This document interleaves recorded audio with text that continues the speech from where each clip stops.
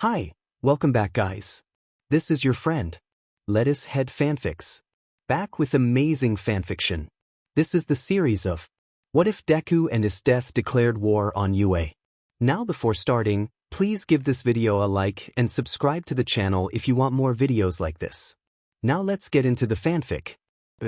Narrator, we can see an island with a few people in swimsuits, as there is a beach. However, we focus on two individuals at a beverage stand. The young man has dark hair and a well-built physique, while the young woman has blue hair with a unique symbol on her chest and an enviable figure. They are enjoying some drinks together. These two are Isuku Midoriya, a student hero, and General Esdeath. They are on this island for a vacation that was granted to them, keeping their relationship a secret since Isuku is underage while Esdeath is an adult. Isuku is nearing the end of his second year in hero training, and Esdeath decided to take him to the island for a couple's getaway. Esdeath, tell me, Isuku, how are you enjoying this vacation? Isuku, honestly, I didn't expect you to bring me to a secluded island like this. Esdeath, not everyone knows about this island. Only powerful and wealthy people come here to spend their days of relaxation. Isuku, wow, you really make the most of your status as a general, don't you? Esdeath, what can I say? I enjoy taking advantage of it, especially when it's with you. It's boring not having someone to share your achievements or rewards with. Isuku, hey, Esdeath, I want to ask you something, and I want you to be honest with me. Esdeath, alright, just say it. Isuku, why did you choose me as your partner? There are better candidates out there. There are wealthy young men with better status and lives than mine, and some of them are even in the top 10 most handsome men. What can I offer you? Since we arrived here, I feel like everyone is judging me. Isuku, I honestly don't understand why you fell for. Before he could finish, Esdeath playfully pinched his cheek. Esdeath, Isuku, what did we talk about regarding self-deprecation? I chose you because, in my eyes, you are a pure being who always sees the good in everything, no matter the situation. Your way of thinking, your personality. Esdeath, never forget that, Isuku. I love you. Suddenly, an alarm clock rang, waking Isuku and revealing that it was all a memory. Isuku, those memories again. Come on, Isuku, you have to move on from her. We made our choices, it's time to get over it. Besides, I'm getting closer to becoming a hero. Isuku got out of bed and went to the bathroom to prepare.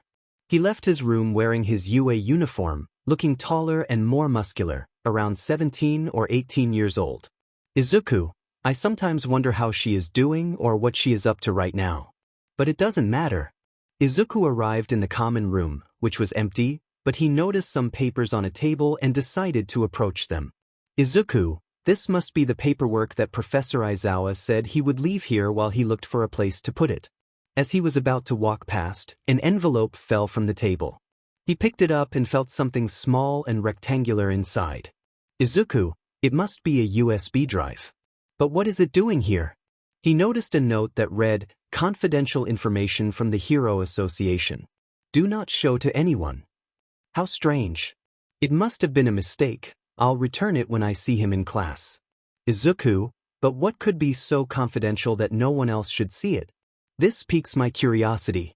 Well, I know this is wrong, but a quick glance won't hurt. He returned to his room, took out a letter opener, and carefully opened the envelope. Inside was the USB drive. He turned on his computer, connected the USB, and found 4 folders. The first folder was labeled Negotiations, the second Cover-ups, the third Experiments, and the fourth Silencing.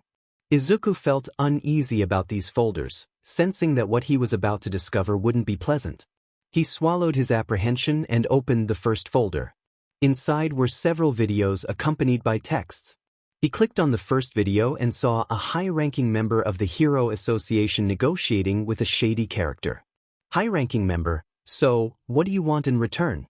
Shady character, I want protection from your heroes and access to beautiful women, regardless of their age. You know running a BRZL is tough, seeing the same women over and over gets boring. I'll provide you with the money you want each month. High-ranking member, then it's a deal. He pulls out a paper. Now, to seal this contract, sign here. Isuku was shocked by what he had just seen. Aren't heroes supposed to stop people like this, not protect them? He noticed a small description, so he read it. Izuku, we decided to make some deals with people from the underworld to gain more money and influence, but in return, they asked us to turn a blind eye to their activities. They also requested some women and we agreed. There are too many women in this country, I doubt anyone would care if a few went missing. Izuku, what? This can't be true. We are heroes, we stand against this kind of thing, not for it. Determined to uncover the truth, Izuku continued watching the videos, confirming that the Hero Commission was making deals with unsavory characters just for money and influence. The same pattern persisted in the other folders. Heroes were committing atrocious acts while the Commission covered for them, ensuring they faced no consequences. In another folder, he saw how they conducted experiments on innocent people, deceiving them into thinking they would have better lives, but instead, they were used as test subjects. Most of them were labeled as quirkless, deemed unworthy in a world filled with those with quirks. In the last folder, he witnessed how heroes and the Hero Association silenced those who revealed the truth. All of them ended up dead, with the narrative twisted to suggest suicide or blame placed on an innocent person. Izuku couldn't believe it. He watched as the heroes he once admired committed heinous acts for their own gain. He felt violated and dirty, realizing that everything he fought for, everything he believed in, was a lie. They had deceived him right to his face, and he had believed them. In a fit of rage, he smashed the table with a single blow. Izuku, those filthy, disgusting pigs. Izuku, I have to bring this to the authorities or the news. First, I'll call Esdeath. He pulled out his phone and dialed Esdeath's number, but it went straight to voicemail. Izuku, Esdeath, I know this is sudden, but this is serious. It seems that you were right about everything. I'll explain the details when we first met. Please don't take too long, Izuku. He sent the message, turned off his phone, changed into his hero costume, grabbed his knife, and climbed out the window. But then he remembered the USB drive that was with Aizawa's paperwork. That means they are also involved. I have to stay under the radar, Izuku thought as he glanced at the USB. Okay, while you stay with me until it's safe to give this to the reporters. Meanwhile, Nizu said, Are you telling me you don't have the USB? Aizawa replied, I already told you I don't have it. I don't know where I left it. Nizu continued, Aizawa, that USB contains images and videos that could compromise everyone in the Hero Association. We need to find it as soon as possible. Do you remember the last place you left it? Aizawa paused, then said, Director, we can check the dormitory videos. I think I know where it is. With Izuku, he was on top of a building eating some chicken he had bought. He hesitated about whether to turn the USB over to the authorities, waiting for Esdeath to return his calls to tell him what to do, but nothing came through. This isn't going anywhere. I'm alone right now, Izuku thought. Just then his phone rang, and thinking it was Esdeath, he answered quickly. Instead, it was his teacher, Aizawa. Midoriya, where are you? Why aren't you in my class? Aizawa asked. Nervously, Izuku replied, Sensei, something came up, and one thing led to another. Aizawa interrupted, Enough with your excuses. I need you in my office as soon as possible. The call ended, leaving Izuku frozen in place. Izuku Midoriya, you've just put yourself in a tough spot, and this time you did it all on your own. I should have known better, he thought, looking at his phone. She told me not to count on her a long time ago. It's time to act on my own. At UA, everyone mentioned was present. I'm glad you came so quickly, Nizu said. Shai replied, How could I not when I heard someone knows the truth due to a mistake? The others have the other USBs. All Might added, That's true, but what if young Midoriya doesn't want to cooperate? Shai responded, That's the only way. You will have to take away one for all. We can't lose our only weapon against AFO. Then we'd better find a new vessel for when he returns, Vlad said. And what will we tell the press when they discover his death? They won't just sit back, Shai said. Simple. We'll say he was a traitor who wanted to reveal valuable information about the villains, and to avoid capture, he took his own life, Shai explained. Nizu frowned. I don't know what disgusts me more, your calmness about killing a child, or how easily you came up with a lie. Take it as you will, but I'm not throwing this all away for a kid who thinks he's already a hero, Shai said. But that's why he's in the hero course, Aizawa argued. Please, real heroes no longer exist, and those who refuse to be corrupted by money or women end up dying for their ideals. Now we'll see if this student-turned-hero is a true hero or not. At that moment, the door opened, and Izuku walked in. Good morning, sensei. Why am I here? He asked. Let's get straight to the point, Shai said. Izuku Midoriya, it's suspected that you saw something you shouldn't have. Izuku pulled out the USB and said, let me tell you, what I saw here was not pleasant at all. Let's do this. You hand that over, and in exchange for your silence, we'll give you whatever you want, Shai proposed. I'll give it to you only if you reveal what you're truly hiding from the world, Izuku countered. You know that will never happen, Shai replied. Then forget about me handing this over and saying nothing, Izuku declared. Midoriya, please don't do that. You saw the videos. You know what they're capable of to keep this secret, All Might urged. Are you listening, All Might? You're covering for a bunch of killers, mobsters, and who knows what else, all for what? More power? More money? Izuku exclaimed. Where is morality, justice, the truth? All I see are people making shady deals, extorting innocent people, killing for their own benefit, even experimenting on those who have nothing to do with their mess. In my eyes, you are nothing but monsters disguised as humans and heroes. But all of that will end once I make all the information on this USB public. Applause echoed in the room, coming from the Chief of Heroes. Wow, I have to admit you gave a good speech. It's nice to see heroes like you still exist, but not for long, Shai said, grabbing a microphone and turning it on. Attention all students and teachers, I am the president of the Hero Association.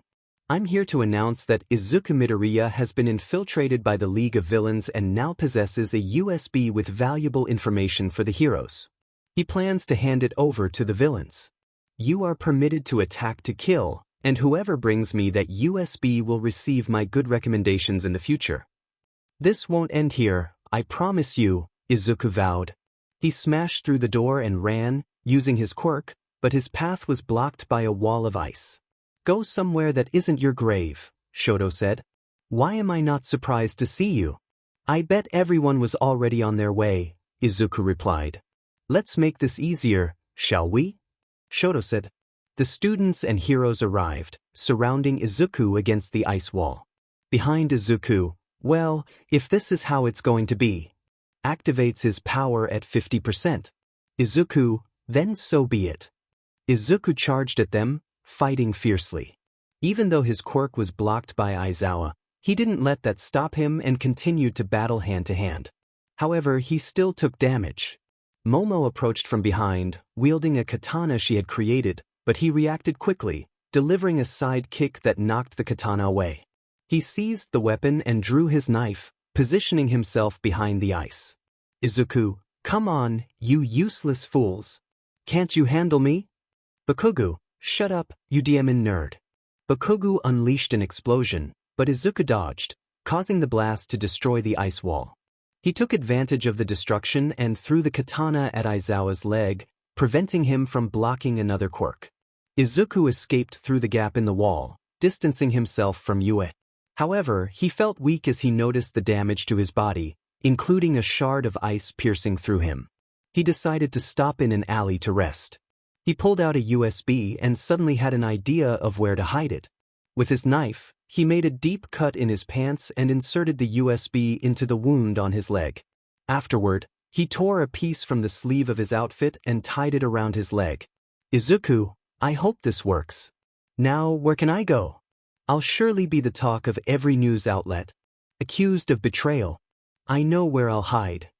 Izuku reactivated his quirk and began running across the rooftops, though his injuries limited him, causing fatigue. Ignoring the pain, he pushed on, but the blood loss increased as he continued to run.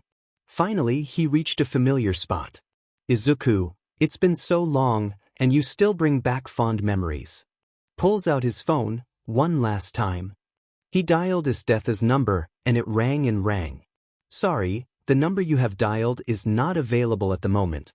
Please leave a message. Izuku sighs. Hello, Esdeath.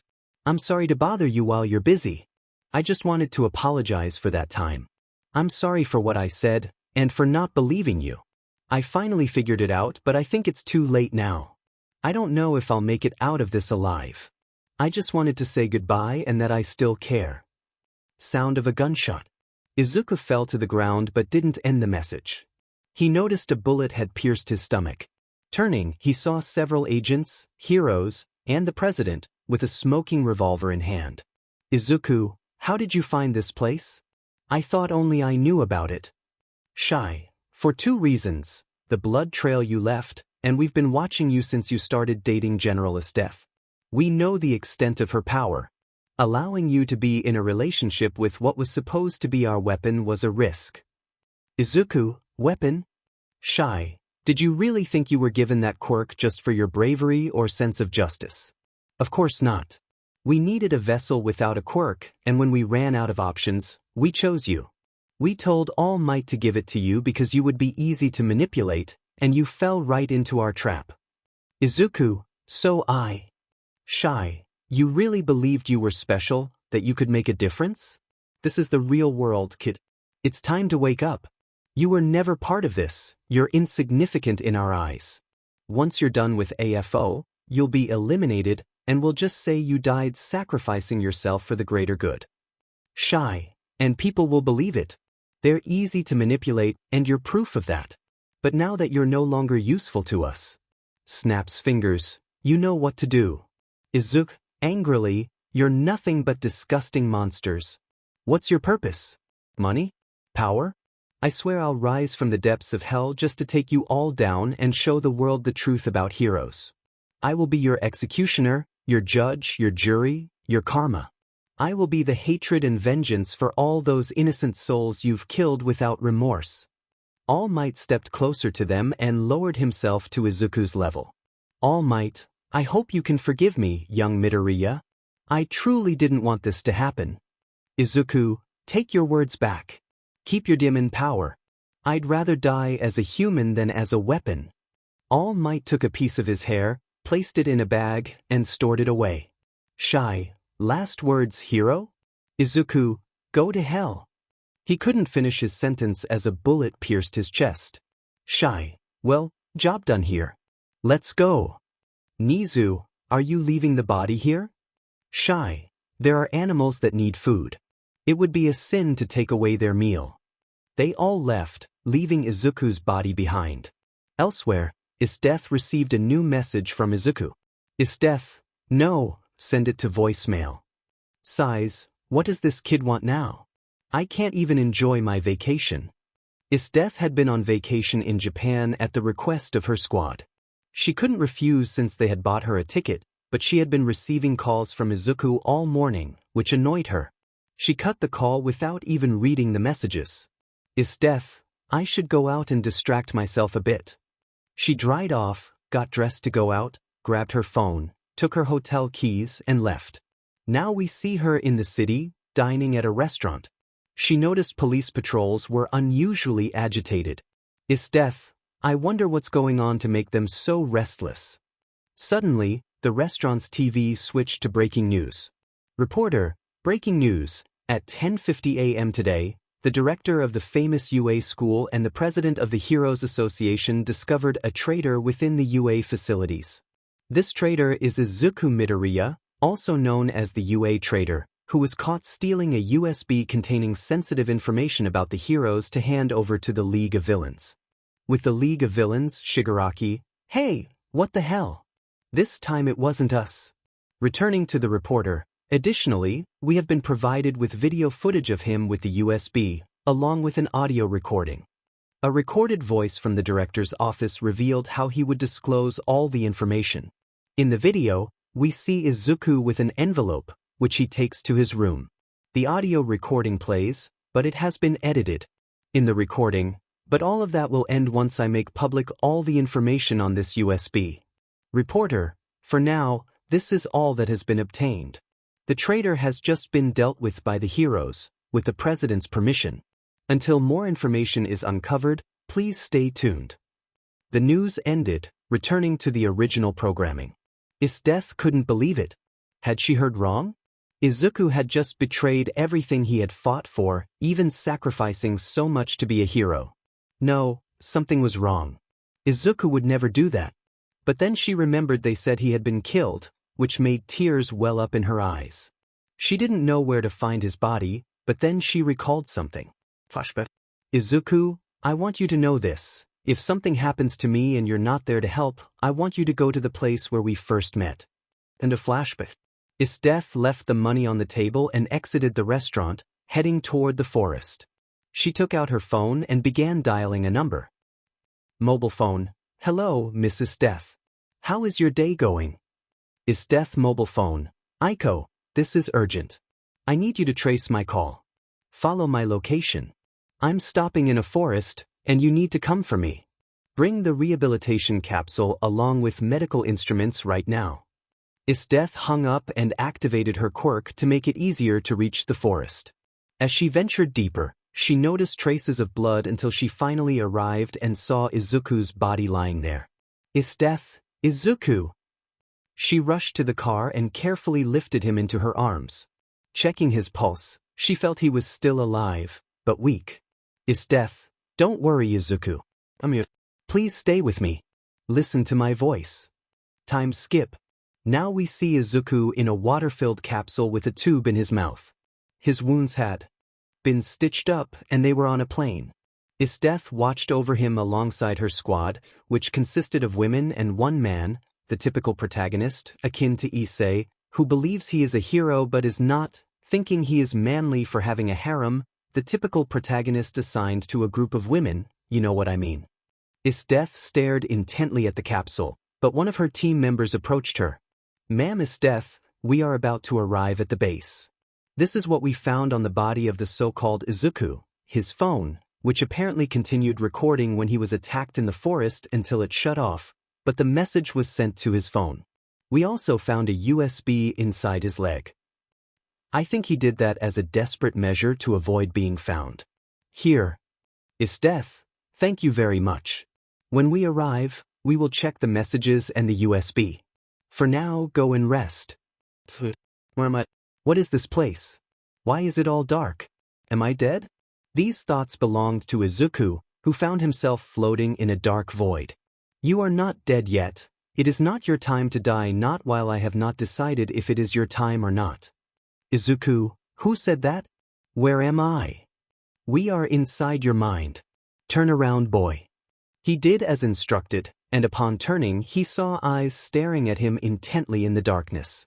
Chapter end. Narrator. Now we see Esdeath at her base, fixated on the capsule containing Izuku. Since their arrival, she had not taken her eyes off it.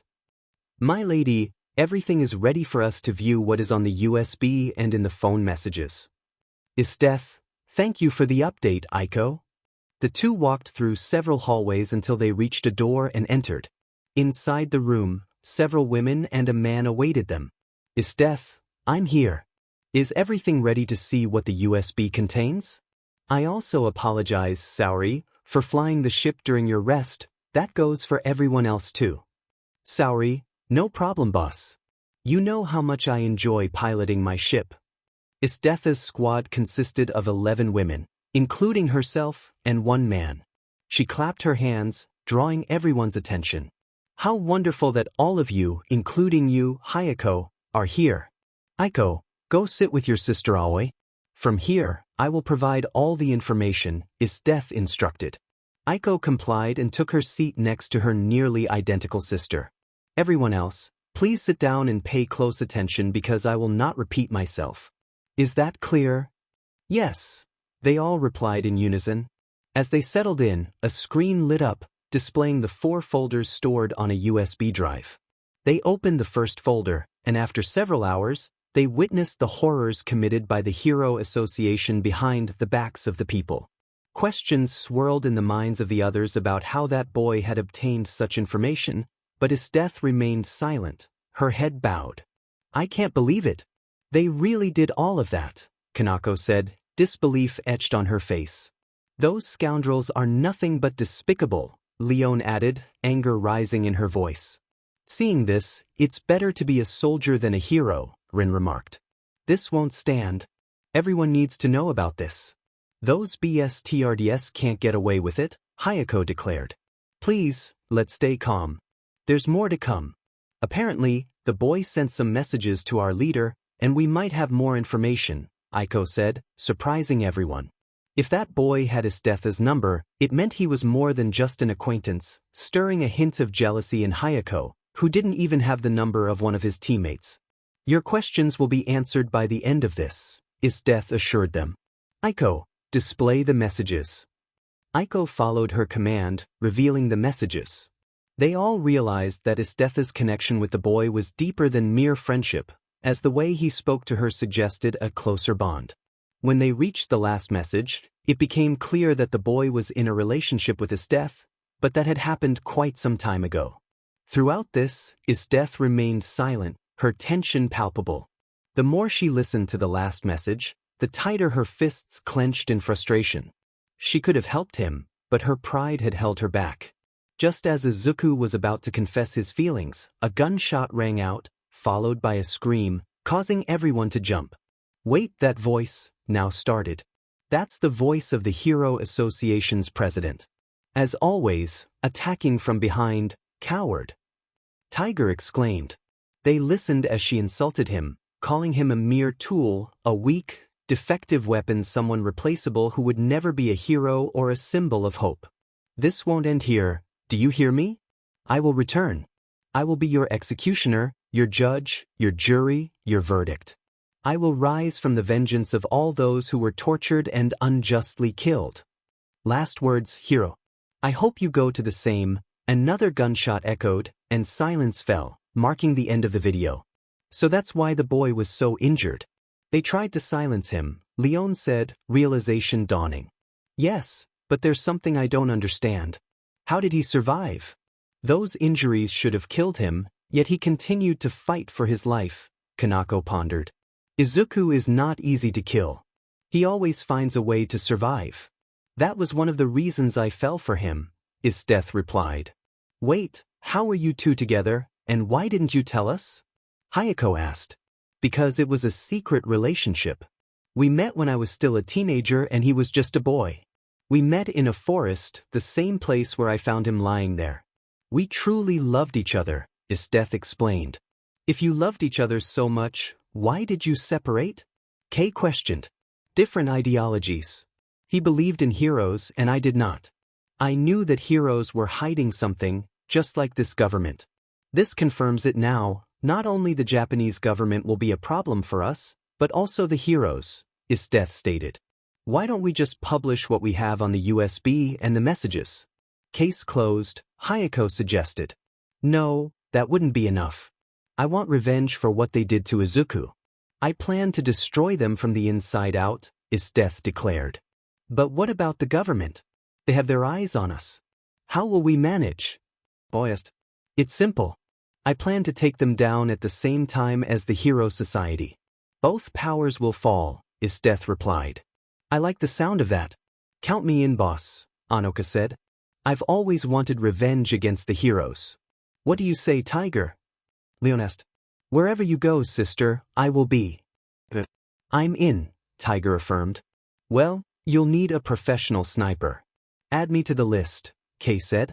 Boss, I'm going with you too, Hayeko added. My sister and I trust you completely, General. Just tell us what to do and we'll be ready, Aoi said. I'll join as well. You'll need a skilled nurse like me, Kanako offered.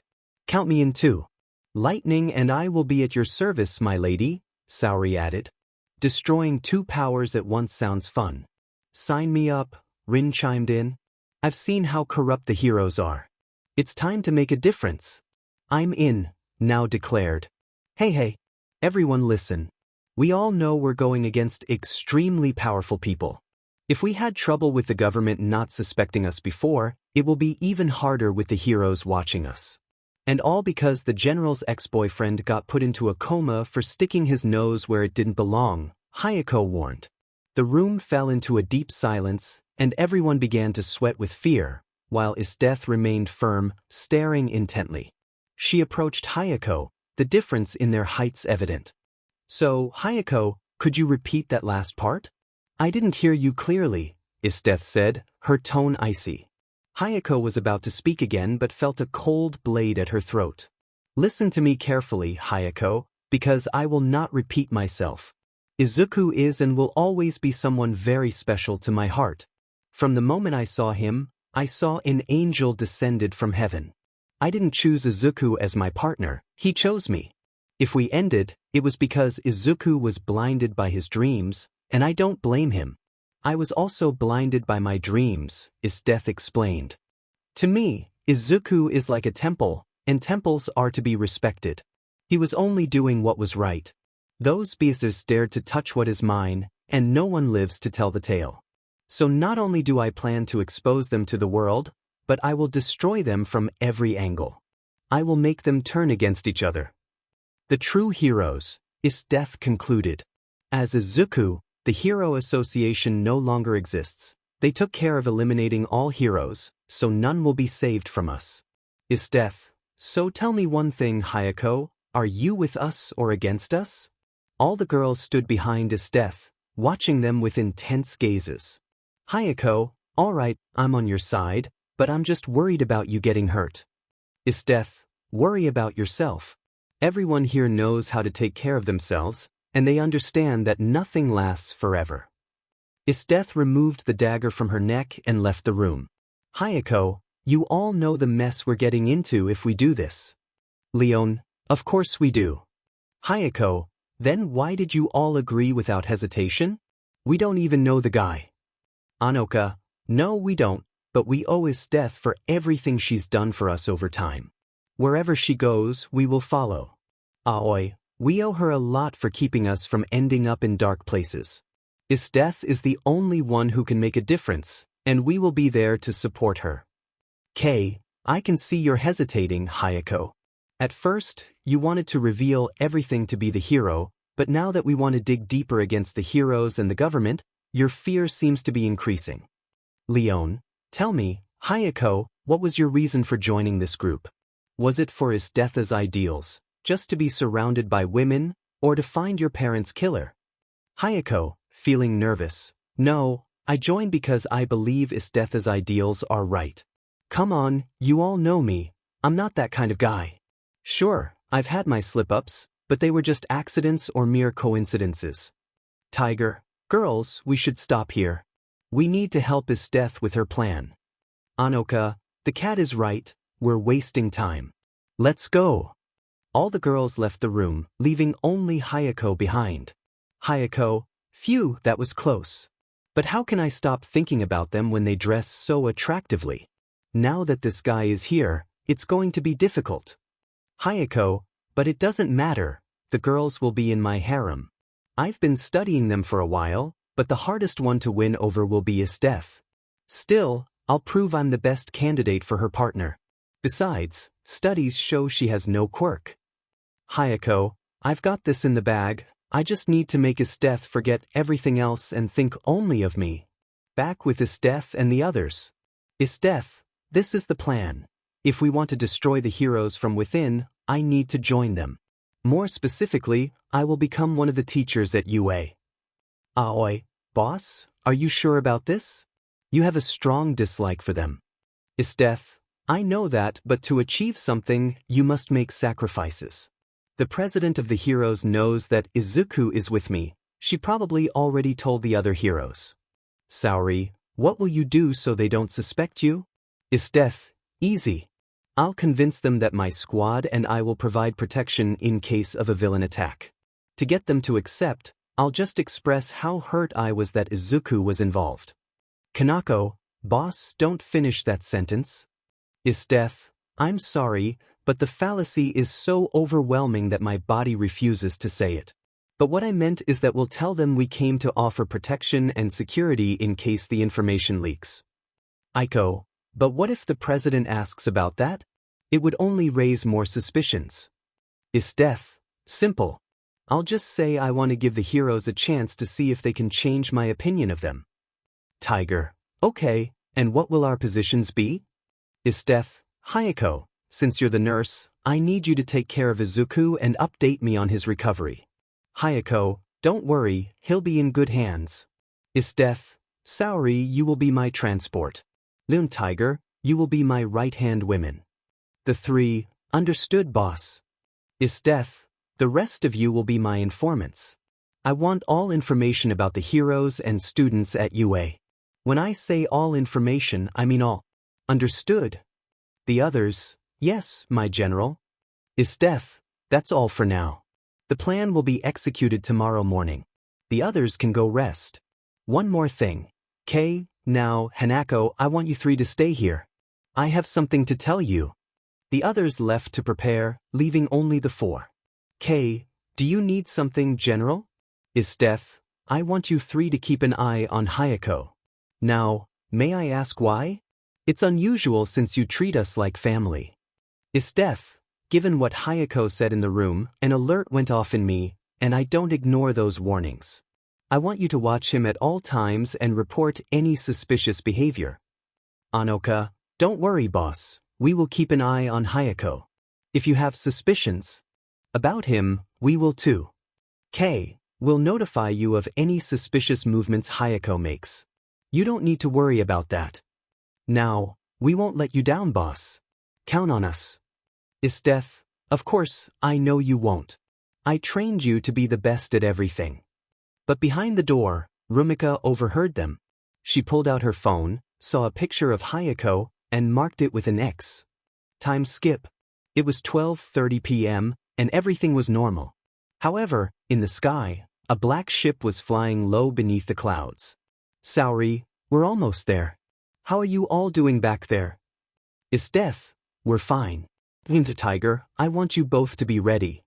Tiger, don't worry about us, boss. We'll be fine. Let's just make sure the plan goes perfectly. Saori, all right, we've arrived. Please fasten your seatbelts.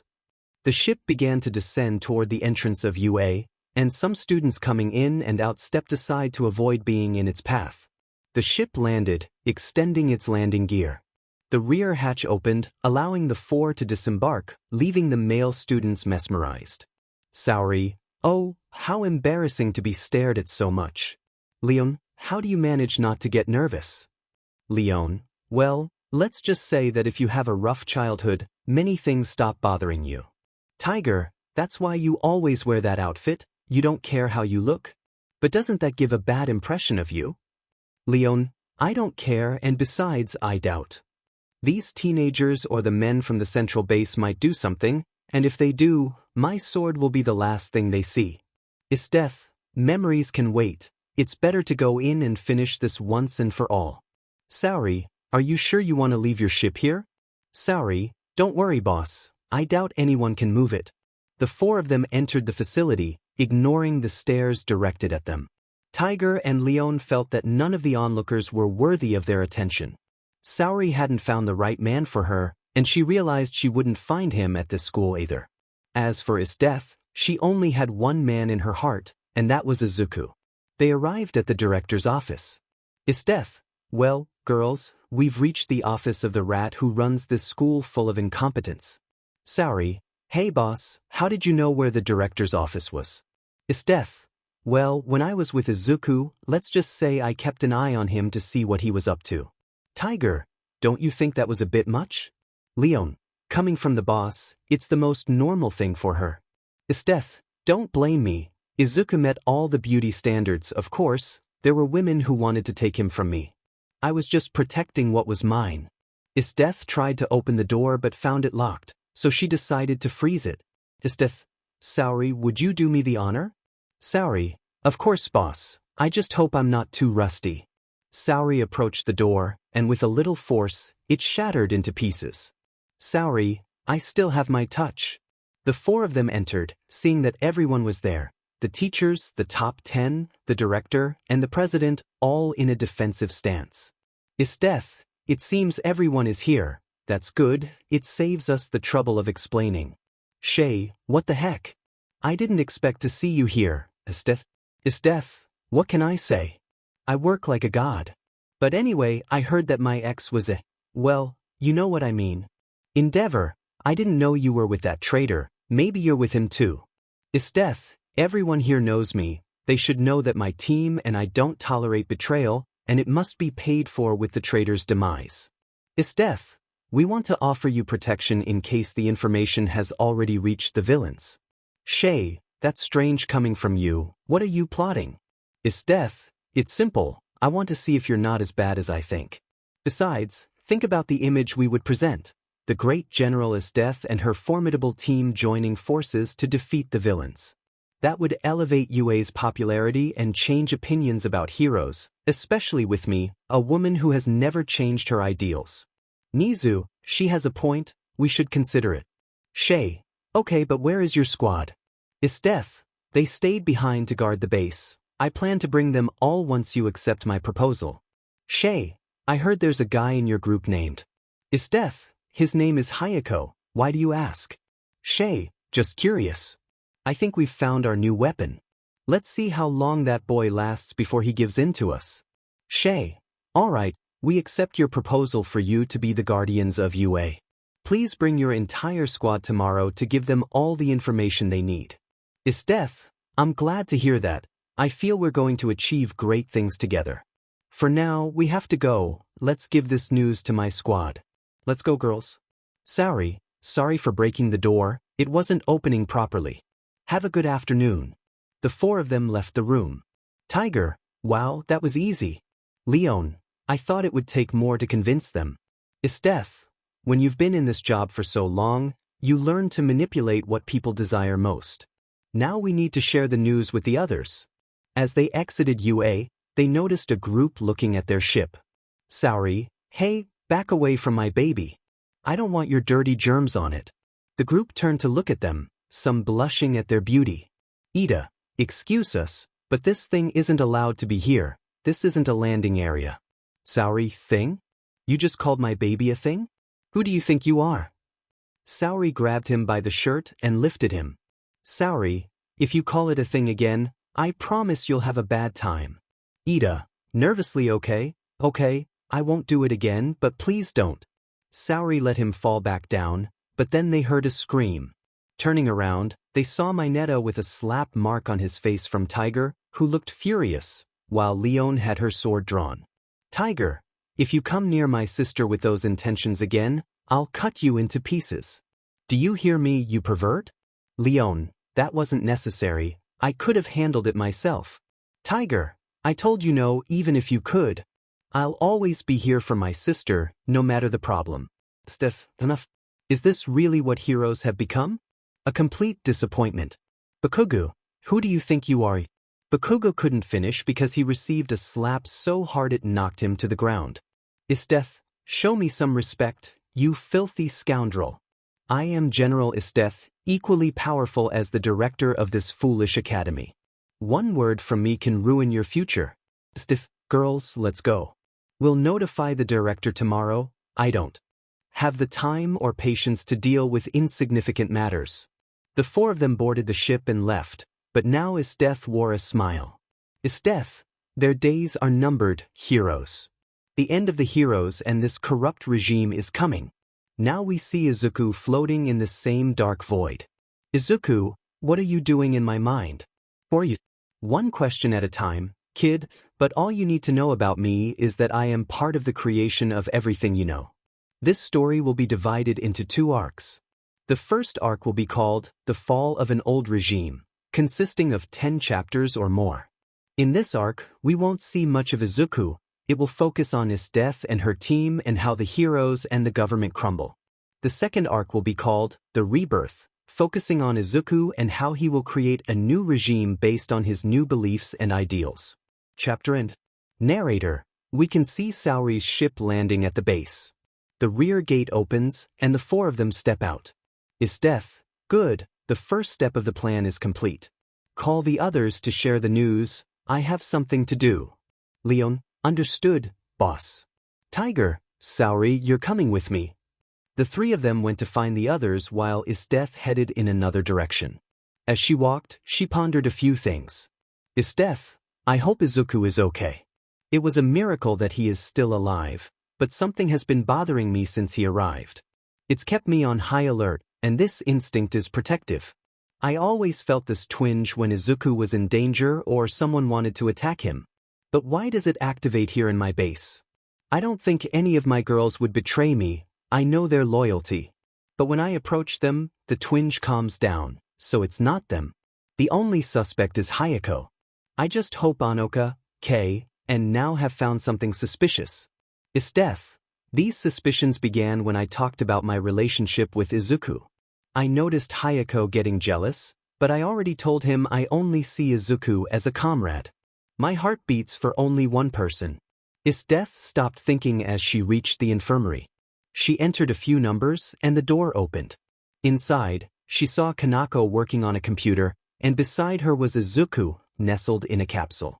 Kanako, Esdeath, good to see you. How did it go at the school? Esdeath, it went wonderfully. She glanced at the capsule. And how is he? Any signs of waking up? Kanako, not yet. Although his wounds have healed and his body is in order, he still hasn't awakened. I've noticed a strange singularity in his body. Esdeath, what do you mean by that? Kanako, I mean there's a rare black substance appearing in his bones. The strange part is that it's not causing any damage, it just remains there. I thought it might be part of a quirk, but I quickly dismissed that since he is quirkless. Esdeath, what else have you found out? Kanako, for now, just that. When I tried to take a sample, the substance died the moment it left his body and expanded, so I'm better off investigating with what I know for now. Esdeath, thanks for the update. She moved closer to the capsule. Kanako, you know, you're not the only one who came to see him. Esdeath, oh? Who came before me? Kanako, Hayeko came by. He seemed serious and asked me some questions about the boy. Esdeath, what kind of questions? Kanako, he asked if he was really quirkless, if he had family personal questions. He even asked if I knew if they were a couple. Esdeath, and what did you tell him? Kanako, I told him those questions couldn't be answered since that information is confidential. Esdeath, I'll talk to him about that later. Kanako, you know, you remind me of when I was young. I also loved someone who was quirkless. Despite his condition, fear never took over him. There were 2 times he was truly scared. Once when he confessed to me poor guy was a bundle of nerves, and the second time was when a terrorist group attacked the base. He was scared not for himself but for me, so he decided to sacrifice himself so I could escape. That's when you arrived. Esdeath, I still blame myself for not getting there faster. You would have been with your husband, and maybe you would have had your 3rd child by now. Kanako, I never blamed you for that. You shouldn't blame yourself either. He died loving me. Besides, I'm not looking for someone anymore. I'm 35, I'm getting old, and the ones who want to date me are just young kids looking for fun. Someone like Hayeko, for example. I want someone mature who wants something serious but also fun without too much foolishness. Esdeath, come on, don't say that. You're still beautiful. I know today's youth only think about that, but not everyone is like that. For example, Izuku. The first time we met, he found me in a lake.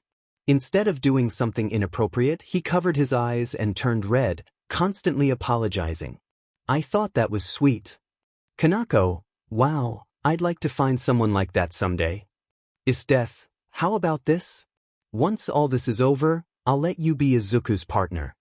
Kanako, surprised by this, replied, Esdeath, what are you saying? He's your partner, I can't do that. Besides, I don't even know him. Esdeath, relax, I know what I'm talking about. Besides, every time we were together, I was exhausted, but he wanted to keep going. You know, I wouldn't mind some help from a good friend like you. Kanako, but what if he doesn't want that? I mean, I'm an older woman in everyone's eyes. Esdeath, don't worry about that. Izuku likes women who are older than him, so he would gladly accept you as his partner. Kanako, well, if you put it that way, I'll gladly accept that offer. But have you told the others, or is it just me? Esdeath, for now, I've only told you. I'm thinking about whether to tell the others. Kanako, don't you think 2 of us would be enough? Esdeath, don't be overconfident, Kanako. I thought Izuku would be inexperienced, but I was surprised. He has great skill, and within 5 minutes, I was exhausted and trembling. He knows where to strike a woman, and he always has energy, no matter how much he runs. There were times I fainted from the intensity. Kanako, genuinely surprised, thought about how this boy could leave his boss, someone with great resistance and strength, in such a state. What would it be like for her when it was her turn? Kanako, well, if you say it like that, I think we'll need a little more help since when I was with my girlfriend, it was over in seconds. Esdeath, let's talk about that with the others, but only once all this is over or when Izuku wakes up, which I hope is soon.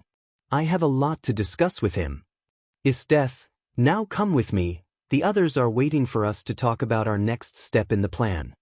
With that, the two of them left, and the door closed behind them. Now we can see the rest of the girls in the living room, calmly chatting. Kei was speaking with Hayeko, trying to see if he could get some information. Esdeath entered the medical room, where Nao and Anoka discreetly observed the gathering. As she arrived, the conversation ceased, and everyone stood at attention, saluting her. Esdeath, it's great to see all of you here. Each of you will play a vital role now. As you know, the first part is complete, and now we move on to the next step. Esdeath, this next phase involves planting seeds of distrust towards your classmates. We will feed them false ideas about what their peers think of them. I call this part of the plan the seed of hatred. Rin, but how will we ensure this lasts? They'll discover the truth sooner or later. Esdeath, it's simple. Just control them with a charming face and tell them what they want to hear. That will be enough to sway them. Esdeath, for this to work perfectly, we need to split up. Anoka, Kei, Aiko, Aoi, Nao, and Hayeko, since you are the youngest, you will be responsible for watching over the students outside of class hours, meaning you'll be living with them. Esdeath, from what I observed, some students are easy to manipulate, so it shouldn't be too difficult. Anoka, Kei, and Hayeko, you will be with Class 1A, while Aiko, Aoi, and Nao will be with Class 1B. The rest of us Leon, Tiger, Rin, Rumika, and Saori will handle the facilities. Saori will keep watch from the skies at intervals. Hayeko, Chief, what about Kanako? She hasn't been told her role in the plan. Kanako, don't worry about me, Hayeko. I'll stay here at the base, watching over Izuku. Hayeko frowned at this response. Hayeko, don't you think you're worrying too much about him? He's fine, so why should we be concerned? General, I know he was someone special to you, but don't you think you're taking this too far? Maybe he has moved on and is with someone else. Hayeko, isn't it better to forget and find someone who values you? As the saying goes, if you love someone, let them go. Esdeath, Hayeko, shut your mouth. You know nothing about him or me. You always speak without understanding. Your recklessness caused Anoka and Kei to end up severely injured. Anoka and Kei looked away, while Rumika glared at Hayeko, though she tried to hide it. Esdeath, besides, Izuku never sought someone else after me or showed interest in anyone. He always prioritized his dreams over everything else, to the point of forgetting he was human. Esdeath, I loved and will continue to love Izuku until the end of time. That saying you just mentioned is foolish. If you love someone, don't let them go. Hold on to that person and show them how much you care. So, Hayeko, it's best you stay quiet and let me finish the plan. Hayeko fell silent, lowering her head in embarrassment. Aiko, Chief, I've made another discovery. It turns out there isn't just one USB, there are 2 more, possibly with more information or the same content. Esdeath, then the other 2 must be with the UA's direct line, but I suspect the other one is with All Might, just because he is the #1 hero. However, we can't rule anything out. Esdeath, we will also need help. We know all the dirty secrets of the government and how to attack them, but dealing with the heroes is a completely different case. We need someone who has been on the heroes' side and has seen their true nature, someone willing to help us. Aoi, there's an ex-heroine locked away in Tartarus. They plan to put her to sleep forever as a security measure. Now, why would an ex-heroine be there? Aoi, she's accused of treason, but we all know that's a lie. She was known as Lady Nagant, accused of killing one of the leaders of the Hero Association. Tiger, Chief, maybe she can help us. Esdeath, Aoi, do you know when they plan to execute her? Aoi, they're planning to do it next week in a remote location. I suggest we intercept them on the bridge as they leave the city. Esdeath, alright, we'll do that. Saori, you'll need to use another ship to avoid suspicion while the rest of us will wear different types of outfits. Make sure to cover any rips. Do not remove them, understood? Everyone, yes. Esdeath, that's all for today. Prepare your things for tomorrow. Time skip. We see Esdeath's team boarding the plane with their luggage, but the only one who didn't board was Kanako, who was there to say goodbye. Esdeath approached her for a farewell. Kanako, I wish you luck for the plan to go as expected. I will also keep you informed if I find more information about that dark matter inside Isuku. Esdeath, thank you, Kanako. If there are any problems, you know what to do. The two finished their goodbyes, and Esdeath boarded the ship as the hatch closed. The aircraft began to take off, heading toward UA. Esdeath, alright, remember the plan well. If a student tries to get clever with you, you have my permission to defend yourselves. Saori, Chief, I have a question. Esdeath, what is your doubt, Saori? Saori, when we go for the extraction mission, what will we say about disappearing without warning? That will raise suspicions, especially when the director finds out that the police trucks carrying the traitor were attacked. That will only create more doubts. Esdeath, we'll say our base was under attack and that one of our members was there, so we went to rescue her. Plus, we'll use a different ship and our faces will be covered. Everyone who has seen you on television knows you don't change ships. Saori, true, I would never change Lightning. He is a special part of my life. After a few minutes, the ship finally arrived, extended its landing gear, and touched down. The hatch opened, and all the girls disembarked. They saw that all the teachers and students of UA were waiting at the entrance as a welcoming method. Esdeath, all right girls, remember you're part of the plan. She displayed a chilling smile. Heroes, you have no idea how much I will enjoy destroying you. You should never have touched my light. It's time to settle the score for your actions. Chapter End. Narrator, we see Esdeath and her squad standing in front of the UA gates, with all the teachers and students watching them, whispers echoing around. Nizu, it's a pleasure to have you. And your squad here at our facilities. General Esdeath, the pleasure is mutual. Some may know of us, but we will introduce ourselves.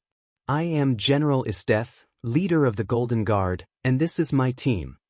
Leon, my name is Leon, and I am the second in command of this squad. Tiger, hello, I'm Tiger. I handle the Berserker role. Saori, hi, I'm Saori.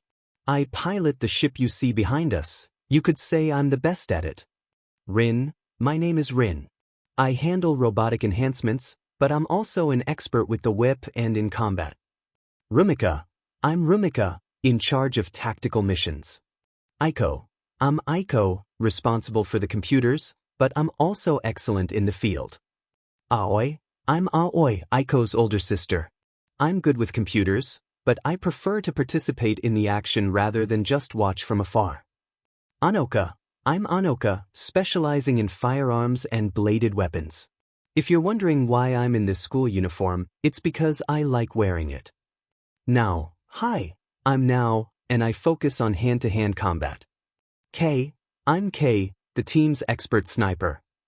Hayeko, hello, it's nice to meet you all. Nizu, it's nice to meet you all, but I was told there were 13 of you, yet I only see where is the last member? Esdeath, the last one is Kanako, she's our nurse, but she had to stay at the base for some important matters. Nizu, can you share what that important matter was? Esdeath, that information is classified. Nizu, Esdeath, don't you think it's better not to keep secrets since we'll be working together? Esdeath, Nizu, even if we work together, don't think I'll tell you everything about us. Remember, we accepted this for public convenience, so don't feel too comfortable with us. Esdeath, one more thing, educate your students because yesterday they gave us a rather unpleasant welcome. Aizawa, thinking, please let it not have been my class, not my class, not my class. Nizu, can you tell me who they were so I can punish them? Esdeath, it was a silver-haired boy, I don't remember his name. He wasn't anyone important. Bakugu, who do you think you're talking to? You're in the presence of the future number one. Aizawa, thinking, God, grant me patience, because if you give me strength, I'll strangle this kid to death. Esdeath, I suppose you still don't know who I am, or the level of power I have to ruin your career. Bakugu, dare to do it, and you'll see what I'll do to you and your team. Bakugu couldn't finish as he was struck by Hayeko, starting a fight, but they were quickly separated by their respective teammates. Aizawa, Bakugu, control yourself for once. The person in front of you could end you, and we won't be here to help. Esdeath, not only do you disrespect me for the second time, but you also disrespect my team. Who does this kid think he is? And you, Hayeko, don't be so reckless. We shouldn't lower ourselves to their level. Hayeko, sorry Esdeath. Esdeath, General, to you I am General Esdeath. Rumika, wow, what heroes are going to come from here? Humanity must be very grateful for having such great heroes in the future. Nizu, I sincerely apologize, I promise this won't happen again. Esdeath, what assures me that this won't happen again? You not only have a disrespectful brat but also a pervert who tried to get fresh with one of my squad members yesterday. Esdeath, and you still want me to let part of my squad mingle with those kinds of people? Why don't we just turn around and leave with my team? Nizu, I know we have some students who make our reputation questionable, but it's unnecessary. We will keep a close watch on them to ensure they don't do anything inappropriate with your squad, we promise. Esdeath, fine, you only have this opportunity, but if your students mess up again, I will end this farce and leave with my team. Is that clear? Nizu, of course it's clear. We won't disappoint you. Anoka, whispering, Porus, we'll have to put up with them all the time. Now, whispering, have you chosen your puppet? The girls and I are already picking ours. Anoka, whispering, let's just say I have someone in mind for my puppet. Now, whispering, I imagine it's the guy with the temper issues. Anoka, whispering, that's right. He's easier to manipulate. Just say the word and in one sentence, you'll have him on his knees. Now, whispering, all right, I'll tell the others that you have your puppet. Esdeath, are you going to show us your facilities, or are you going to leave us standing here? Nizu, of course, please come with me. Nizu, Aizawa, could you please take your class to the classroom and talk with them? This also applies to the others. All the teachers led their students to their respective classrooms while Nizu showed Esdeath and her group around UA's facilities. Nizu, as you can see, we care about the well-being of our students. We don't just let people with quirks in, we also allow quirkless individuals so that when they graduate, they have a bright future. Esdeath, well, that's quite noble of you to give them an opportunity to those who weren't born with a quirk. Now, tell me what you know about the recent Traitor case, as that's why we formed this alliance. Nizu, so far, we still don't know anything. The information that was stolen is still missing. I'm sorry that your ex turned out to be a traitor. Esdeath, with a vein on her forehead, it's a shame, I really loved him. Thinking and I still love him, villain or not. Minrat, I hope you die soon. Rin, I have a question. How is the training for your hero candidates classified here? Nizu, what do you mean? Rin, I mean, training in hand-to-hand combat, tactical mission simulations, weapon handling, and assessing their mental stability in making difficult decisions. Nizu, excuse us, but we don't have any of that. This school focuses on training and complete control of quirks, and we also teach them what a hero should and shouldn't do. Rumika, then how do they plan to face the world if you don't even teach them the disadvantages of being a hero? At least teach them not to rely solely on their quirks. There will come a time when they might fail. Leon, besides, there will be times when they'll have to make tough decisions. What happens if they have to make a decision of that magnitude and aren't mentally prepared? Nizu, ladies, I understand your frustration, but we don't like to pressure our students. We want them to feel safe here. Tiger, that's the problem. If they keep holding hands, they'll never learn. They'll think that being a hero is all sunshine and rainbows, but it's not. Sometimes, they have to make tough decisions. Nizu, Miss Tiger, a hero doesn't have the right to take lives. That's what you're here for. Esdeath, Nizu, we both know that's a lie. Every hero's hands are stained with innocent blood, and you know it. So don't say that a hero can't take a life, because that's simply not true. Nizu, what do you plan to do about it, Esdeath? Esdeath, my team and I won't do anything drastic, but I want you to tell me something. Is it true that there's more than one USB that reveals the truth about heroes? Nizu, how do you know that? That information is classified. Esdeath, you know, Nizu, you're not the only one with methods to gather information. I know there's more than one USB. I imagine you have one, and the teachers from classes 3A and 3B have one as well. But one of them lost theirs, which is the missing USB. I'd even wager that All Might has one too. Nizu, that's correct, but what else do you know about this case? Esdeath, for now that's all I know. But it's a shame that Isuku decided to betray what he fought so hard for. Tell me, what else do you know about him? Nizu, well, it seems his body disappeared from the place we left it. When we returned, he was gone. We thought an animal might have taken him, but there were no traces of his body. However, we did find footprints that didn't match his. We need to consider that someone came for him. Esdeath, it was definitely the League of Villains who came for him. Seeing that he could still be of use to them, they decided to take him. Nizu, well, now your team will be divided as follows. Esdeath, I can't let you speak. My team and I have already decided how we're going to divide ourselves. Hayeko and Aoi will be with the students from class 3B, while Anoka, Nao, Kei, and Hayeko will be with class 3A. Nizu, don't you think that's an odd number? Esdeath, don't doubt my decision. I have my reasons. They will be with their students at all times, as they are the youngest in the group and will get along well with their classmates. But if their students step out of line with my girls, the consequences will be severe. Nizu, the message is clear. The teachers will keep their students under control, but what will you do? Esdeath, well, Saori will keep an eye on the area from the air with her plane, while Leon, Tiger, Rumika, and I will handle things on the ground. Leon and Tiger will monitor from outside, checking for any intruders since their animal instincts allow them to detect intruders easily.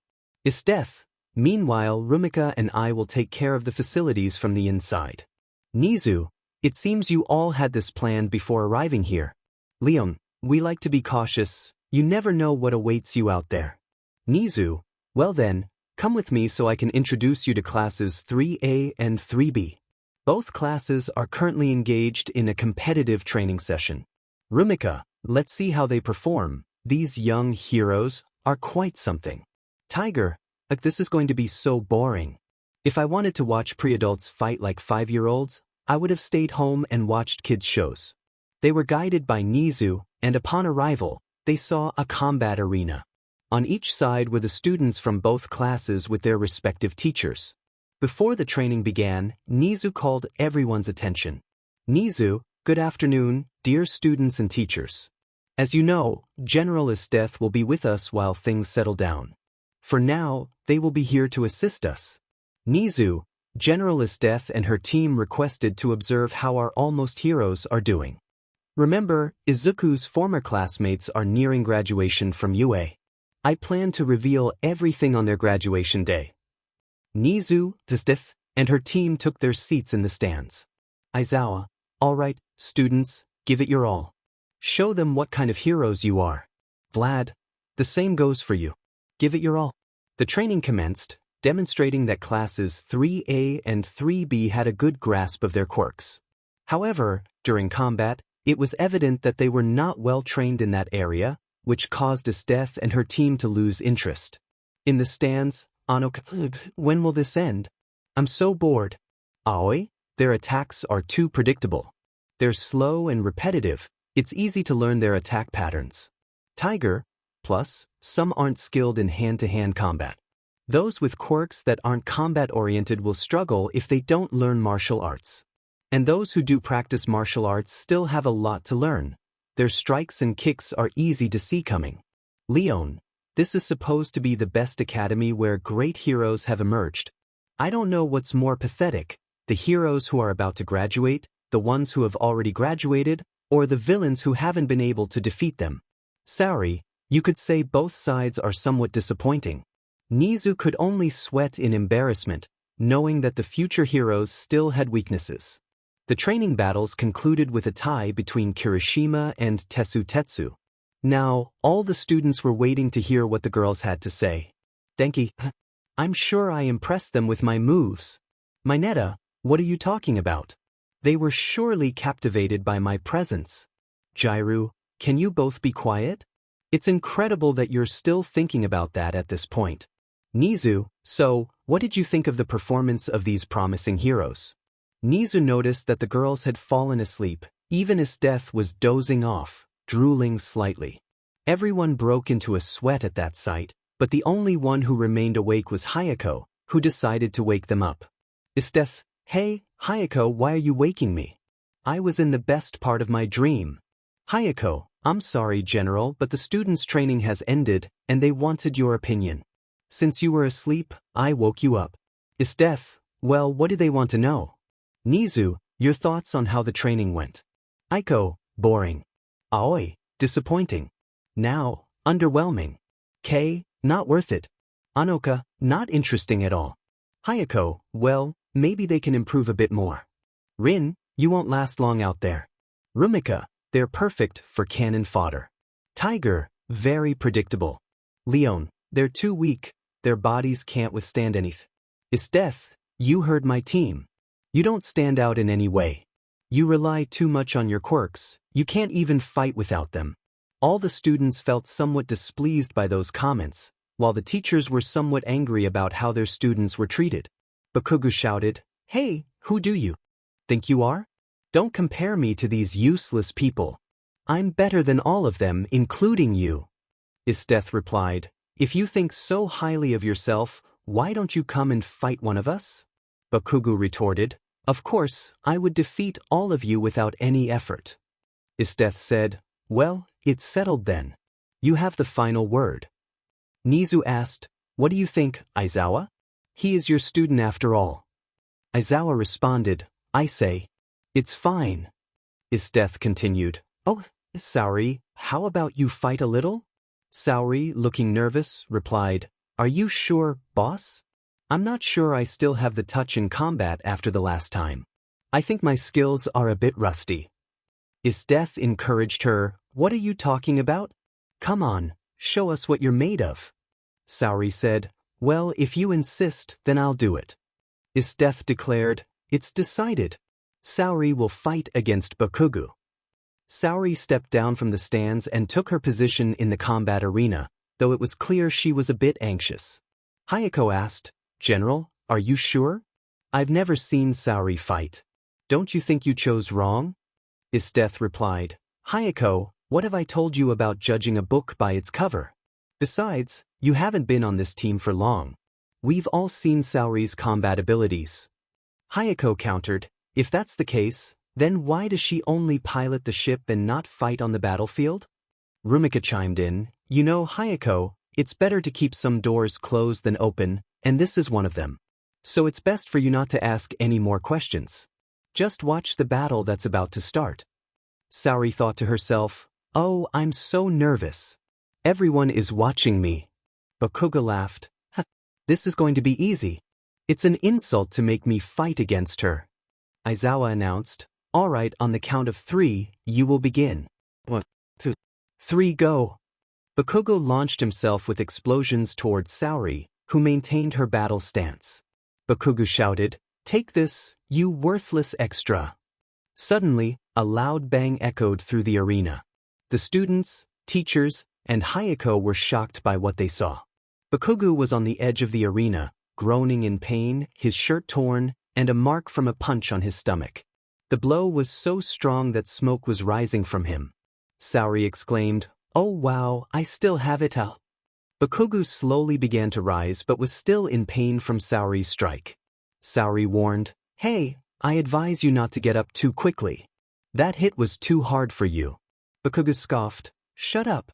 That didn't hurt me at all. I'm the great Bakugo, nothing can hurt me."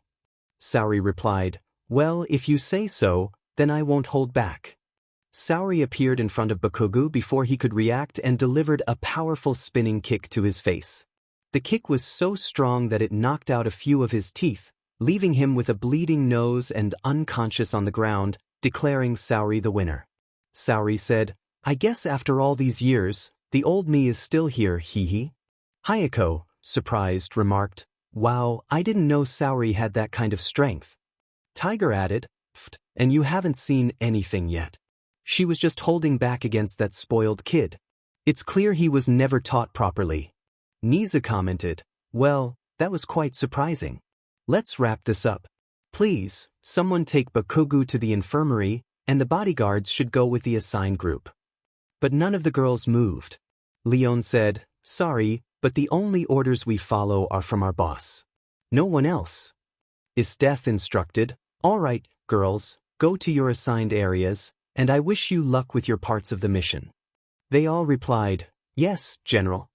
As everyone left, Aizawa took Bakugo to the infirmary, while the designated girls escorted the students from Class 3A to their classroom, and the same happened with Class 3B. Esdeath said, "If you'll allow us, Nizu, the rest of my girls and I will go to our assigned tasks." Time passed and the sun began to set. Bakugo was waking up in the infirmary. He rubbed his jaw and noticed the mark from the punch on his stomach, though it wasn't as deep as the first time. He recalled his brief battle with Saori and thought, "This isn't over. I swear I will get revenge on that girl. She will regret messing with me." Suddenly, a voice interrupted him, "Wow, quite the boast for someone your age. Looks like you've never been disciplined." Turning toward the door, Bakugo saw Anoka leaning against the wall. "Who the hell are you?" he demanded. "I'm Anoka, responsible for taking care of your classmates and you." "I didn't know you had such a terrible memory," she replied. "I don't need anyone to take care of me. I'm strong, so I don't need your help." Bakugo insisted. "Well, in the fight you had with one of my sisters, it looked like otherwise," Anoka pointed out. Bakugo snapped, "Just tell me what you want." "I don't need anything from you, but you need something from me," she said. "And what's that?" Bakugo asked. "Power. Don't you want power to crush anyone who stands against you? I don't need your help or anyone else's. I can become strong on my own," Bakugo declared. "Please, you don't even believe that yourself. But since I see you don't want to know how to gain that power in just a few weeks, I'll take my leave," Anoka said. "Wait, if I accept your help, how powerful will I become?" Bakugo asked. "Well, you'll be so powerful that when you graduate in just a few weeks, you'll be considered the youngest #1 hero. Wealth, fame, and admiration will come pouring in," Anoka promised. "Fine, I accept. But you better not be lying to me or I'll make you pay," Bakugo warned. As Anoka turned her back to him, a sinister smile appeared on her face, her eyes glowing a reddish hue. "I'll just say this, there's no turning back now. I hope you don't regret it in the future, he." Meanwhile, in the dormitories, the students were gathered with their bodyguards. Nao was chatting with Denki, both appearing cheerful, while a jealous Jiru watched them from a distance. Kei was talking with Ida, while Hayeko was quietly conversing with the others. Ida asked, "Do you think I should do that?" "Of course. If you want others to respect you, you have to be firm with them. Otherwise, they might see you as a joke," Kei advised. "I don't think they see me that way. We've been friends since we got here," Ida replied. "Exactly. You think that, but they might think differently. Sometimes people hide their true feelings behind a false smile," Kei explained. "Kei, it's time for you to wake up, Ida, and discover the truth about what your friends really think of you." Ida paused, contemplating Kei's words. "Now, so, you could say you're like the class clown." Denki, "What? I'm not just the funny guy." "Now, yes, but maybe they see you as the one who entertains them. Tell me, have they ever taken you seriously or considered you for important things? Denki, no, but maybe that's just how it is. Now, there you go. To them, you're just their clown, someone they can dismiss or push aside, because they know you won't react seriously. Now, so, why don't you think about whether they are truly your friends or just using you for fun? Besides, do you really think that girl, Jiru, would notice you? Denki, how do you know she likes him? Now, it's pretty obvious. Tell me, how long have you liked her? Denki, since we were in 1A. I've tried everything, but nothing seems to work. I feel like I'm getting closer, though. Now, you know that's not true. Since you got here, she hasn't given you a chance. Maybe you're just not her type. Perhaps she doesn't notice you because of your clownish behavior. She probably sees you as just a simple clown. Now, she likely likes tough guys, like the explosive guy or the one who hardens his body. Denki, you're talking about Bakugo and Kirishima. I don't think they would do that to me. Now, you think that, but maybe they see things differently. It's time for you to realize this, Denki. It's time to stop being their ignorant and foolish clown. Denki pondered this, truly considering if his friends thought that way about him. Meanwhile, 3 girls were seen smiling, but their expressions were anything but kind. In class 3B, Aiko and Aoi chatted cheerfully with the boys, while other girls watched them with jealousy and anger. The puppets had been chosen by their puppeteers, and the seeds of discord were being sown in their minds. Narrator, now we see all the girls gathered in a room, discussing how their day went, but they couldn't talk about the mission yet because Hayeko was missing. Tiger, hey, how much longer will Hayeko take? This is important. Rin, apparently, it's not that important to him. General, what do you think about starting without him? I doubt Hayeko will show up now. Just then the door opened, and Hayeko entered. Rumika, finally you're here. What took you so long? Hayeko, sorry for the delay. I was busy in the bathroom, but I'm here now, so let's get started. Esdeath, this can't happen again. What have you girls found out? Anoka, these kids are easy to manipulate. Mine has already taken the bait. By the way, Saori, be careful. That boy might try something when you least expect it. Saori, thanks for the warning, Anoka, but I doubt he would do anything. Esdeath, well, while the others succeeded, the class president also took the bait. Now, the class clown is already intrigued, we just need the others. Hayeko, from what the girls in that class told me, they are infatuated with the boys in their class. This is going to be fun. Aiko, the same goes for our class. We just had to put on a sweet smile and act adorable, and they were already enchanted by us. Aoi, you should have seen the girls' faces. It was delightful to watch them drown in jealousy and anger. Anoka, what have you found in the facilities, leaders? Esdeath, several interesting things. There are places that are off-limits to some people. We plan to have Rumika investigate those sections. We also made a map of the entire school, including emergency exits and secret entrances. Esdeath, the second USB is with the teacher of class 3B, and the third one is always with All Might. The fourth and last USB is always with Nizu. Aiko, Aoi and I can get it and replace it with a fake one so he won't notice it's gone. Anoka, but how do you plan to take it if he has it all the time? Aiko, there's a time when he steps away from the USB, that's during the student's lunch break. He keeps it locked under his desk. Anoka, okay, but how will you get him to leave? Aoi, easy. We'll have his students fight, and he'll come out to stop them. That's when we'll act. Anoka, pretending to be sad you're so cruel, using innocent students in your wicked plans. Stopping the act that's so clever. I want to use that strategy too. Now, unfortunately, we can't. Remember that class has 2 teachers. It's likely the one with questionable substances will go. Esdeath, what will your plan be, Anoka, to find that USB? From what we've seen, All Might always leaves his things in his office. The USB should be there too. We have 2 options to get it. Either the disturbance Aiko and Aoi create reaches his office, or we take advantage of when he goes to teach. Now, but to achieve our goal, we need Aiko to hack the cameras in the classrooms and hallways where we'll be. Aiko, you don't need to worry, I've already taken care of that. The cameras in those areas are frozen, showing the same image. Aoi, so they'll be stuck in a loop, showing the same image over and over. Esdeath, I like your plans. The rest of us will make sure to give you time by delaying the teachers for extra security in your plans. Esdeath, if there's nothing else to discuss, everyone return to your positions and prepare, because I feel today is going to be productive. With that, everyone left the room and went to their assigned places. The morning passed with the girls monitoring around UA while the others kept an eye on the students. Lunch arrived, and all the students went to the cafeteria. This marked the beginning of the girls' plan, as they exchanged glances and nodded to each other. Hayeko and Aoi headed to the cafeteria and spotted the boys from Class 3B, chatting peacefully. The two girls exchanged smiles and approached them. Hayeko, hey guys. Tell me how you've been.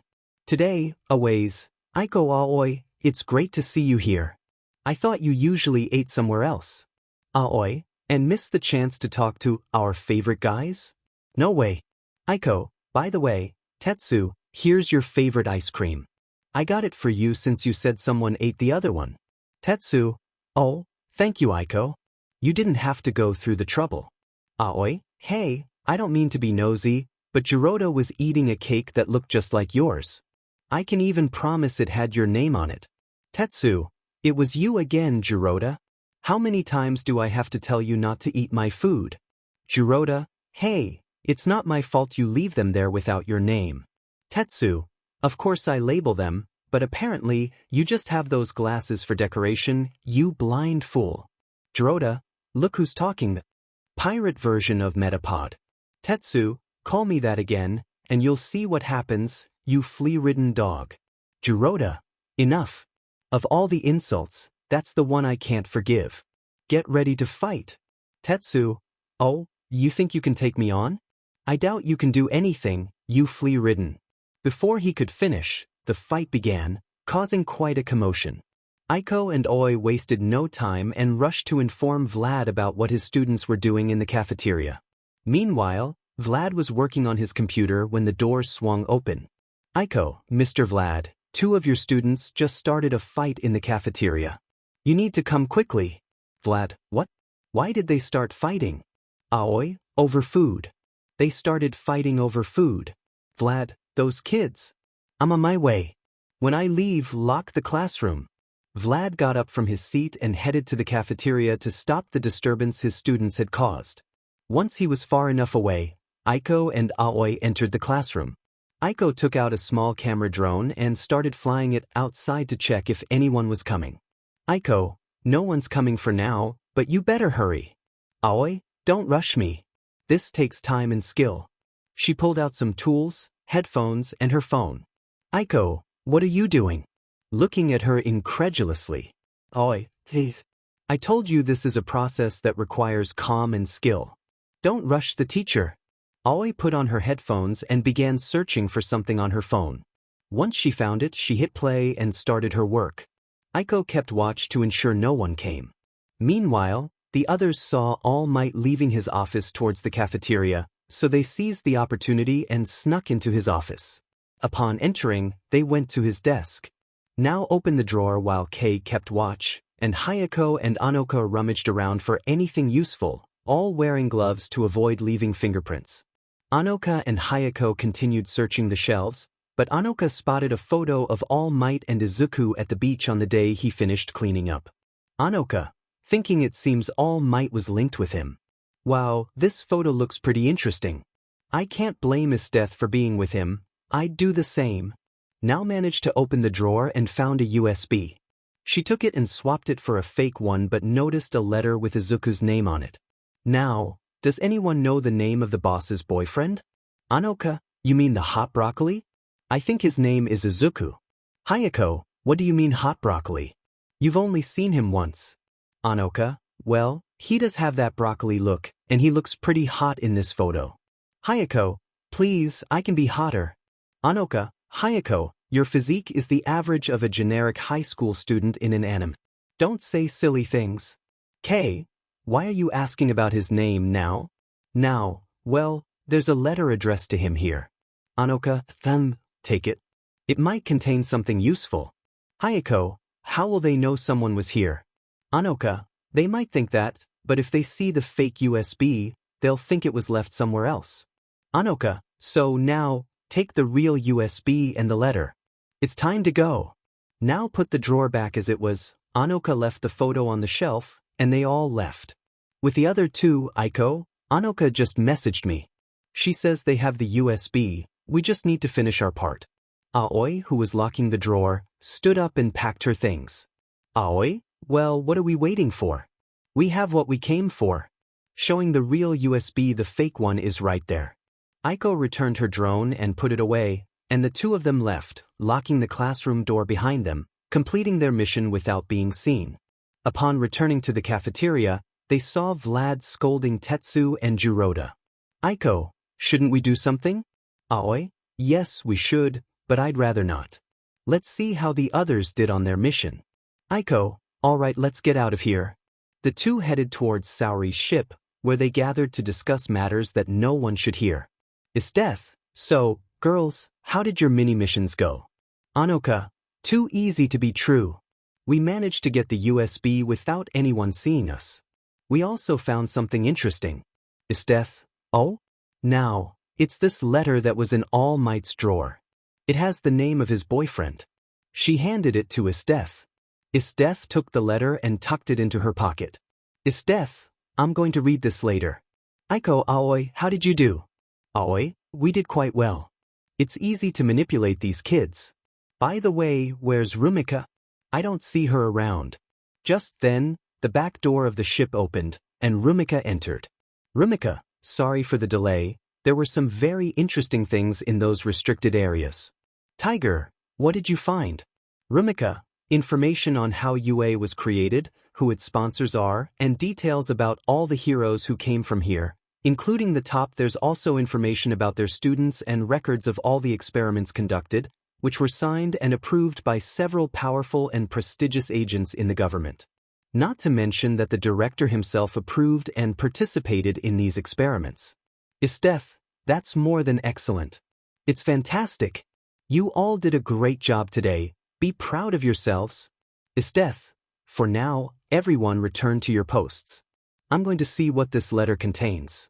As everyone left the ship, Esdeath took out the letter and opened it. A sheet of paper fell out, and a key dropped to the floor. Esdeath picked it up and examined it, determined to read the letter. Izuku, if you're reading this, it means I'm gone. But don't feel sad, I deserve this. Throughout my life as a hero, I have done things unworthy of that title. I distanced myself from everyone, driven by my foolish ambition. I don't want you to make the same mistakes as this old man. That's why I'm telling you this now. Everything you represent is a false morality created by the Hero Commission. They only see you as a weapon, so don't trust any heroes or your former classmates from UA, as they may be linked to the Commission. I urge you to stay in the shadows and pull your strings quietly. To help you, I'm giving you this address. It's a secret base I built just for you. No one knows about it, and it's somewhat remote. The key you have will open the base, but to access everything inside, you must say, Plus Ultra. I'm sorry you have to learn this now, but back then, I didn't have the courage to tell you. I suppose the old, fearful All Might is still here. Take care, my boy. Goodbye. Esdeath, well, I guess I misjudged All Might. He's not as corrupt as I thought. I wonder what's in that place. The others returned to their respective rooms while some went back to their posts. Now approach Denki. Now, tell me, Denki, have you achieved anything new? Denki, no, not yet, but I feel like I'm close. Now, oh, Denki, don't keep lying to yourself. Jiraiya doesn't like you, and I can prove it. Denki, how can you prove that now? Now took out a recorder and played a recording. In the recording. Now, hey Jiraiya, what do you think of Kirishima? Jiraiya, I think he's a great person. I like how he cares for others, and that makes him seem really nice. Now, I didn't know that. But what do you think of Denki now?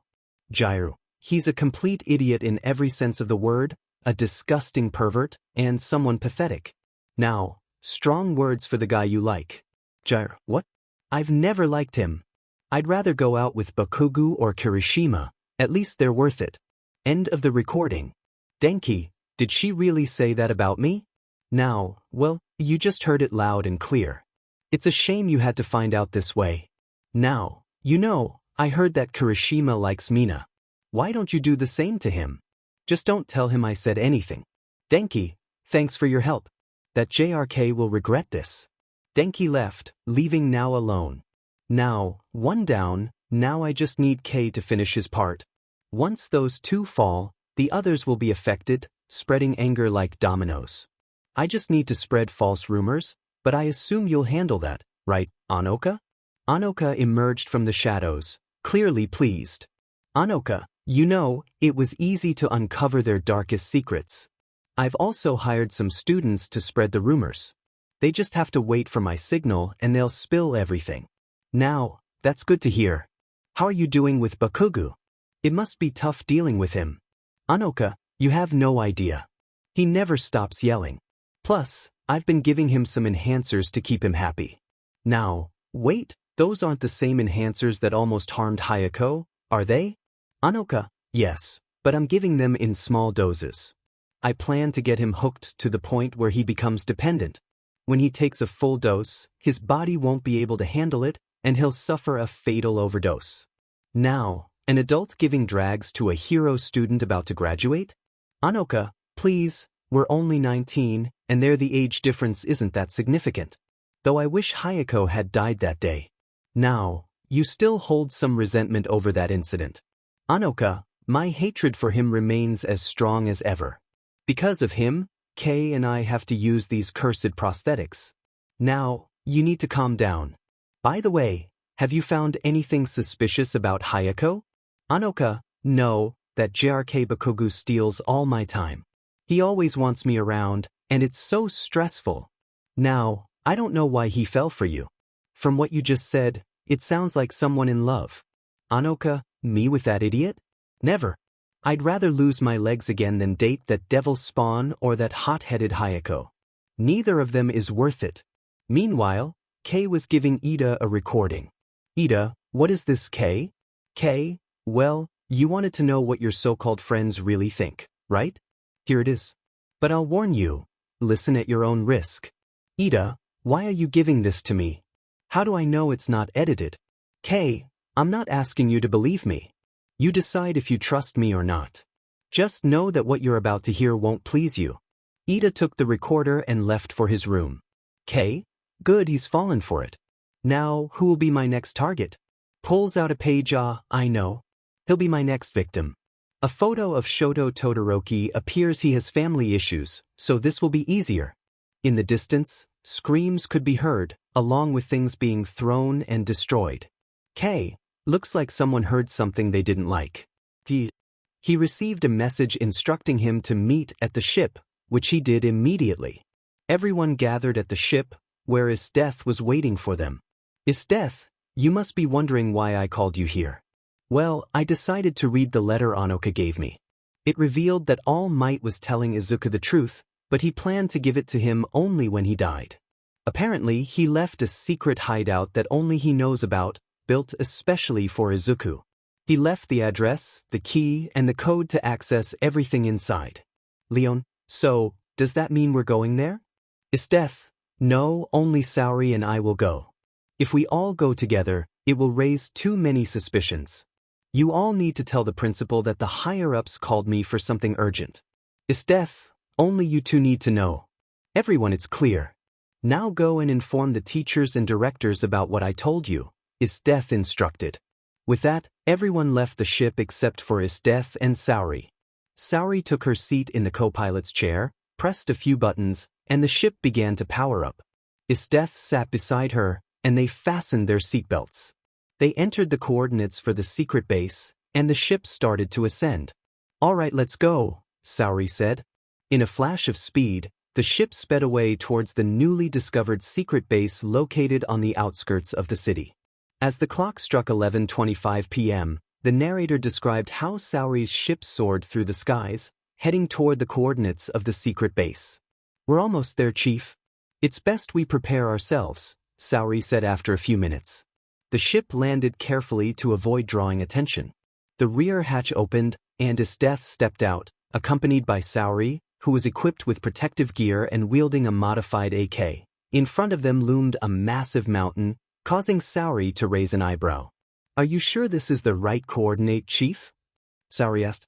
"Don't rush it, Saori. Not everything is meant to be seen at first glance," Esdeath replied as she approached the mountain. She ran her hands over the surface until a piece of stone shifted, revealing a lock. "Bingo!" Esdeath exclaimed.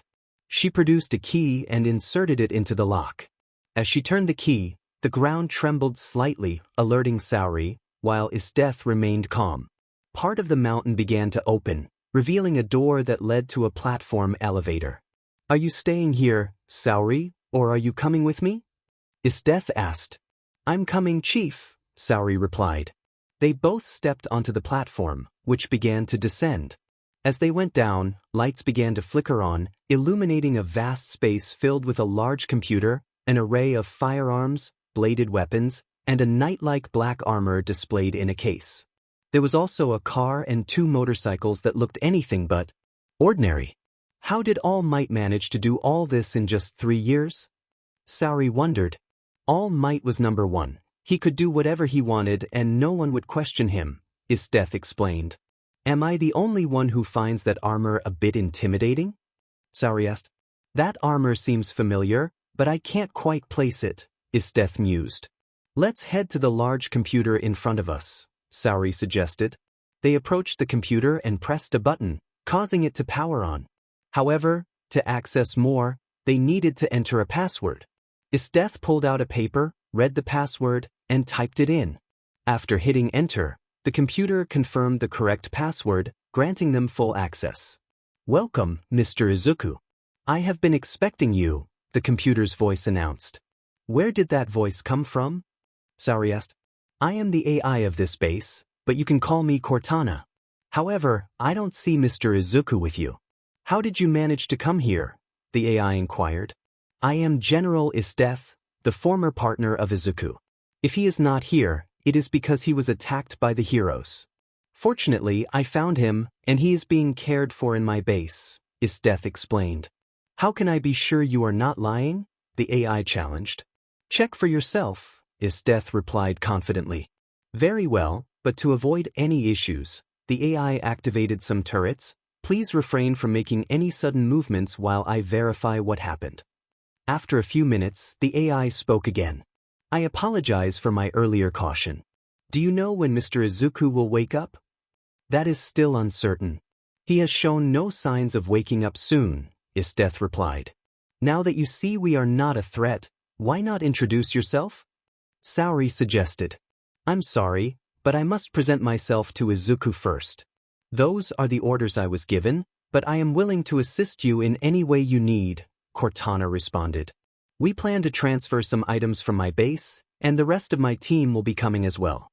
"Would that be a problem?" Esdeath asked. "Of course not. This place is quite large and has several rooms and areas you can use as you wish. One more thing, the car, motorcycles, weapons, and armor should not be touched, as they can only be activated with Mr. Izuku's fingerprint. If anyone else touches them, a sentinel robot will activate, which I cannot control," Cortana warned. "Don't worry about that, we won't touch anything you mentioned. By the way, where is the infirmary?" Saori inquired. "It is down the straight hallway, turn right, and you will see a door with a red cross. The infirmary is quite spacious, so you can bring all your medical supplies from your other base," Cortana explained. "Thank you for your cooperation, Cortana. We truly appreciate your help," Esdeath said. "You don't have to thank me. I would do anything to help Mr. Izuku end this tyranny imposed by the government and the Hero Commission," Cortana replied. "Then let it be so." Meanwhile, Rin spoke up. "We already told you, General Esdeath was summoned by the higher-ups, which is why she couldn't inform you personally. Besides, she doesn't need to explain her whereabouts to anyone." "Rin, calm down before you start lashing out," Leon advised. "I'm still not entirely convinced, but since this conversation isn't going anywhere, you may leave," Nizu said. "There's no need to say that, we were leaving anyway," Tiger added. "Wait, I want Mr. Hayeko to stay. There's something I want to discuss with him," Nizu said. "About what?" "He's with his team in Classroom 1A, Rin replied. Well, he's been behind the door listening to us for quite a while, Nizu explained. Rumika opened the door, and Hayeko stumbled in, falling to the floor. Not even a simple order like that can you follow, Hayeko? I don't understand why General Esdeath accepted you into this group, Rumika scolded. Hey, let me know next time you're going to do that, Hayeko replied. As if I care about you. I'm going back to my patrol, Rumika said dismissively. The director of this school wants to talk to you. Watch what you say, Leon warned. Tiger, Rin, let's go. With that, everyone left Hayeko and Nizu alone. It must be exciting for a young man like you to be surrounded by beautiful women, Nizu remarked. You have no idea. I thank God for placing me in this team, Hayeko replied. But from what I see, most of them don't treat you the way they treat each other, Nizu pointed out. That's just how they are with me, but deep down, I know they care. Besides, I think I have enough to win them over, even the general, Hayeko said confidently. Then why haven't you done it? Nizu asked. Well, it's been a bit difficult lately, but I know I will, Hayeko replied. I'm going to achieve it. Nizu, but aren't you tired of being treated like this?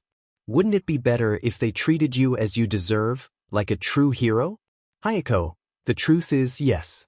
I've tried to make them see me differently, to understand my intentions with her. Besides, I deserve a harem. I've accomplished great things and achieved many goals. I feel I deserve it.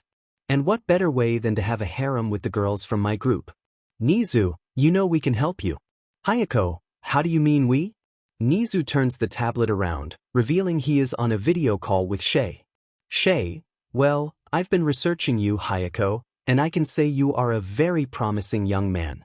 Hayeko, really you think so? Shay, I mean it. You're even more promising than the former #1 hero. Hayeko, you don't have to tell me that. Of course, I'm better than that quirkless guy. Shay, wow, I see someone knows who Isuku is.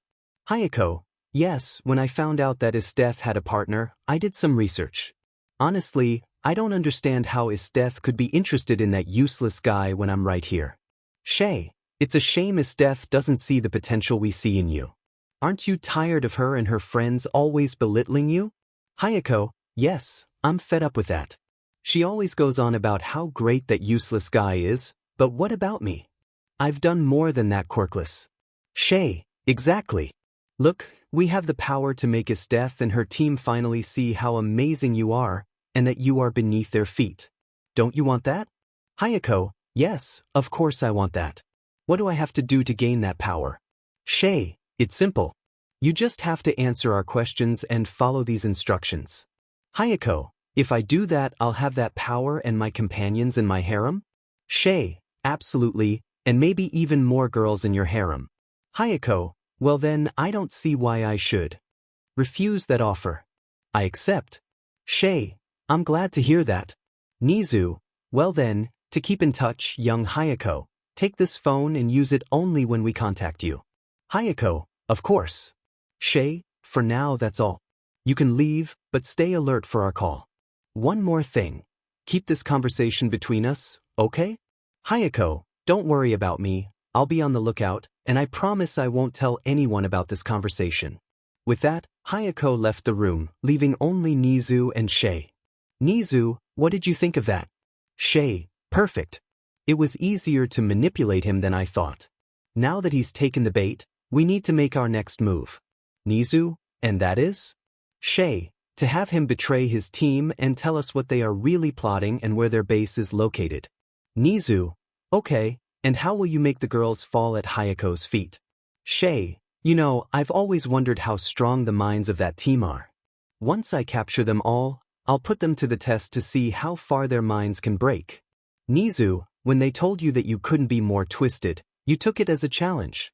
Shay, what can I say, Nizu? Sometimes my curiosity leads me to do great things, regardless of whether they are good or bad. Nizu, well, let me just say that curiosity killed the cat, so be careful where that curiosity of yours takes you. Shay, whatever, I have more important things to do. Rin, Rumika, do you know why the director wanted to talk to Hayeko? Rumika, I don't know, but I feel like something isn't right. Rin, what do you mean by that? Are you saying Hayeko is betraying us? Rumika, it's just a guess. Ever since I got here, my survival instinct kicks in whenever he approaches. Look, I don't know what's going on, but I want you to tell the others to be alert around him. Something doesn't add up. Rin, alright, I'll notify the others. Anything else? Rumika, Hayeko must not know the location of the new base. Don't ask why, just tell the others that. I feel like they are already suspicious of us. Rin, Rumika, are you sure about all this?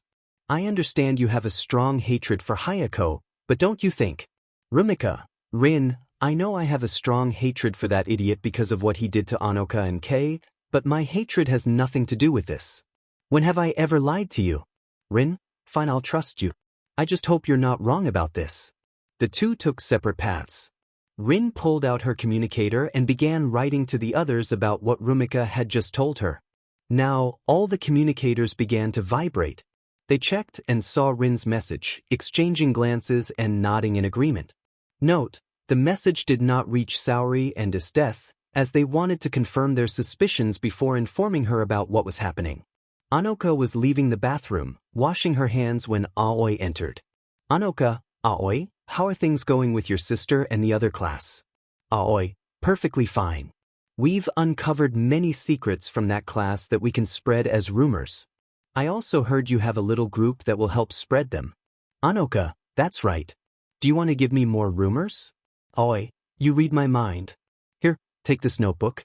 It contains various secrets from class 3B. Tell your group to spread them too. Aiko and I are the only ones who know about this. Anoka, accepting the notebook, the town will be very grateful for the information about the other classes. Aoi, by the way, how did you convince them to do this? Anoka, they are students from other classes. They are tired of both classes since they always annoy them for no reason. Let's just say I feel a bit sorry for them. They remind me of my school days. Aoi, that's why you always wear that uniform. Anoka, I wear it to show my former self and my old classmates that the girl they used to bully is now part of a great elite of soldiers, living without the worries of debt. Aoi, well, everyone sees this job differently. When do you plan to spread the rumors? Anoka, now that I have the darkest secrets of both classes, I'll give this notebook to my subordinates and tell them to start spreading the rumors as quickly as possible. Aoi, good.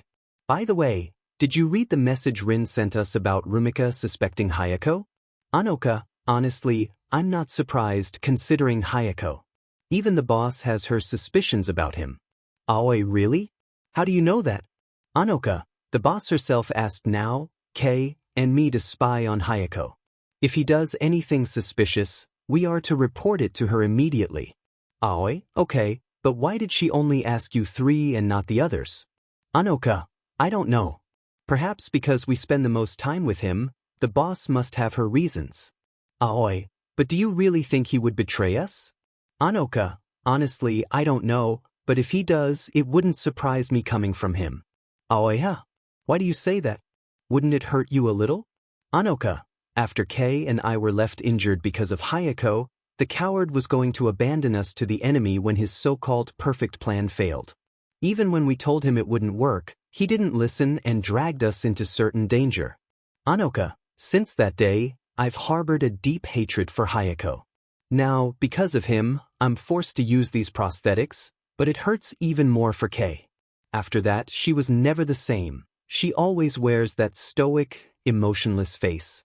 Anoka, I don't just blame and hate Hayeko for forcing us to go. I also hate and blame myself for not protecting Kei. Anoka, she probably hates me for that, and I can't blame her. I hate myself too. Seeing that Anoka was on the verge of tears, Aoi decided to embrace her. Aoi, always thinking of others, it wasn't your fault. Besides, how do you know she hates you if you haven't even talked about it? Come on, stop crying over something that might not even be true. Anoka wipes her tears. Thank you so much. Your words mean a lot to me.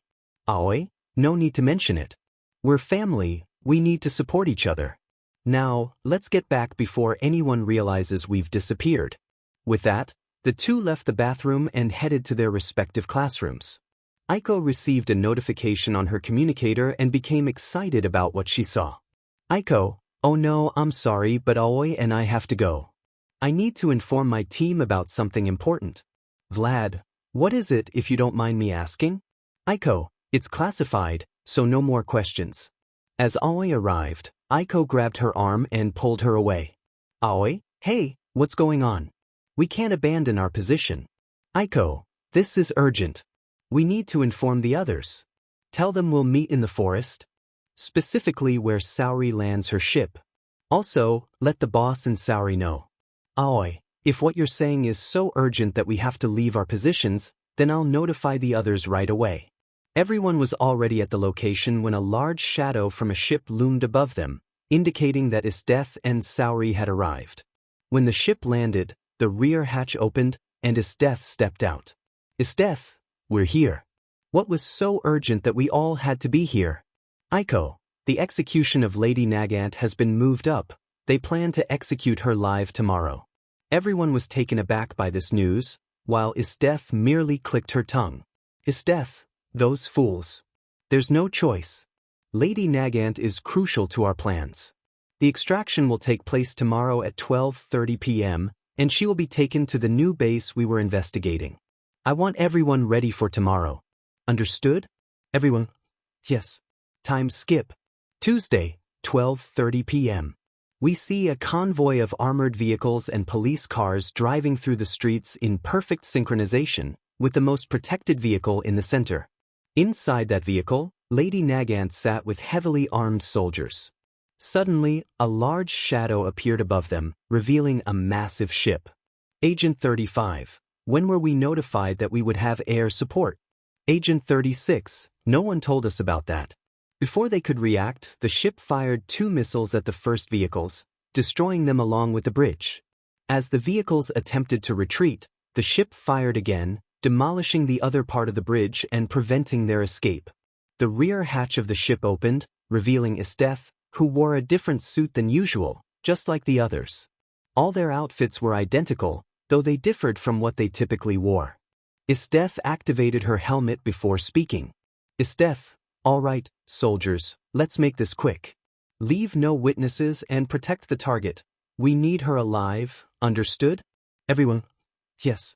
Esdeath, then what are we waiting for? Esdeath was the first to leap from the ship, followed closely by her team. As they fell, they activated the jetpacks on their suits, drawing high-caliber rifles capable of penetrating armored vehicles and military protection. Without hesitation, they began firing at the soldiers, taking down a significant number of them. Narrator, several agents from the armed forces were being overwhelmed by Esdeath and her team. Once they touched down, they began to search for any survivors. Esdeath, spread out, and if you see anyone alive, don't hesitate to eliminate them. They all moved in different directions toward the only remaining truck, but inside, muffled sounds could be heard as it shook. Hayeko continued forward until she heard a soldier's pained groans. She aimed her weapon at the source of the sound and saw a badly injured soldier. Soldier 49, please don't kill me. I don't want to die. I have a daughter waiting for me. Shows a photo of his daughter. I'm all she has left. My wife and other child died in an accident. I was just following orders. If I completed the mission, they promised me a good amount of money and a bright future for my daughter. Let me go. I promise I won't tell anyone. Soldier 49, I just want to go back to my daughter, that's all The soldier couldn't finish his sentence as a bullet pierced his skull, killing him instantly. This caused Hayeko to panic, turning around to aim her weapon at the responsible party, only to find it was one of her teammates. Anoka, why are you taking so long? Don't you see we're on a tight schedule? Hayeko, why did you kill him? He had surrendered. Anoka, the boss said to eliminate them all without exception. Hayeko, but he had a daughter. What will she think when she learns her only family is dead? Anoka, well, I just hope the girl didn't have a fight with her father. That will leave a heavy burden on her conscience. Anoka, now stop crying and keep moving. Hayeko, you know, it doesn't surprise me that your parents sold you to that place. Anoka stopped dead in her tracks, and an uncomfortable silence fell between them. You could feel Anoka re-engaging the safety on her weapon, her finger hovering over the trigger. Bang bang bang bang. Anoka shot at a soldier who had been hiding and was about to fire at Hayeko. However, Hayeko shot at Anoka, but her armor protected her, lowering her protection level significantly. Halfway through, Hayeko said, "Anoka, I'm sorry, I didn't know you were going to do that. I really didn't want to, but my instincts." "Why don't you just be quiet and walk already?" Anoka replied. The two decided to remain silent and join the others. Aiko set up some mini explosives to open the doors. "Anoka, are you okay? I see your armor's vitality is very low," Kei said. "Yes, I accidentally let my guard down and took some damage," Anoka admitted. Kei pulled a cable from his wrist and connected it to Anoka's suit, sharing some of his vitality. "Kei, you don't have to do this." Of course I do. You and I are family, and I care about you a lot, Anoka," Kei insisted. "All right, everyone step back a bit. This thing is going to explode," Aiko warned. They all moved away, and the mini-explosives detonated, destroying the truck's doors. "Lady Nagant, also known as Kana Tatsumi, we know who you are. We've come to get you out of here because we need your help. I, and my team know how corrupt the heroes and the government are. Since you know the most about their dirty secrets, we're asking for your assistance," Esdeath stated. Kana emerged from the smoke, aiming a rifle at them. The others were about to aim back, but Esdeath ordered them to lower their weapons. "How do I know I can trust you?" Kana asked. "I'm not asking you to trust us, I'm asking for your help. Once this is all over, you will be free, with a new name and in a new place. You won't have to worry about the heroes or the commission anymore because they will cease to exist," Esdeath assured her. "We need to hurry, air reinforcements are on their way," Aoi urged. "So, Kana, will you help us destroy this corruption in the country?" Esdeath asked. "Fine, I'll help you, but once this is over, I'll disappear," Kana agreed. "That sounds good. Rin, tell Saori to make a decision," Esdeath instructed. Rin sent a message to Saori, and the ship began to descend. Once it was low enough, the rear hatch opened. They all boarded the ship, and it began to ascend. Kana whistled, "Nice ship you have." "That's because we rarely use it," Esdeath replied. "Saori, I want you to destroy this place. Nothing behind." "Understood, boss," Saori confirmed. Once they reached a considerable altitude, Saori launched missiles, obliterating everything left behind, causing the remnants of the bridge to crumble.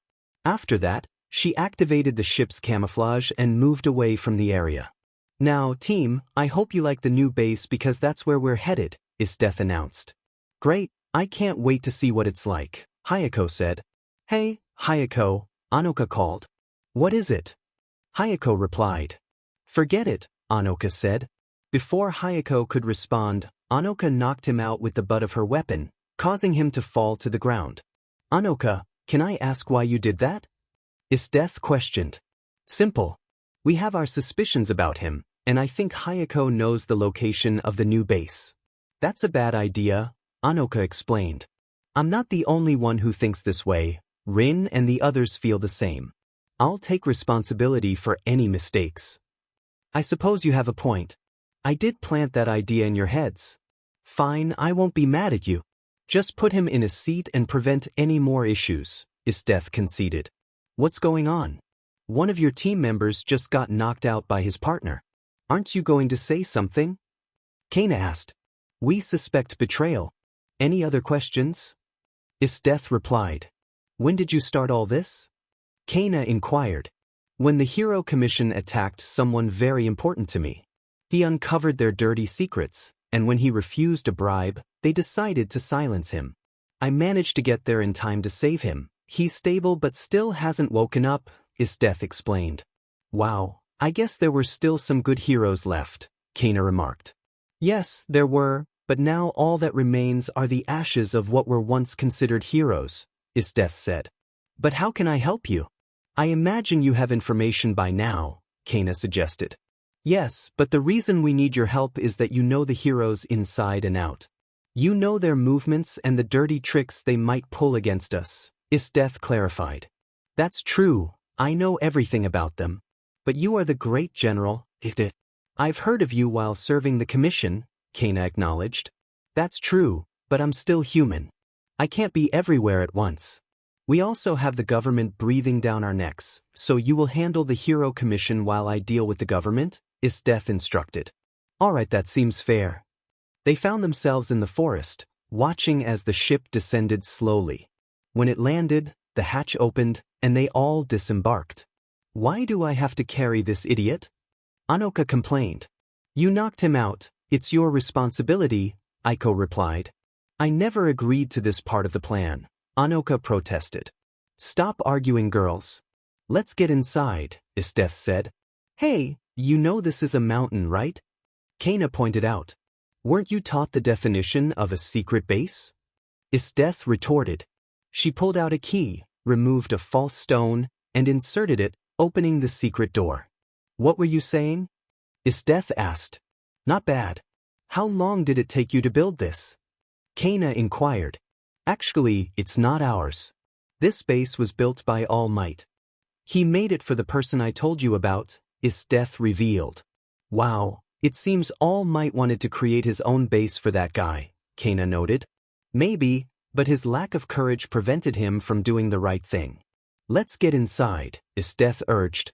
They all stepped onto the platform, and Esdeath pressed a button, causing it to descend. When they reached the bottom level, they were amazed by the vastness and the number of things inside.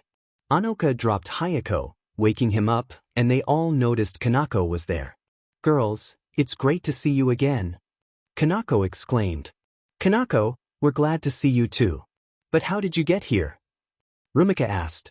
Saori came for me and we moved all our things here.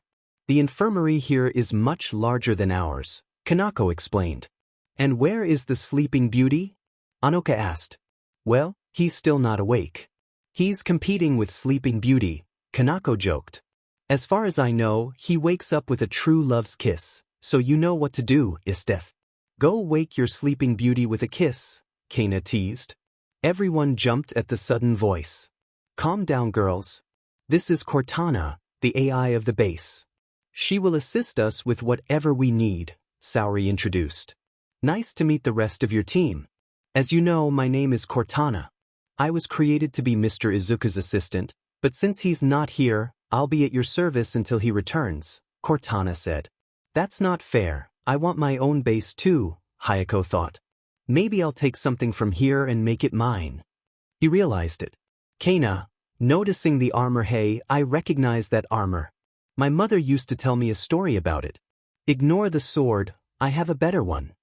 Rin, so that's why it seems so familiar. From what I remember, that armor was only worn by someone marked by the creator of darkness. It was said that only those willing to abandon everything for a greater good would be recognized by the armor and the Dark Lord, gaining great powers to fulfill their destiny. Kana, but the one who wore the armor would be seen as humanity's #1 enemy. This was due to its previous bearers, who either misunderstood the armor's purpose or were influenced by the sword, becoming corrupt beings. That reputation led to other bearers being viewed as foes. Saori, according to the legend, that sword was cursed by a demon trapped within it. Its corruption was so great that it had to be split into 2 swords. When united, it would possess the wielder. The bearer was also accompanied by a great army of shadows, said to be the souls of those who fought against them. Rin, moreover, the sword was cursed long before, as it was made from a forbidden metal, incredibly strong and resistant to anything. It was said to exist in both the spiritual and earthly realms and was used in various sacrifices of virgins, children, and men. The souls of those sacrificed are. But how did that armor end up here? I thought it was just a story. Kay, wow, Rin, how do you know so much about this? Rin? Well, I'm a Belmont. My ancestors and family have been great collectors of information and artifacts throughout time. Plus, one of my ancestors was a bearer of that armor. Esdeath, Cortana, where was this armor found? It was discovered in England, specifically in a cave, and was in perfect condition, which led to it being displayed in a museum. However, it was stolen a few days later. Hayeko, oh please girls, don't tell me you believe in fairy tales. That's the most absurd thing I've ever heard. Noticing the motorcycles and car, but look at those beauties. How can he have all this and I don't? I don't think he'll mind if I take them for myself. He doesn't even know about this base. I can claim them along with that armor. I advise you not to touch anything, please. We don't want to. Hayeko, silence. I won't let anyone tell me what to do. Hayeko hopped onto the black motorcycle, pressed a button, and it roared to life. But as soon as she started it, she was jolted off by an electric shock. The fingerprint did not match Mr. Izuku's, indicating an intruder has been detected. The Guardian has been awakened. We recommend you do not resist and accept your fate. Esdeath, Cortana, I'm sorry, but it's not me. I suggest you leave now, as I have no control over the Guardian. Neo, great, thanks for that, Hayeko. Hayeko, oh please, it's just a simple robot. Besides, how was I supposed to know? It didn't do its job of warning me. A door behind them began to open, smoke billowing out. In the darkness, eyes could be seen, but their height was rather low. Hayeko, chuckling, see? It's not a big deal. I can defeat it with just 5% of my power. But suddenly, the eyes began to rise, revealing that the Guardian stood about 2 meters tall. Hayeko, so what if it's double my size? I've faced bigger foes before. I still plan to defeat it with just 5%. From the shadows emerged the Guardian, a red cyborg with ancient samurai touches and the appearance of a saber-toothed tiger, wielding a large katana on its back. Hayeko, all right, Tinkan, get ready to be destroyed. Hayeko charged at the cyborg, but everything suddenly turned to slow motion as the cyborg approached her, leaving several holographic copies in its wake.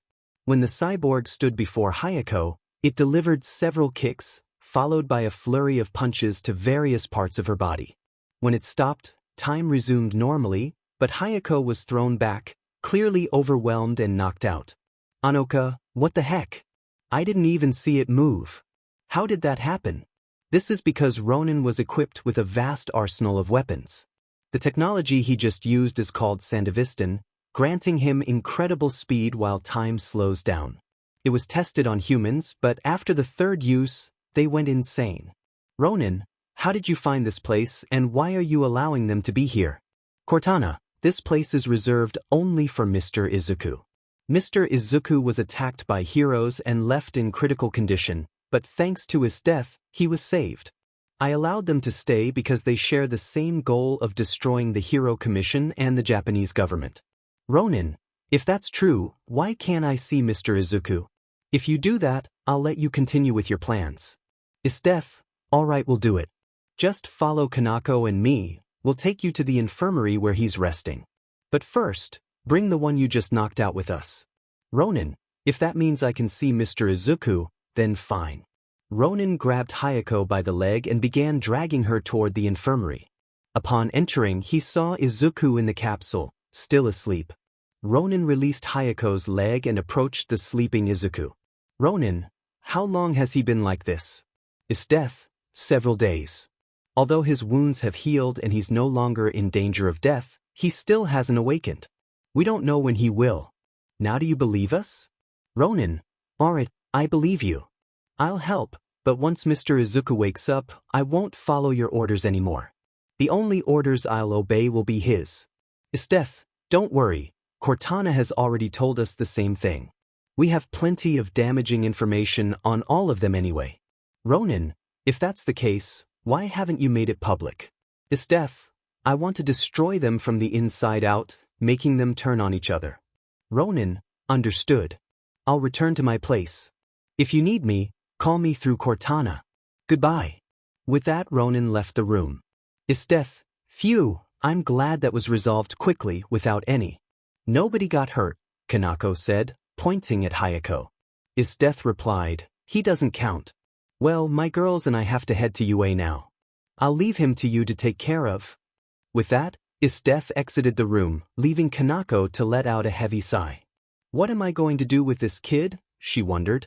Behind Kanako, a dark substance could be seen, seemingly extracted from Izuku's body. However, it had met the same fate and vanished.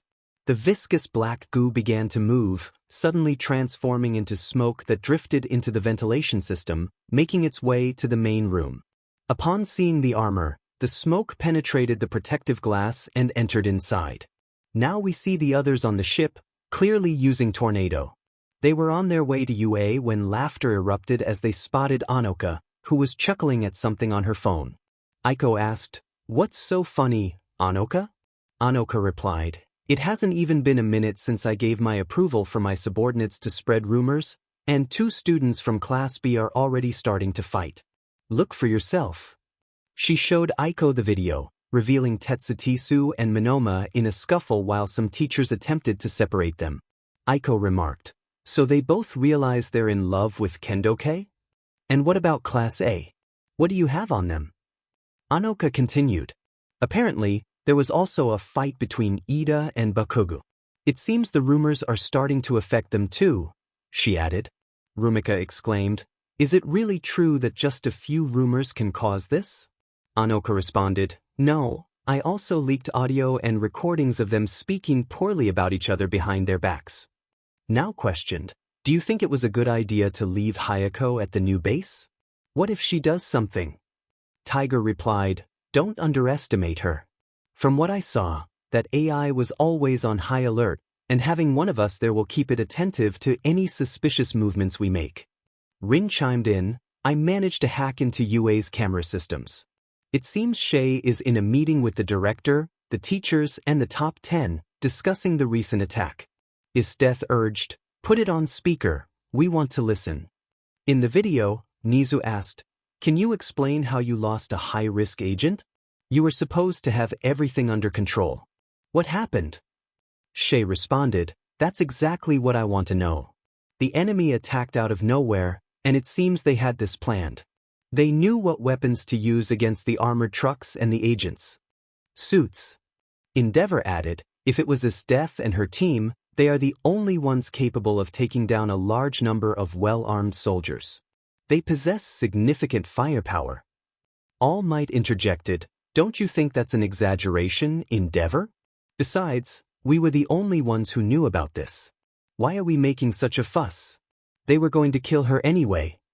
Shay replied, "That's the problem, we can't find her body.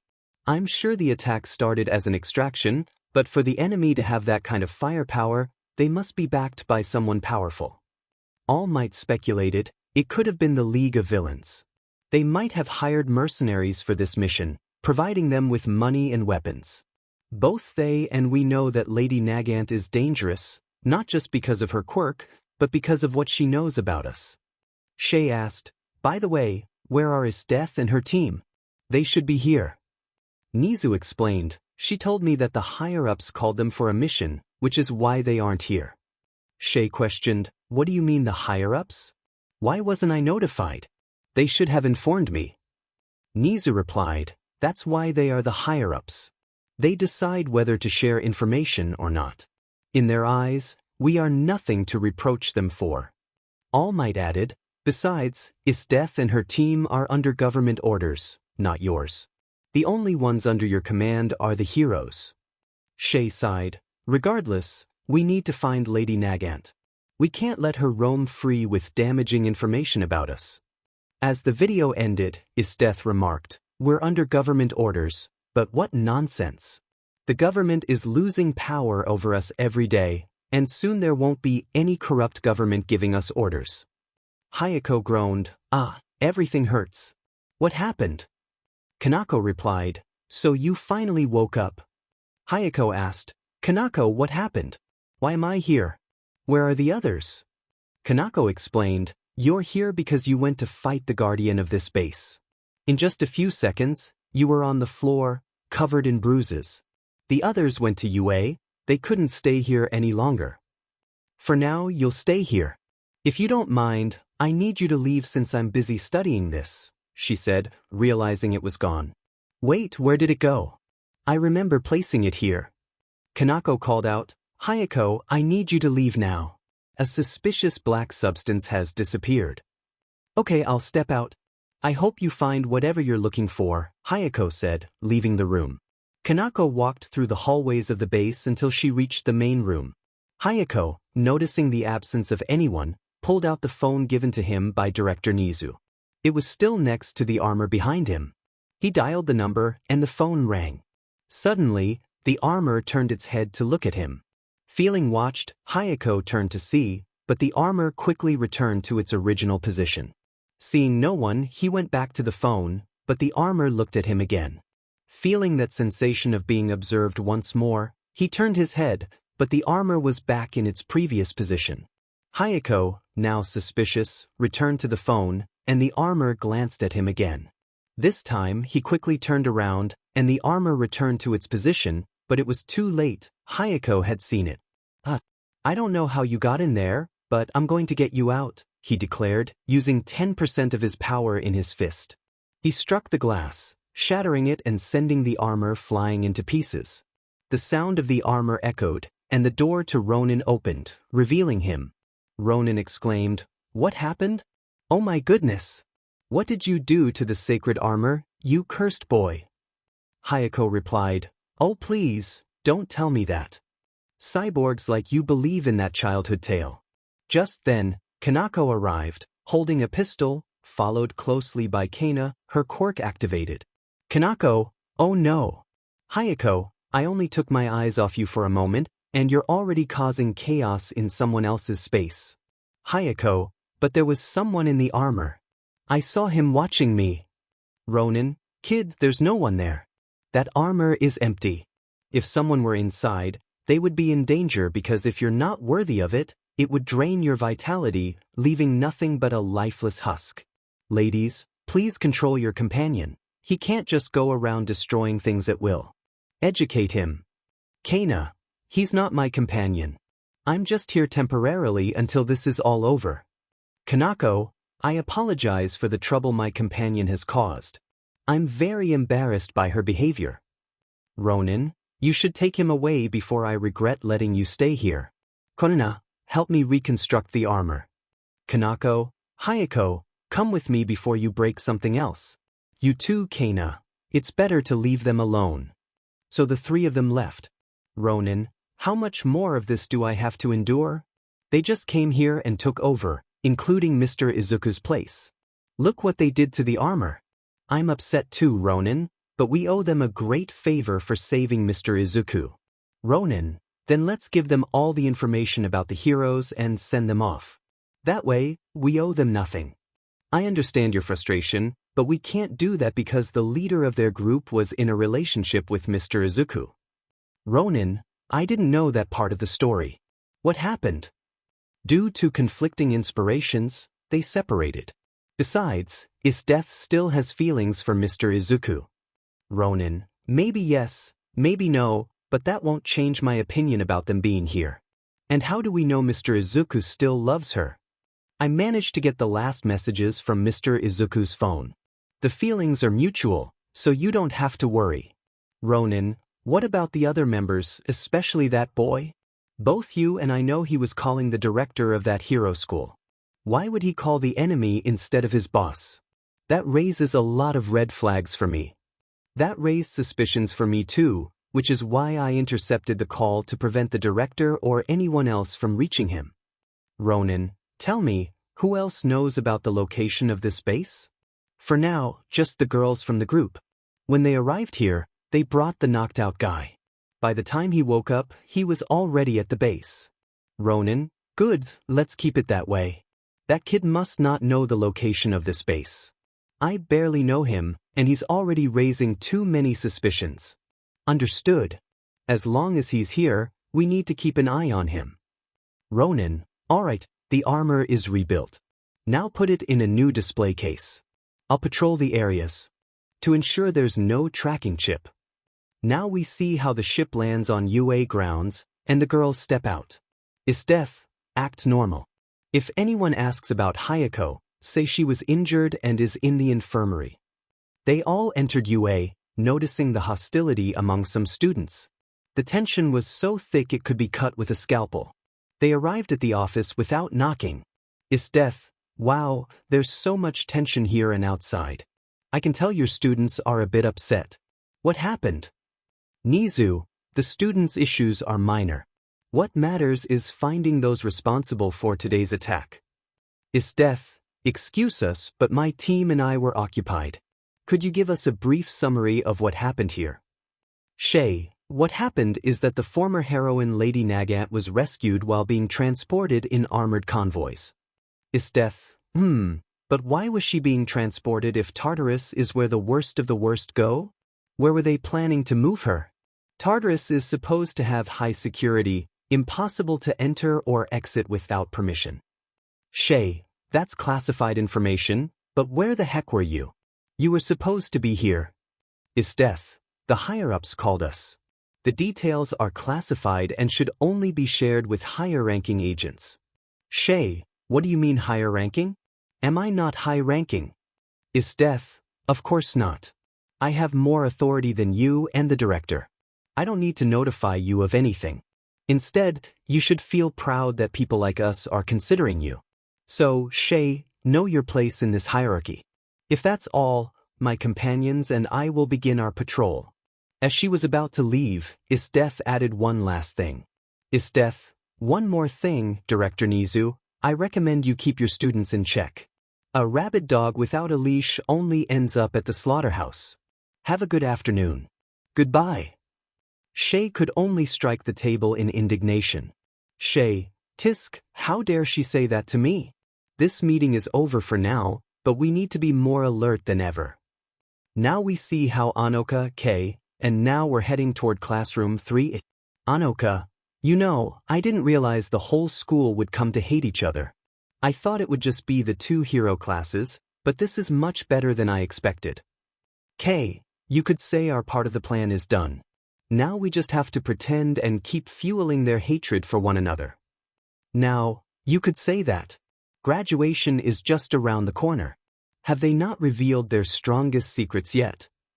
Anoka, no, not yet. Now, perfect. We'll reveal them on graduation day so they never forget their farewell. K, now that the seed has taken root, the tree is starting to grow from it. Anoka, hee, but changing the subject, does anyone have plans for what to do once all this is over? Now, honestly, I don't know. I think I'll continue serving in the military or maybe start a new life as a normal person. Anoka, I'm going to search for my parents. I plan to make them pay for abandoning me. K, I think I'll retire and start a life as an illustrator. Anoka, I don't know, maybe I'll go live with Rumika while I figure out what to do with the rest of my life. I wonder what the others' future wishes are. When they arrived at the classroom, they could hear noises coming from behind the door. Upon entering, they saw the students of the class fighting among themselves. The 3 of them, witnessing the chaos, could only manage a small smile at the spectacle. Without a doubt, the plan for the tree was beginning to take shape for them. Now we can see Shay in her office, deep in thought and frustrated by her conversation with Esdeath. I know they had something to do with this, and I know who will give me that information, she said, pulling out her phone. I just hope that Brad answers. After a while, the call was finally answered. Finally, you pick up. What were you doing that kept you from answering right away? Shayat. Sorry. I had to leave the new base. Something was interfering with the signal, Hayeko replied. Wait, new base? How did you get that without me knowing?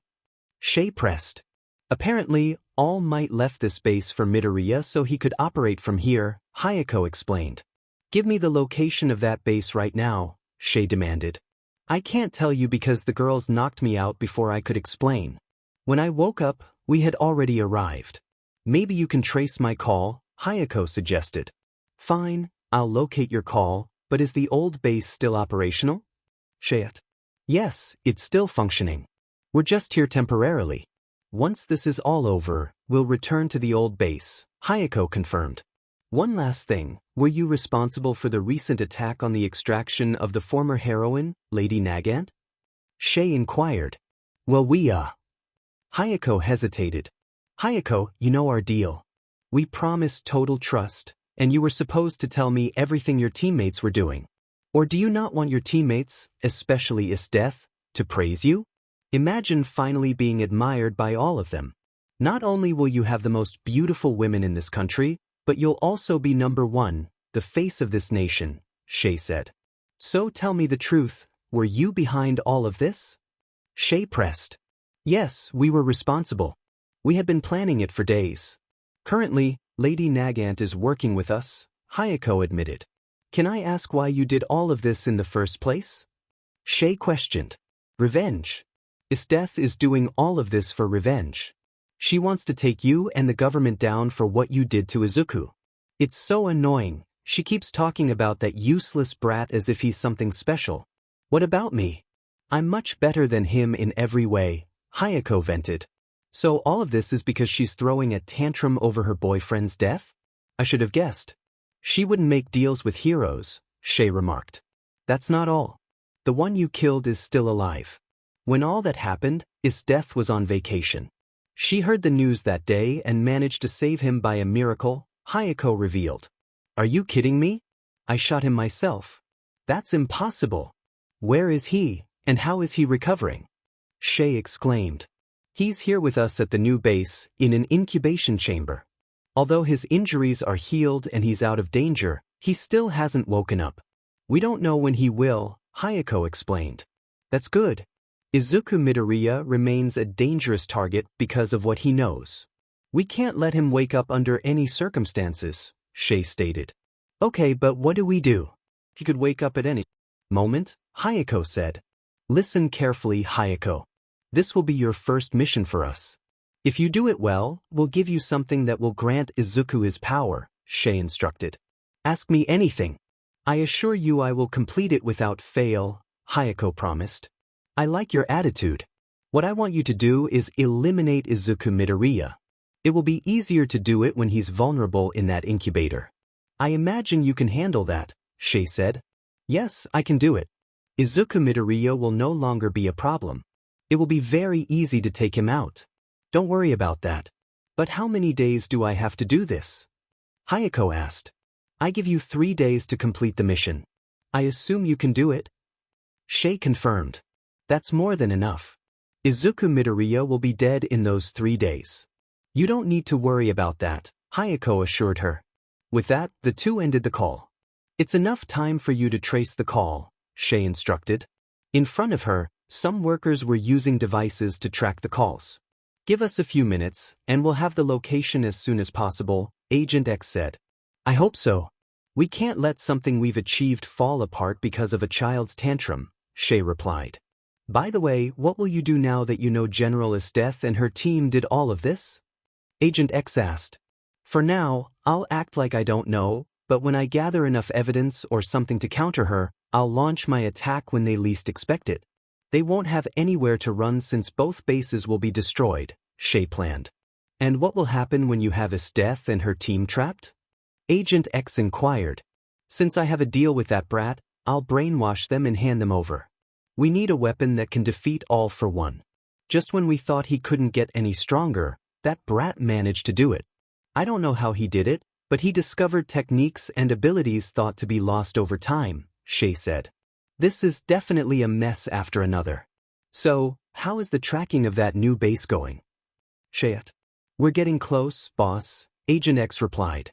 Just as they were about to succeed, their devices began to malfunction, causing them to explode in the process, preventing them from discovering the base's location. What just happened? You were supposed to have it. What went wrong? Shay demanded. Just when we were about to get it, something happened, as if a virus affected our computers. I think if we try again, the same thing will happen, Agent X explained. Damn it. What do I do now? I know. I want 2 bombers to go and destroy Esdeath's old base. We'll trap her here with no chance of escape, Shay ordered. Understood. You heard the boss. Get the fighters ready for the attack. Agent X commanded. Now we see 2 aircraft soaring through the clouds, each carrying 2 missiles. This is Delta 1. We're approaching the target. Permission to fire, the pilot requested. Permission granted. Destroy that place, Shay ordered. With a green light, the pilots launched the missiles at the base. The 4 missiles exploded with great power, leaving nothing but rubble in their wake, rendering the base useless. Meanwhile, Saori, who was resting in her ship, received alerts from the first base.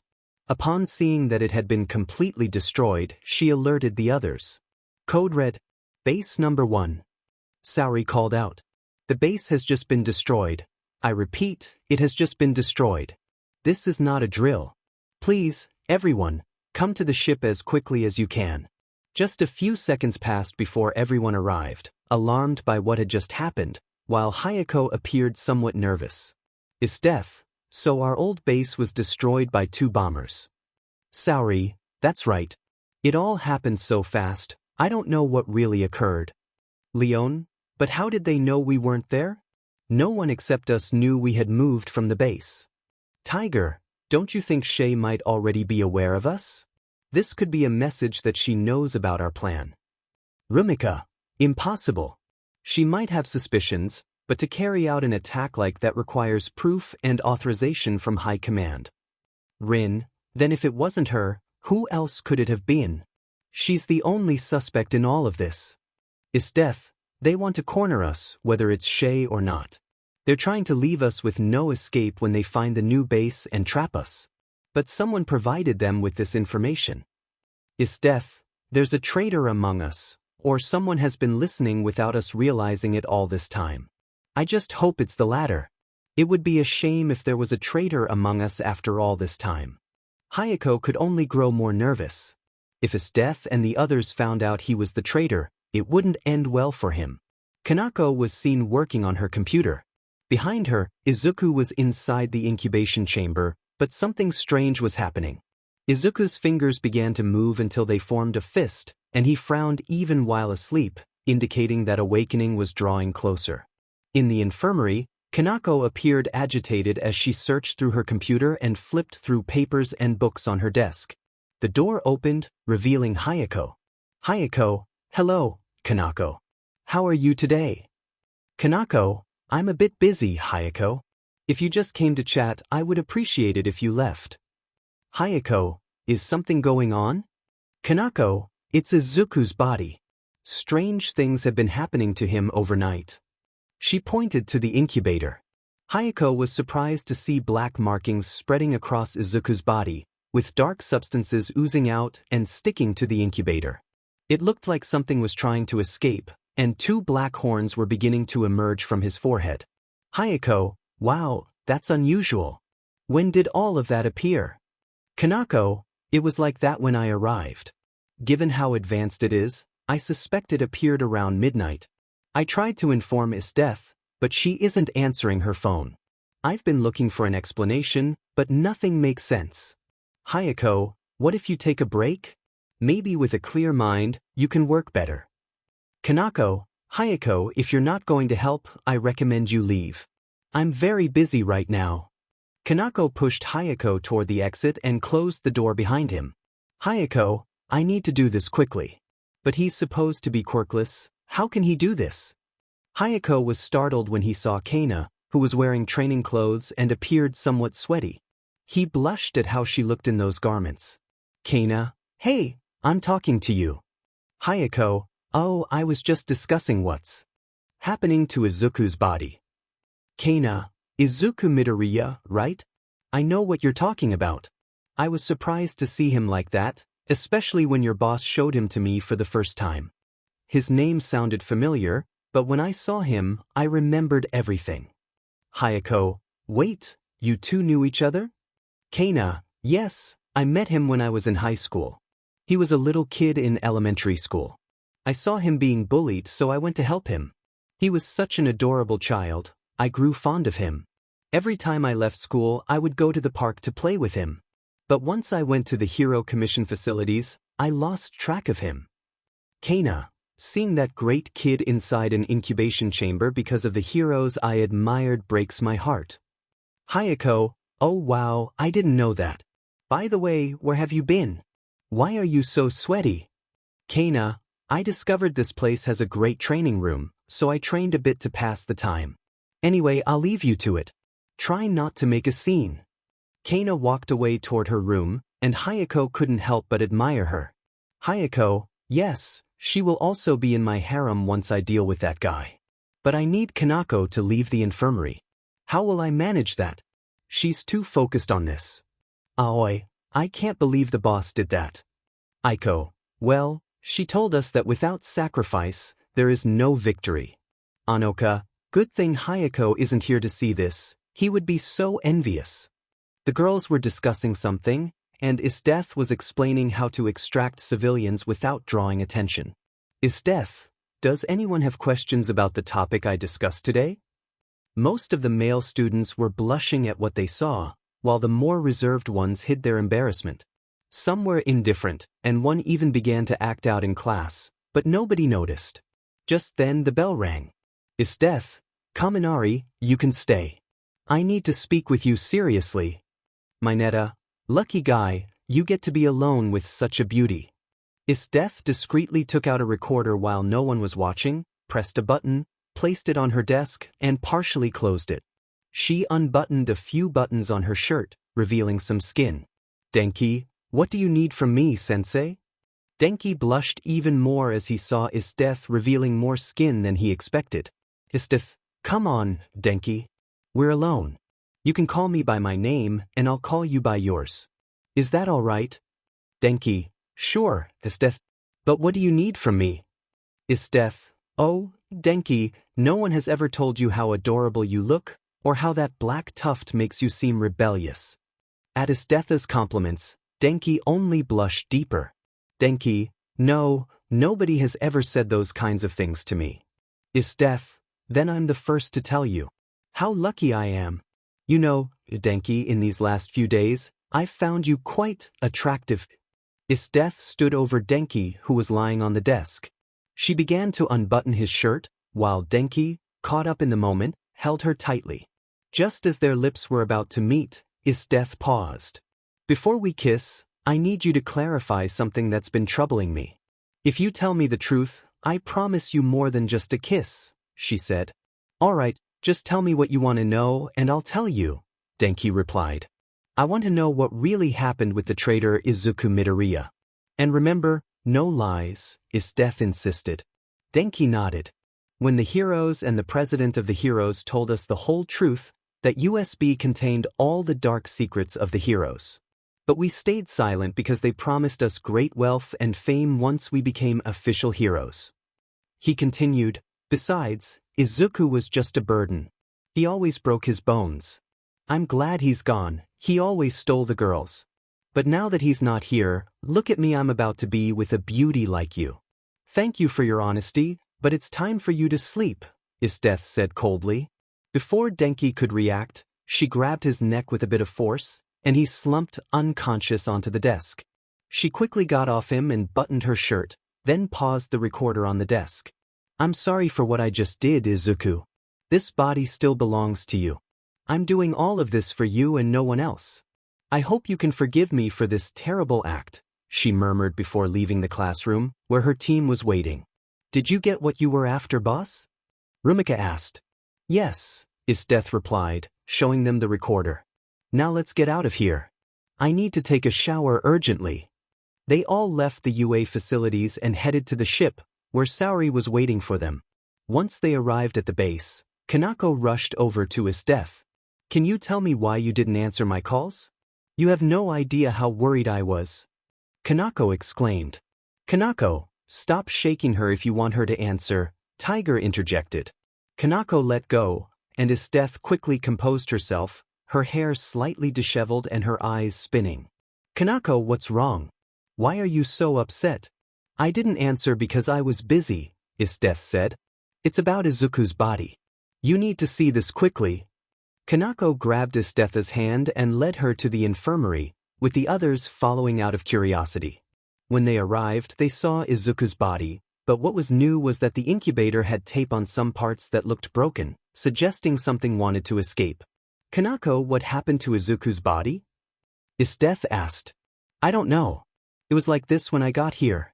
I've tried everything but nothing works. I tried to investigate with Cortana's help, but so far, we haven't found anything. That black mass is becoming violent. It seems to want out of the capsule.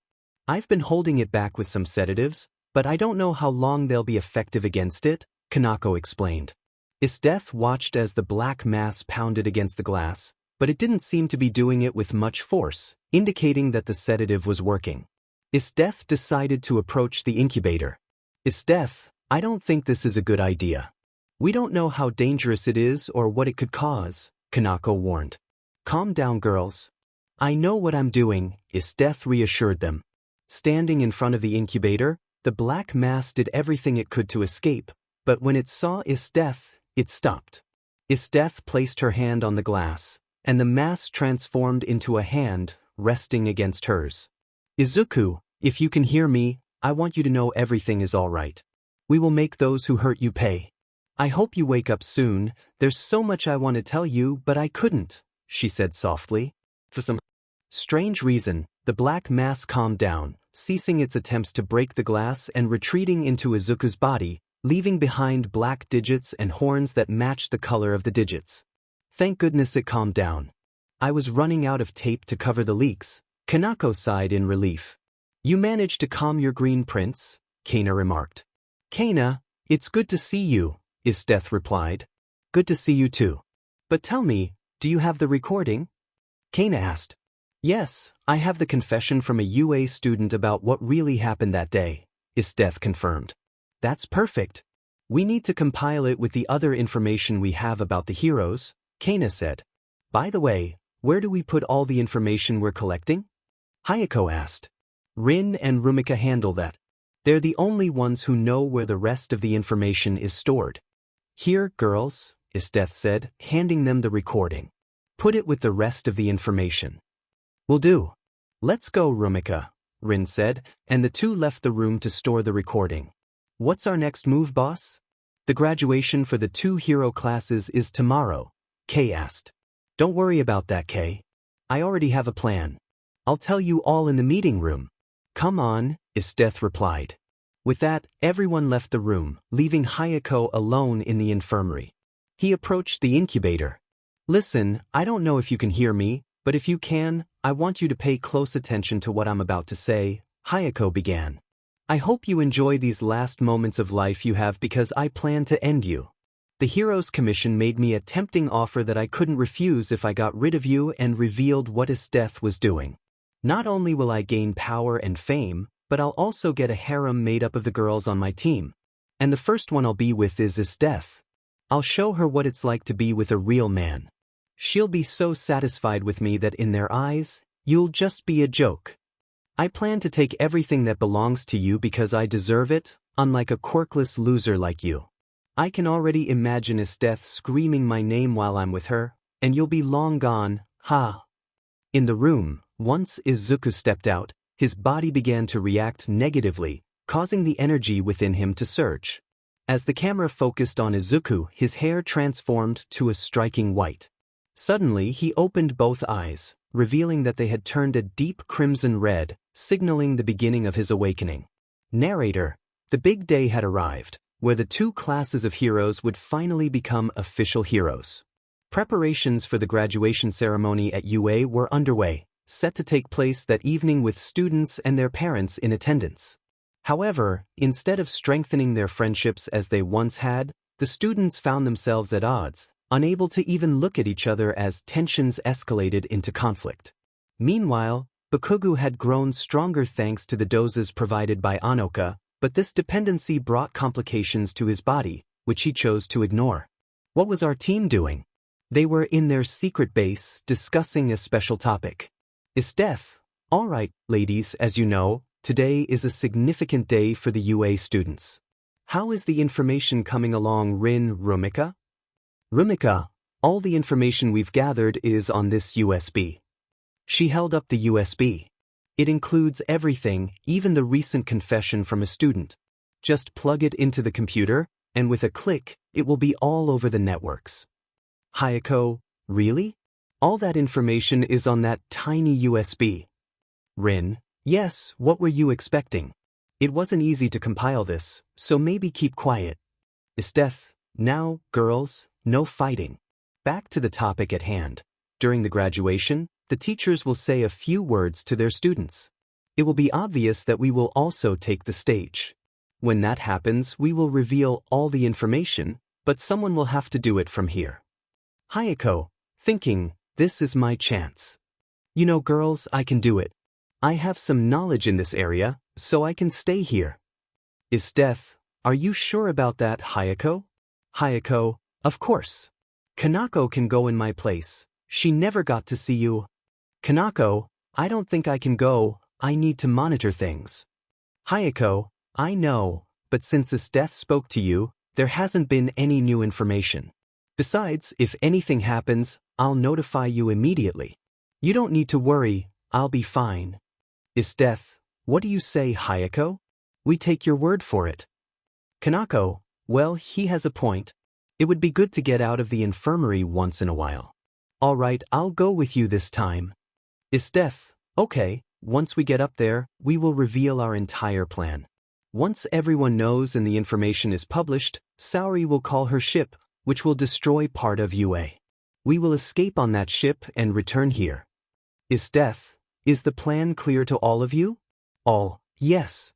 Esdeath, then get ready, girls, because tonight will be an unforgettable graduation for the future heroes. With that, they all stood up and headed to their rooms to prepare. Shay, we won't wait any longer. We will act when Esdeath and her team are at the UA graduation. We will corner them and sedate them with tranquilizer darts, but first, we will make them confess to their betrayal against us. How are the armed forces? Agent X, all are ready and prepared for your orders. We won't give Esdeath and her team a chance to react. Shay, that's good, but what about their secret base? Have you found it? Agent X, negative, ma'am. Every time we get close, our computers explode. Shay, no matter. Once we capture them, we will force them to talk, no matter the cost. Now, leave me alone, I need to make a call. Everyone exited, leaving her alone. She took out her phone and began dialing a number. Shay, I assume you're starting what I asked you to do? Hayeko, yes, Esdeath and the others are going to the graduation. They are leaving me alone to publish all the information on the USB. I have the entire base to myself. I will take the opportunity to destroy the evidence and eliminate Isuku. I'll kill 2 birds with 1 stone, so don't worry about that. Shay, good to hear. I'll let you go, I have things to do. And with that, the call ended. Now we see Kana resting in her room when a voice awakened her. Korana, I need to speak with you urgently. Kana, Korana, what's going on? Can't you see I was sleeping? Cortana, I apologize for interrupting your rest, but I have something to tell you that could jeopardize Esdeath's mission. Kana immediately became alert and got out of bed. Kana, all right, tell me everything. If what you say is true, we need to act quickly. Cortana, what I'm about to tell you, take it calmly. We need to do this in secret. When the girls leave, we must be alert at the computer. I've already informed Ronin. Kana, fine, I'll listen to you. Now tell me what could expose Esdeath and her team. Time skip. Night had fallen, and Esdeath and her team were ready to leave. Before they departed, Esdeath reminded them of their task. She would give the signal to publish the information. They all boarded the ship, which began to fly toward UA, where the event had already begun. The ship finally reached its destination. Saori parked it nearby, and they headed to the venue. Upon arriving at the event, they noticed that the students were not interacting or dancing as expected. The atmosphere felt heavy and tense. Esdeath, wow, this is quite a party here. Kanako, so this is UA? I imagined it would be much better, given the comments and the heroes that came from here.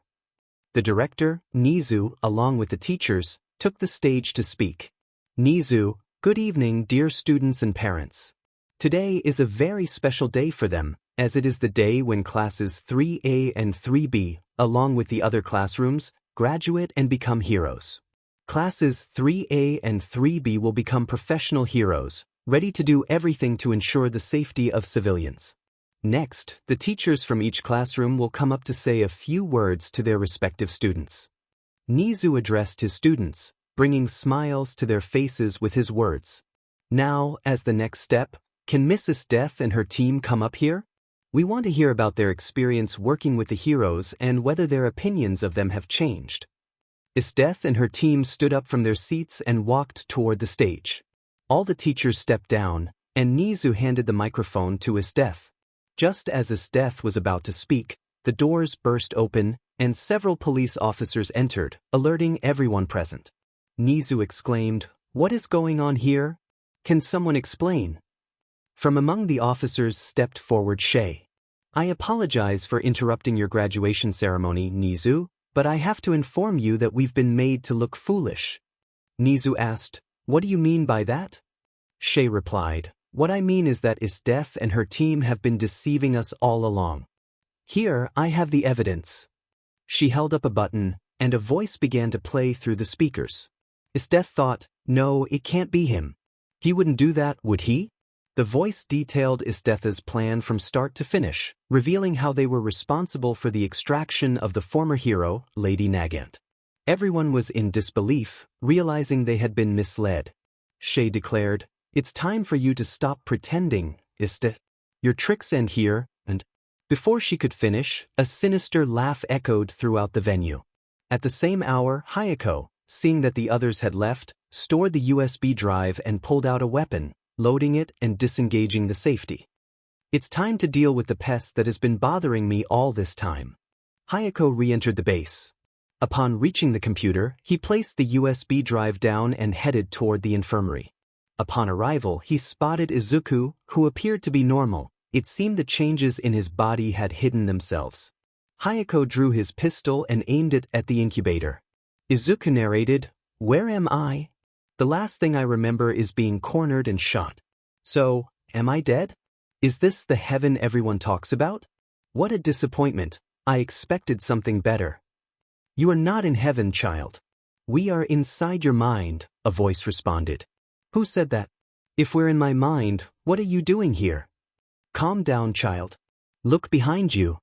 Isuku turned around and saw two red eyes staring back at him. I know you, but you don't know me. Allow me to introduce myself properly. All the darkness in Izuku's mind began to gather in one place, turning everything white until the darkness finally took shape. I present myself. My name is Kurai, and I am part of the creation of everything. Wait, the creation of everything? If that's the case, what are you doing in my mind? Isuku asked. That's a long story. Tell it anyway. It's not like I have anything else to do right now. Very well, here it goes. Kurai narrated. Before creation and the Big Bang, there was only an eternal void, and within that void lived monsters that you humans consider cosmic terrors. We were merely stardust, observing what those monsters did until one day we grew tired. My two brothers and I each took on a form we preferred. My older brother took the form of a being of light, and whenever a great light appeared, he was behind it. He had the ability to create both organic and inorganic things. You began to call him God. My other brother took the form of a medieval knight, hiding his face. He wielded whips made of light while carrying a spear. He had the ability to take life, but since my older brother disliked doing so, he and I took care of that, disintegrating everything. You know him as Death. As for me, I am the one in the middle. I have the ability to create darkness and shape it as I please. I also possess other abilities that you will see later. I was responsible for spreading fear and despair, while my brother was the master of life and peace. I am the master of darkness and the fears of people, while my younger brother decided who lived and who died. Each of us had our role once we took these forms. Once we finished taking our forms, we presented ourselves before the creatures and began to destroy them one by one. However, my older brother only imprisoned some, including a creature with an octopus head, locking it away in a place known only to him as punishment, so it could witness what we did to its minions. After we dealt with all those monsters, my brother began to create you, forming your world, making you beings of love and peace. But my curiosity condemned you. I wanted to see how you would react to an unknown threat. Your fear became the driving force behind your creation of weapons for defense. Oh, that was my greatest fear. You began to create more powerful and dangerous weapons, and new negative feelings emerged within you. All those negative emotions led to great tragedies among humans. I was filled with regret, wondering how I would face my brother knowing I had destroyed his perfect creations out of curiosity. But it didn't end there. Creatures began to appear. I thought humans would unite, but that only made things worse. As punishment, I remained on Earth to atone for my mistake, but to do so, I needed a human to blend in with the entities that appeared on Earth. I chose a human willing to do anything to restore order, but I needed one who had hit rock bottom, someone who understood true despair and the helplessness of what could have been done. Thus began a long lineage where I would choose a bearer to help me correct my mistakes, and their descendants would continue the legacy. This was the task of a family called the Belmonth, great fighters who documented everything new, aiding their future generations. Unfortunately, that family was eradicated. I thought that was the end, but then I saw you. I could feel the Belmonth blood in you. It wasn't much, but it was enough to catch my attention. That is why I am here, inside your mind. End of narration. Let me see if I understood correctly. You say you are part of the creation of everything along with your other siblings, and that you made a mistake for which you were punished.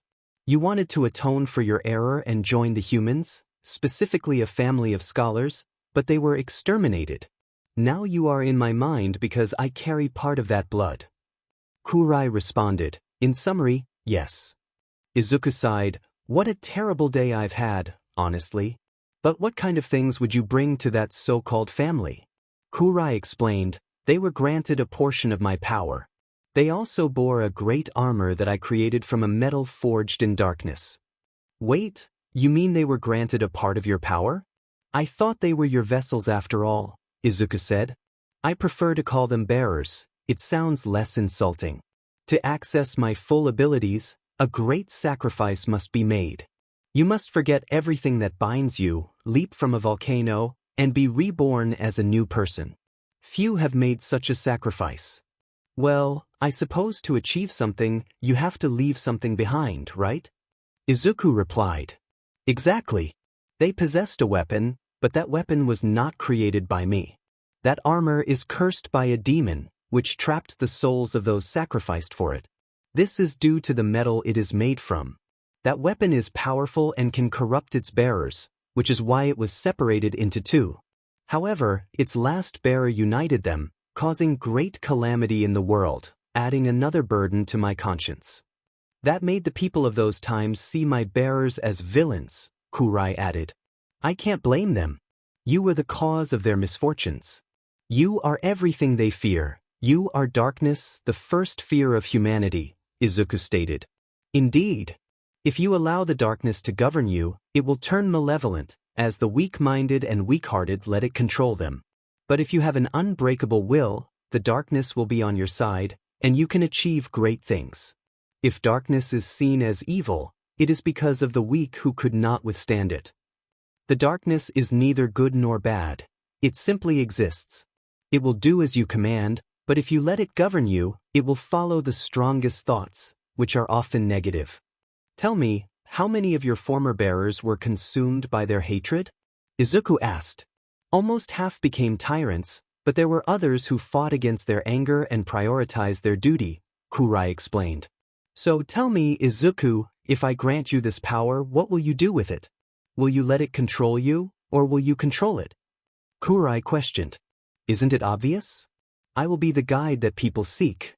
I will lead them to a better place than this. But to do that, I must eliminate those who have the power to make a change but only wish to worsen things for their own intentions. There will be no hatred, madness, or satisfaction when I confront them, as they mean nothing to me. They are like pests that deserve to be eradicated to make this world a better place. So, Kurai, I accept to be your new bearer on this long journey. Izuku began to create a knife of darkness with his hand, and after a brief moment, he said, and to seal this deal, let's do it with a blood pact. Then let it be so, my new bearer, Kurai replied. Kurai and Izuku shook hands, and chains of darkness appeared, intertwining their hands, signaling that the pact was sealed. All right, now what is the first thing I need to do? My body must be lying there, all damaged, Izuku asked. Well, I was planning to use my darkness to place you in a capsule of darkness, but it seems a woman arrived. She appeared to know you, as she called your name and looked very worried about you, Kurai explained. Wait, a woman? What did she look like? Izuku inquired. She was taller than you, had long blue hair, a good physique, and a tattoo between her chest, Kurai described. Esdeath? But how did she get there so quickly? What is happening to my body? Izuku questioned. Currently, a ship arrived, and more people came down. They seemed to know this is death. Then they placed you in a capsule filled with water, which appears to be healing you, so don't worry about your body, it will be fine. That's good. While my body recovers, what shall we do? Izuku asked. I will train you within your mind. Your body won't change, but the fighting techniques and your abilities will be stored in your brain. Once you have a good grasp of your skills and powers, I will send you to various realms where you will refine your abilities by fighting different adversaries. Remember, your body won't change, that's up to you to strengthen once you wake up, Kurai added. Alright, but where will I train? Izuku asked. You will train where each bearer underwent their training, Kurai replied, snapping her fingers to open a portal of darkness. Once you cross this portal, your training will begin, so step inside. I will be there. Then so be it, Izuku said as he began to cross the portal, which closed behind him, marking the start of his training with Kurai. As Izuku emerged from the portal, he was met with a sudden strike from Kurai, sending him flying several meters. Whoa! What the heck? Are you trying to kill me? Izuku exclaimed. Rule number 1. Always be prepared for the unexpected or the inevitable. Rule number 2. Always keep your guard up when entering unfamiliar places, no matter how pleasant or innocent they seem. Those are the most dangerous, Kurai instructed. Okay, lesson learned. But at least give a shout or something before you attack. How did I not die from that? Izuku protested. The enemies you will face will try to be as silent as possible to take you down, so you will need to sharpen your other senses. Here, take this, she said, tossing him a BGMI. Don't tell me I'm going to do what I think I am, Izuku said, catching the BGMI. The first part of your body we will train will be your 6 senses, Kurai explained. Wait, there are 5 senses: sight, hearing, touch, taste, and smell. What's the 6th and where is it? Izuku asked. The 6th sense is located within your brain. It's a prickling sensation that activates when it detects danger. Many have it, but few perfect it, leaving them vulnerable and leading to their demise for not training that aspect. Once you have perfected all your senses, I will train you mentally and physically.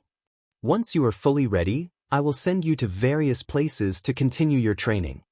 You will assess the skills and techniques I'm going to give you as your training progresses. Izuku, okay, but why do I have to fight? Isn't it supposed to be that I'll have them fully mastered?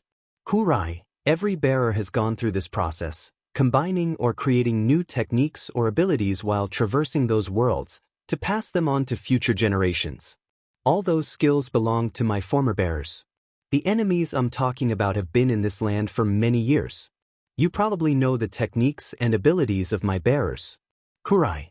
Besides, it would show that you can't do anything on your own. Aren't you tired of having powers or abilities that aren't yours? It's time for you to create something new and claim it as your own. It's time for you to ride the bike without the training wheels, don't you think? Izuku, yes, I think it's time. But how am I supposed to enter? I only see an empty dojo here. Kurai, don't worry about that, I'll take care of it. He strikes the ground with the metal part of his mace. In that moment, the dojo expanded, and several obstacles appeared on the floor. Izuku, Kurai, what is this supposed to be? Kurai, your training room. You'll train here every day. Izuku, don't you think that's a bit excessive? I'm just a beginner. Wouldn't it be better to start with something easier? Kurai, what are you talking about? This is the easiest. This is beginner training.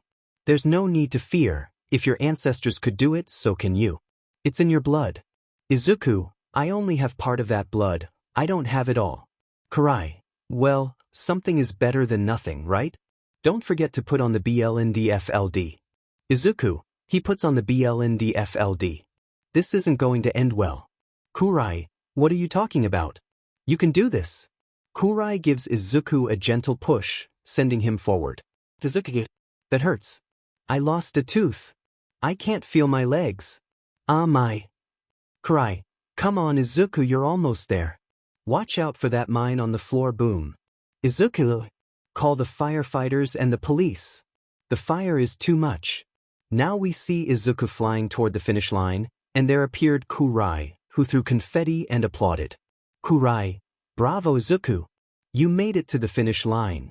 Not quite as I imagined, bruised, a little burned, and without clothes, but hey, you reached the finish line without taking off the BLNDFLD at any moment.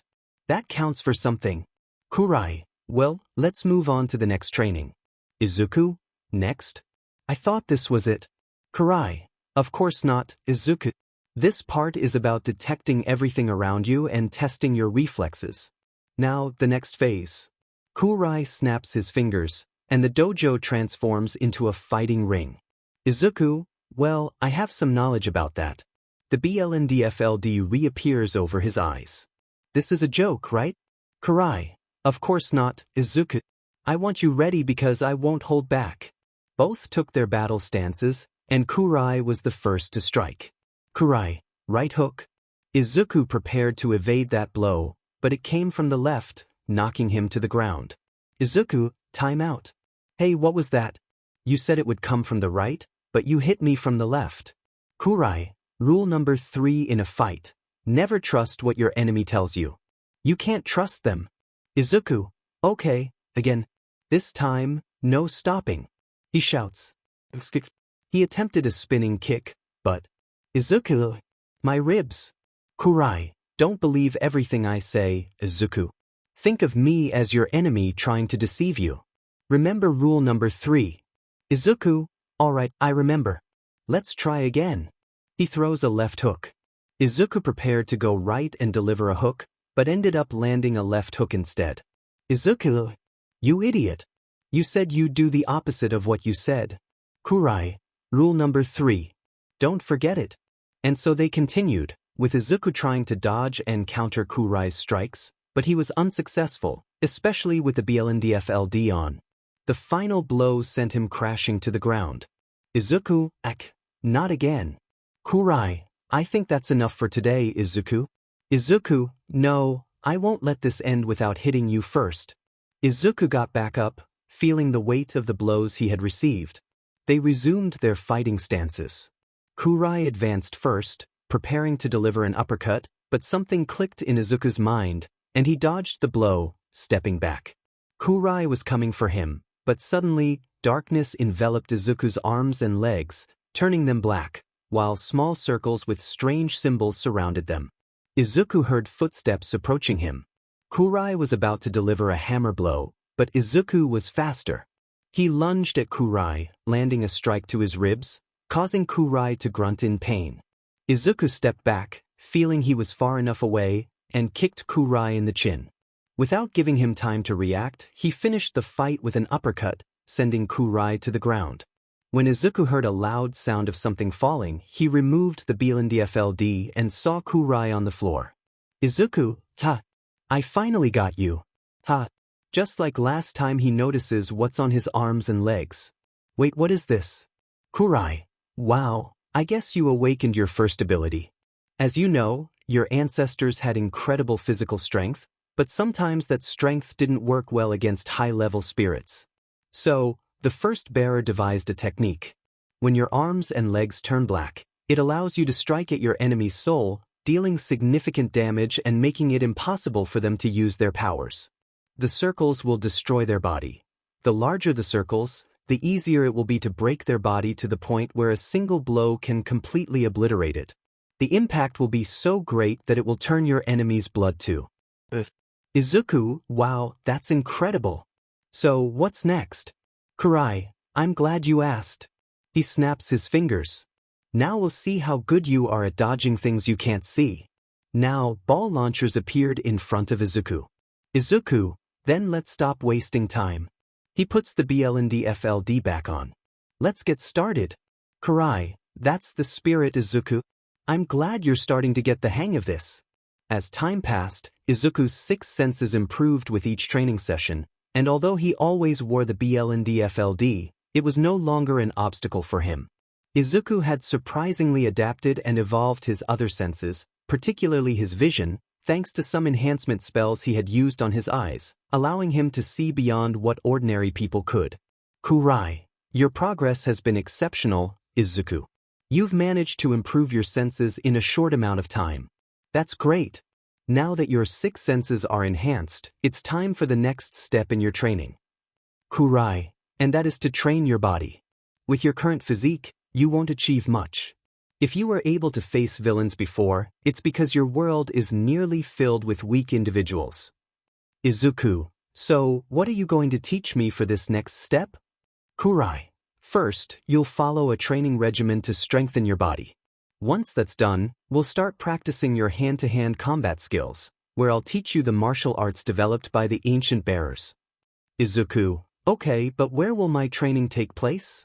Kurai snapped his fingers, and suddenly, the surroundings transformed into a forest.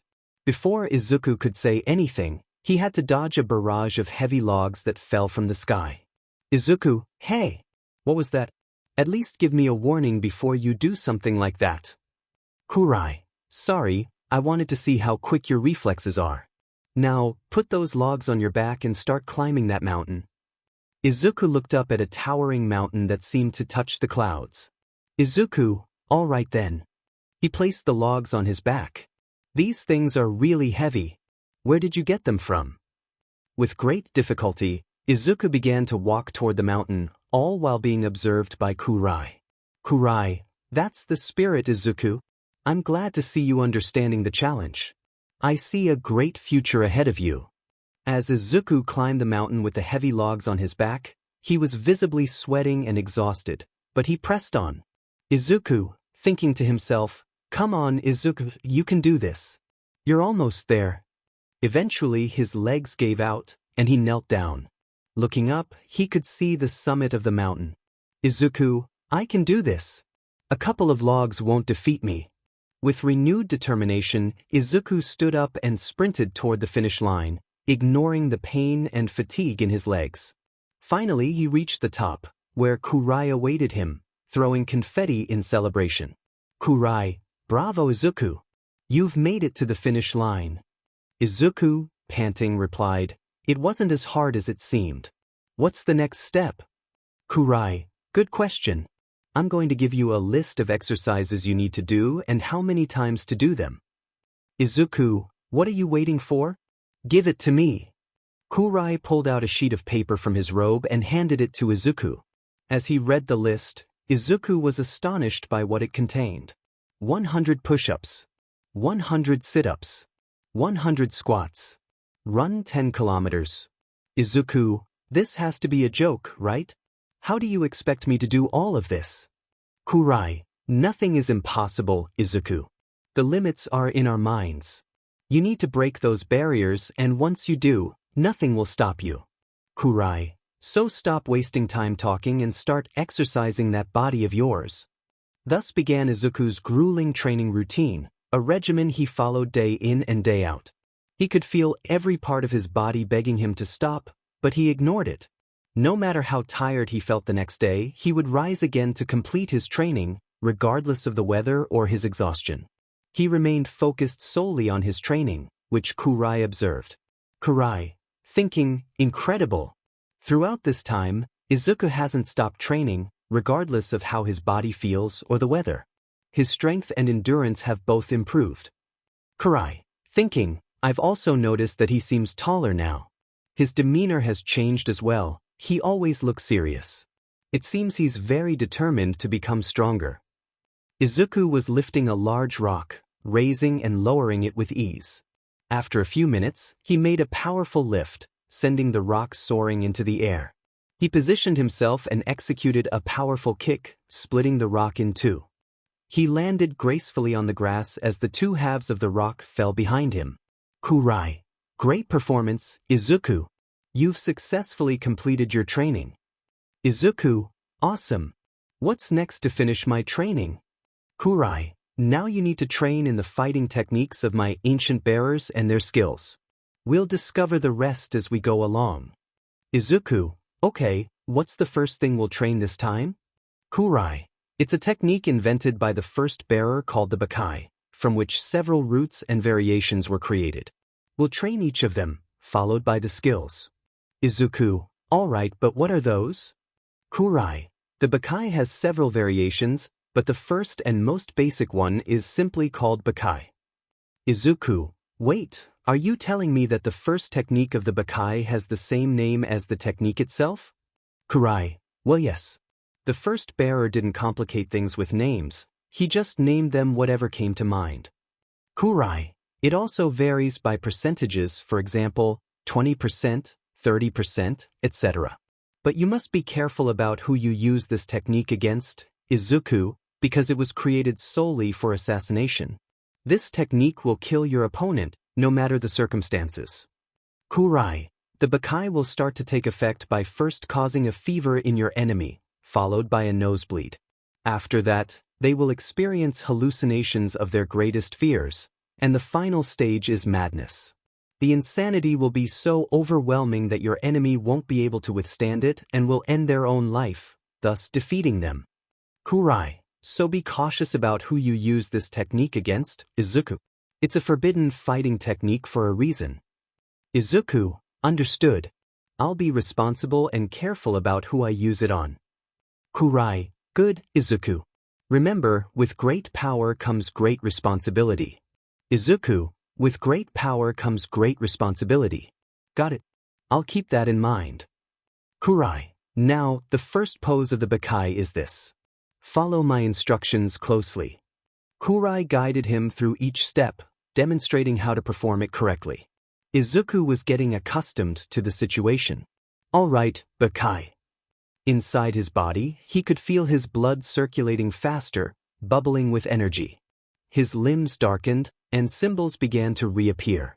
With a small sigh, Isuku blinked and vanished, reappearing in front of Kurai to deliver a swift left punch. Time skip. Now, Kurai and Isuku stood before a portal. Kurai said, "These portals will send you to various worlds. To leave this world or access another, you'll need to defeat each boss in that world. It's like leveling up in an open-world game." Isuku asked, "How do you know about those kinds of games?" Kurai replied, "Time moves on, and I can't fall behind. So don't waste your time. It's time for your journey to begin, my young Padawan." Kurai continued, "Once you cross the portal, you'll be on your own. I'll only intervene if things get too overwhelming." Isuku nodded, "Well, I'll see you on the other side." Isuku crossed the portal, which closed behind him as Kurai watched. "May the force be with you, Isuku," Kurai said. Narrator. Isuku had crossed the portal. The first thing he saw was a massive door, but everything around him seemed lifeless, with skeletons scattered everywhere, indicating that something terrible had happened here. Isuku thought, whatever happened here was not good at all. As he began to walk, the ground suddenly trembled, followed by a loud howl. From the shadows emerged a tall figure with 6 purple eyes, growling ominously. As it stepped into the light, Isuku saw a massive 3-headed dog Cerberus, the guardian of the spirit door, ensuring that no one entered or exited, mortal or otherwise. Isuku addressed Cerberus, "So, you are Cerberus, the great 3-headed dog guarding the spirit door. Your motto is that no one enters or leaves, right?" Cerberus growled, "You are neither the first nor the last to come here, human." Isuku replied, glancing at the skeletons, "Look, let's not make this longer than it needs to be. I just want to pass through that door, and I'll take care of some of your minions. Think of it as relieving you of some burden." Isuku continued, "You won't have to guard so many souls from the underworld behind that door." Cerberus responded, "I'm sorry, but the answer is still no. You should turn back before I regret letting you go." Isuku sighed, "You know, I wanted to do this the easy way, but since you didn't accept my offer, we'll have to do it the hard way." Cerberus snarled, "Foolish human, I gave you a chance, and you wasted it. Now face the consequences of your recklessness." Isuku felt a surge of energy. His blood raced, and his limbs darkened as symbols grew larger, flames flickering around his wrists and feet. The 3 heads opened their mouths, purple light gathering. Purple lightning shot toward Isuku, but he was faster, dodging the beams. He leaped onto Cerberus's back and began to strike the creature's spine repeatedly. Cerberus howled in pain, shaking to throw him off. Isuku conjured chains of fire and bound them around the middle head. "No matter how big you are, you're still a dog without a master. You just need to be tamed." Cerberus thrashed violently, trying to shake him off. Stupid human. I was going to give you a quick and painless death, but now it will be the opposite due to your insolence. With a powerful movement, Cerberus threw Isuku to the ground. Now you'll be just another corpse here. Cerberus raised a paw to crush Isuku, but he pushed back with all his strength, refusing to be flattened. Why do you delay the inevitable? I don't understand. I gave you a chance to leave, but you wasted it. Now you're about to die, Cerberus growled. Isuku retorted, and who decided that I will die? No one decides that, especially not a mangy dog like you. The only one who decides my fate is me, and no one else. Do you hear me? With newfound strength, Isuku began to rise, lifting Cerberus's paw. Cerberus exclaimed, "Wait, how is this possible? No human has ever matched my strength. I simply don't understand." Isuku declared, "Who said I was just a human? I never told you that. I am the light that will guide the lost. I am a rising god."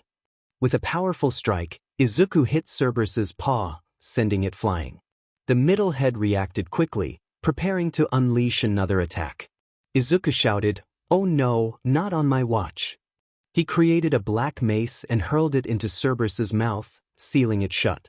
The other two heads snapped back to reality and attacked simultaneously, firing their laser beams. To everyone's surprise, Isuku caught the beams with his hands, appearing to absorb their energy instead of blocking them. As the two heads grew tired, Isuku was enveloped in purple energy, lightning crackling around him.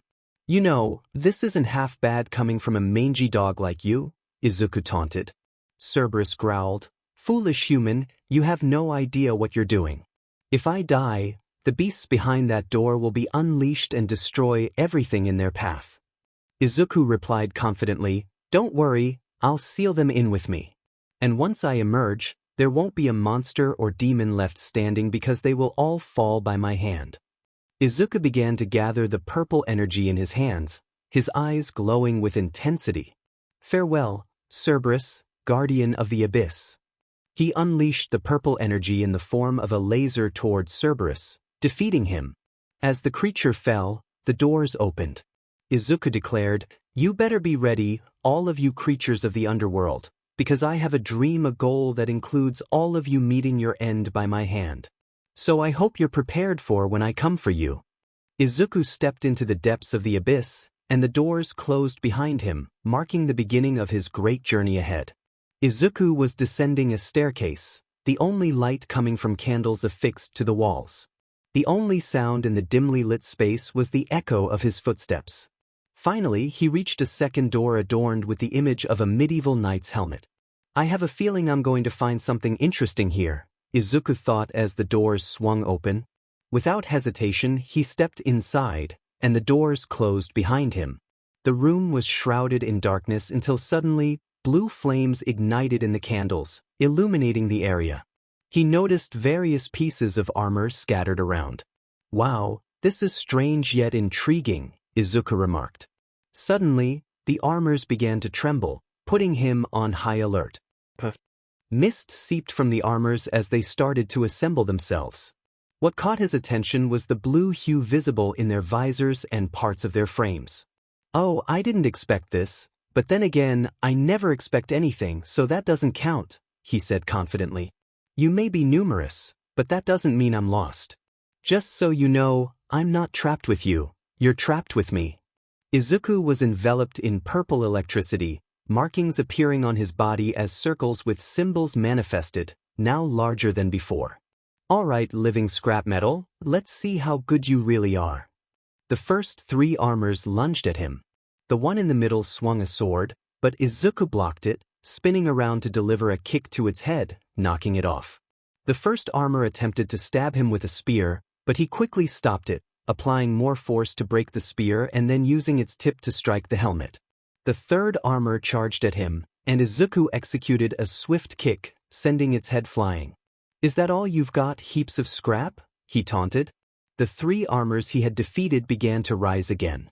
The two that had lost their helmets replaced them, while the other removed the spear fragment lodged in its frame.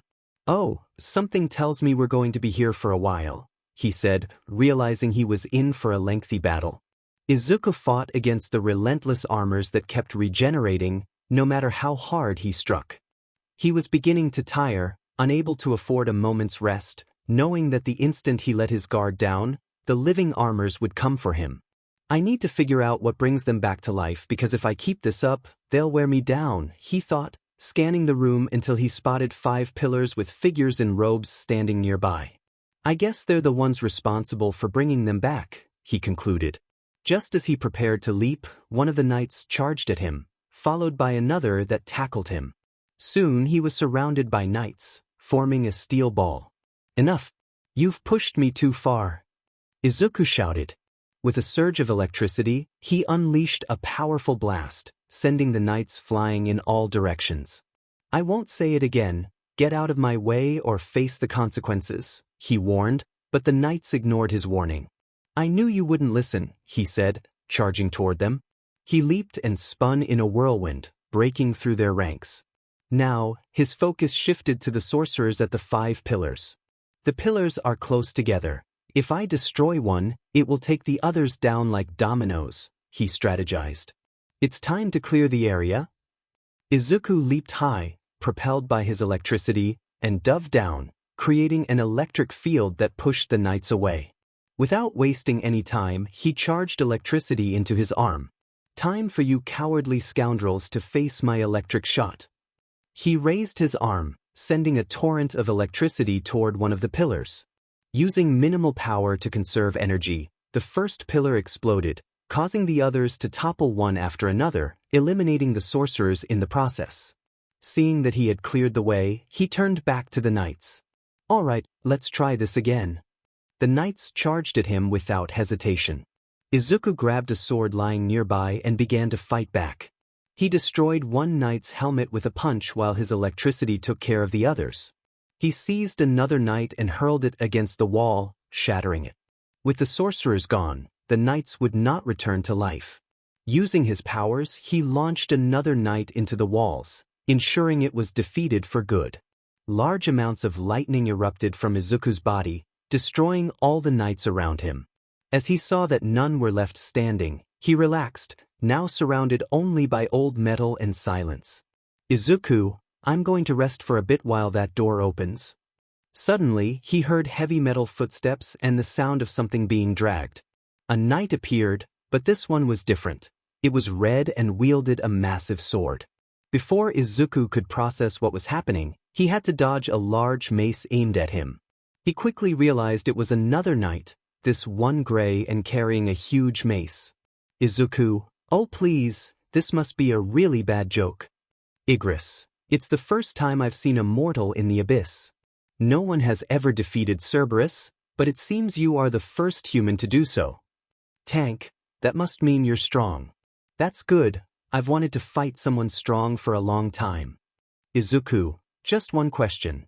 Who does the throne behind you belong to? Igris, it belongs to our master.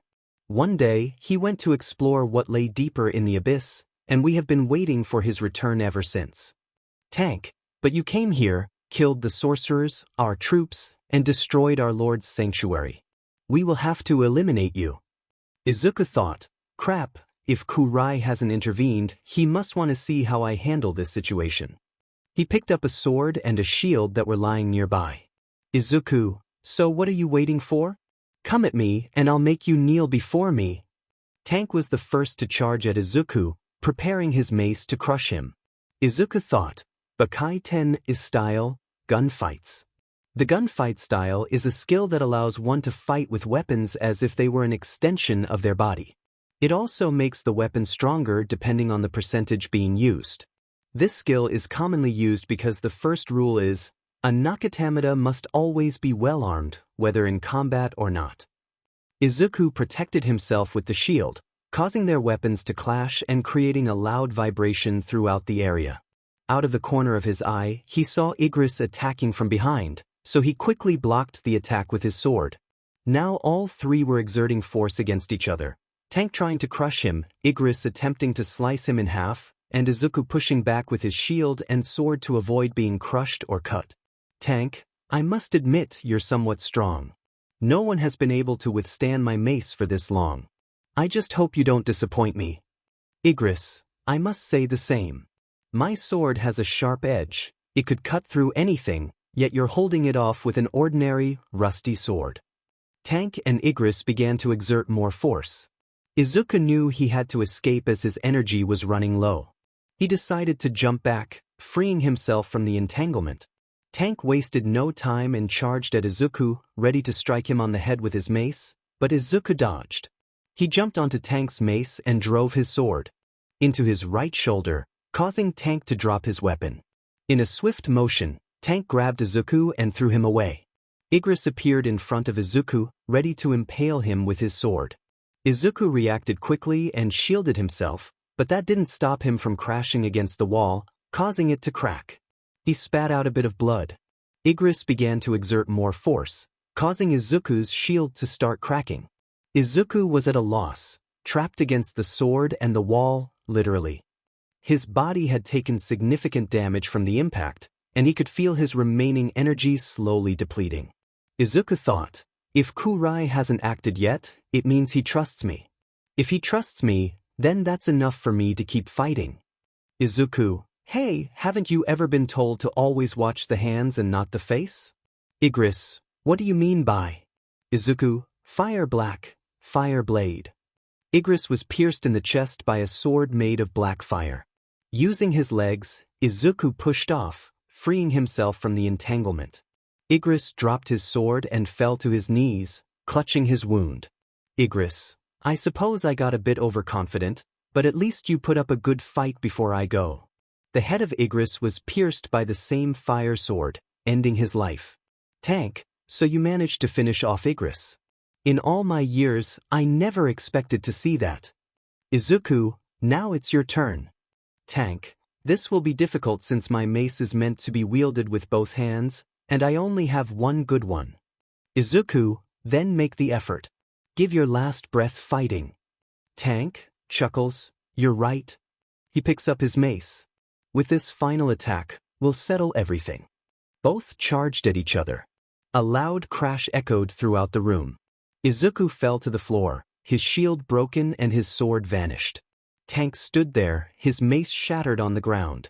He noticed deep cuts all over his body. Tank, so this is my end.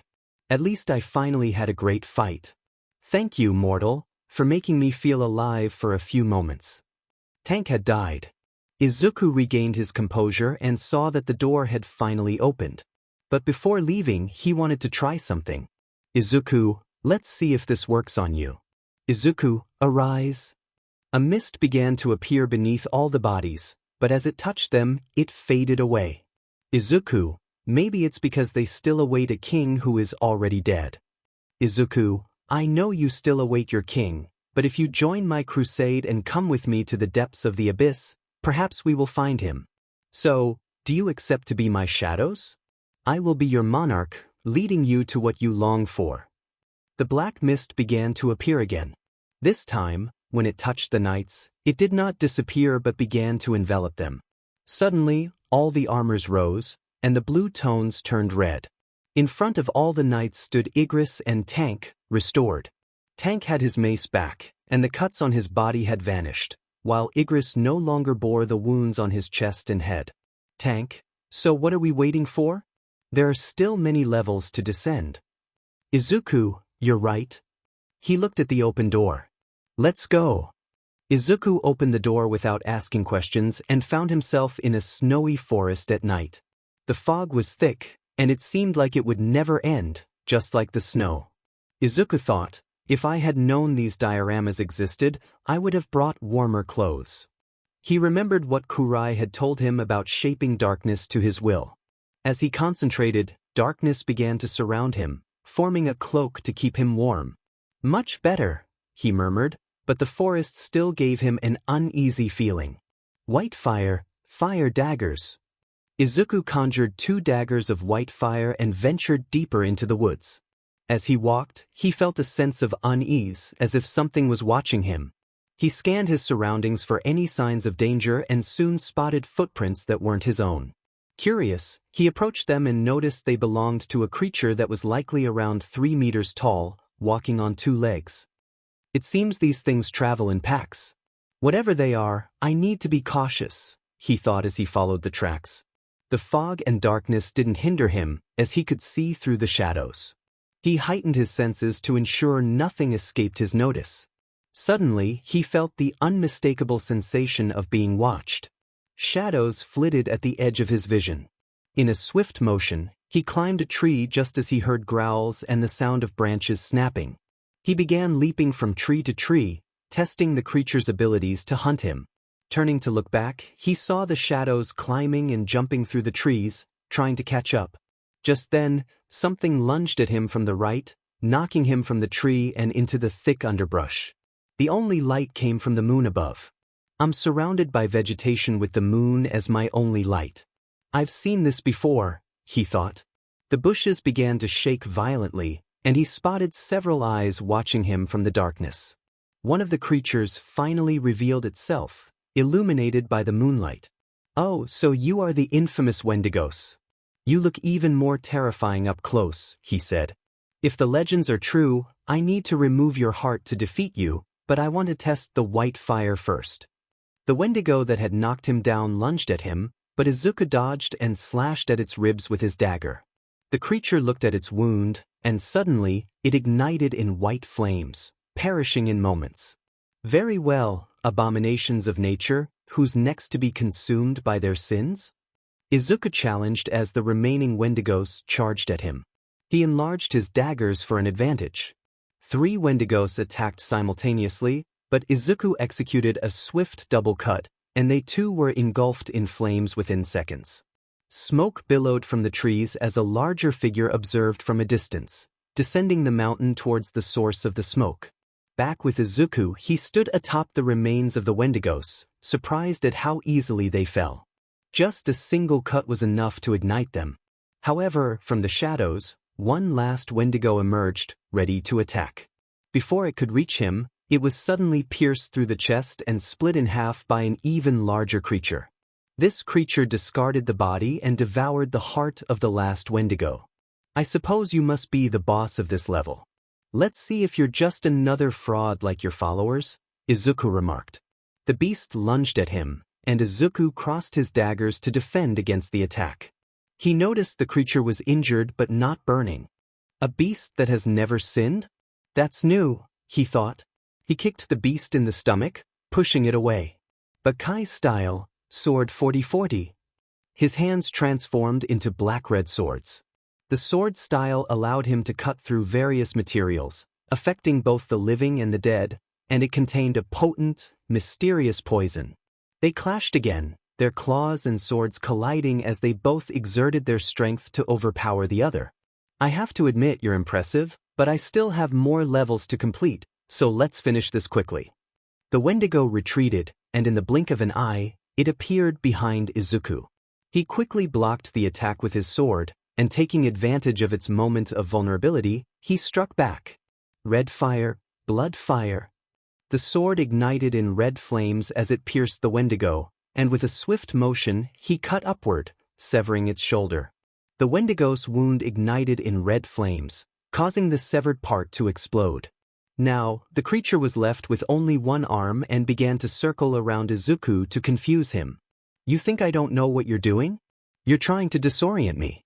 I suggest you try another method, or you'll end up dead, Isuku warned. The Wendigo lunged from behind, aiming for his head. The scene faded to black, filled with flashes of light and sound. The screen returned to normal, revealing the Wendigo on its knees, missing an arm. Isuku approached, raising his sword. I tried to tell you, but you didn't listen. Now look where that got you. He continued, don't worry, this isn't your end. Death is merely a step towards transcendence. With that, he plunged the sword into the Wendigo's neck, ending its life. Suddenly, a rock behind him began to crack open, indicating he could move forward. Let's see how good you are in my ranks. Black smoke rose from the ground, enveloping the Wendigo.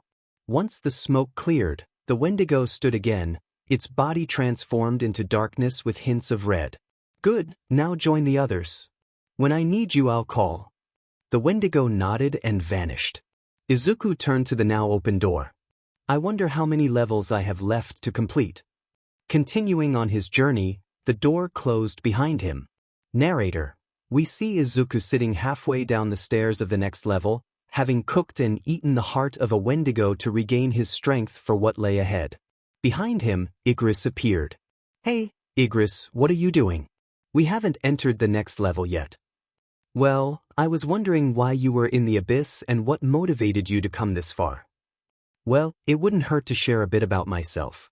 Where I come from, people have powers. At first, it was chaos, discrimination, and riots. But then, more people began to develop powers, known as quirks, and soon 80% of the population had them. The remaining 10% didn't develop any powers, and we called them quirkless. This changed everything. Then, bad people started using their quirks to harm others, leading to the rise of heroes. For a time, things were good until the heroes stopped representing all that was good and became greedy and proud. They have a leader who directs them, but she and her followers engage in shady dealings, deceiving the public. Anyone who discovers the truth is silenced, made to look like a traitor or a suicide. I accidentally uncovered this truth while applying to be a hero. When they found out, they tried to bribe me, but I refused. So, they labeled me a traitor and killed me. Fortunately, I managed to survive thanks to some people. What you see is just my soul. My physical body is in the earthly realm healing its wounds. Once I finish that and return to my body, I will expose all those who pretend to be heroes. But for that, I need power and to guide people into a new world, away from the corruption and evil in my own. Your ideals are similar to those of my king. He believed in justice and second chances, taking only what his kingdom needed, never more. He always sought to resolve conflicts peacefully, but when that wasn't possible, he did everything he could to make his enemies see reason. He earned our loyalty, and we followed him to the end of time. What happened that led you to be trapped here? We fell into an enemy trap and were imprisoned. Our king, seeing the doors, decided to explore alone, and that was the last time we saw him. Now that you're here, we have hope of reuniting with our king. The promise still stands. I think that's enough rest. Go back to your companions, I will continue down. There aren't many steps left. Igris returned to the others, and Isuku continued down the steps until he finally reached a door. It was strange to see a knight's helmet adorned with a crown. The doors opened, and upon entering, he found the area filled with water, just covering his feet. Suddenly, a circle of fires ignited around him. From the shadows, a voice emerged, a human. It's been a while since I've seen one. Let's skip the introductions. Soon, you'll be just another corpse. Wow, if this is how you greet your guests, it's no wonder you're so lonely. Tell me how you ended up here. I fell into a trap with my subordinates. When I saw the doors, I decided to investigate, and I was met with great surprises. I learned that without sufficient power, you are nothing. Now, I have become more powerful, so I no longer need my subordinates. So, you're the one they speak of. They need to see this. Suddenly, all the knights appeared behind Isuku, along with the Wendigo. The first thing the knights noticed was their former king. My king! What a joy to see you again. Where have you been all this time? Surprising that you made it this far. I thought I would never see you again. I had almost given up hope.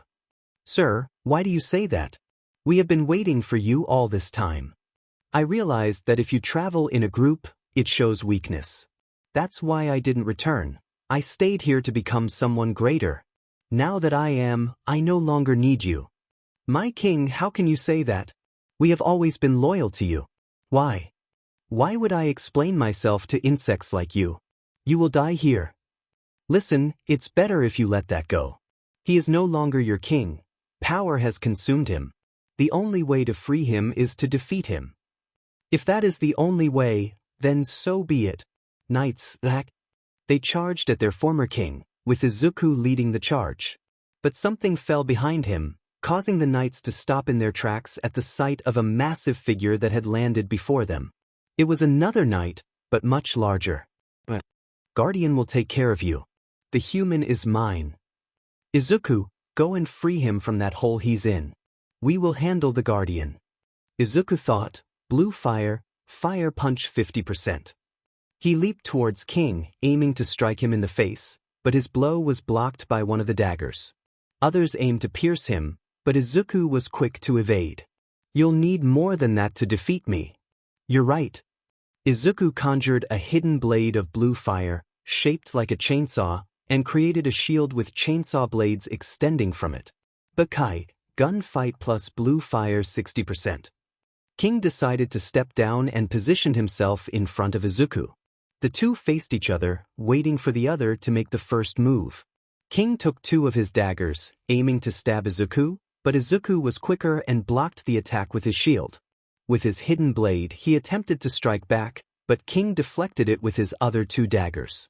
The last two daggers aimed to stab him from behind, but Isuku quickly ducked and spun around in a full circle, using his hidden blade to slice at King's legs. He then distanced himself from King, who was on the verge of falling to his knees but managed to regain his balance. King noticed the blood seeping from both of his legs. Blood. When was the last time someone made me bleed? I suppose it's time to get serious. He dropped his daggers and drew the hilt of a sword, which was missing its blade. The 6 daggers aligned vertically above the hilt, merging together to form a sword that ignited in flames. Now, may the best fighter win. Isuku, using fire blue, created a mask for battle. King launched himself toward Isuku, using his flames as a propellant. Isuku blocked the attack with his shield, which had a cord attached. He pulled the cord, causing the shield's blades to spin. As he prepared to stab King with the spinning blade, King kicked Isuku away. Isuku then hurled his shield at King, who dodged it. You missed. King taunted. Who said I was aiming at you? Isuku replied, using a swift motion to bring the shield back at high speed, causing water to splash around. King, ready to slice the shield in half, was caught off guard when it suddenly stopped just inches from him, leading to a cascade of water pouring down on him. Seizing the moment, Isuku slashed at King's back, drawing blood once more. You miserable human, you'll pay for this. King shouted. Isuku ducked to avoid King's sword, quickly stabbing him in the leg and then slicing downward. He pulled his shield back, spinning it and driving it into King's ribs, leaving a significant wound. With a surge of strength, King pushed Isuku away with his sword, cutting across Izuku's chest. The impact knocked Isuku to the ground, causing his hidden blade and shield to vanish. King leaned on his sword and the flames surrounding him for support. Hearing a loud crash behind him, he turned to see his guardian had been defeated. The remaining knights celebrated, with Tank standing atop the fallen guardian, raising his mace in victory. King realized he had made a grave mistake, but it was too late. Now both warriors were stained with blood. Isuku, struggling, managed to rise. I have to admit, that was a good hit, but you don't have much left. You're barely standing. You're right, but I must thank you, King replied. Thank me? For what? Isuku asked, confused. You showed me that I was wrong. I allowed my ambitions to control me, distancing myself from everything I once stood for. I became a wretched person. But seeing how my former knights defeated a guardian that surpassed them in size and power made me realize that I was the problem, not them. It's too late for me now. The only way to atone for my sins and redeem myself is through death. So let this final attack decide who lives and who dies. You know, if we had met in another time, we might have gotten along well, Isuku said, raising his hands as a sword made of fire white appeared. He prepared for his final attack, just as King did. The other knights watched, eager to see who would emerge victorious. Both fighters charged at each other, the only sounds being the splashing water and the clash of swords. Isuku fell to the ground, a deep cut across his face, and his sword vanished. King stood tall, but blood continued to drip into the water as his daggers fell beside him. As he looked down, he saw Izuku's sword embedded in his chest. He felt his arm igniting in white flames, but strangely, he felt no pain, only a warm embrace, like a loving hug from a mother. So this is what defeat feels like. It's not so bad after all, King murmured, lying down on the ground in a position of mourning as his former knights surrounded him. I know I have disappointed you, my brothers.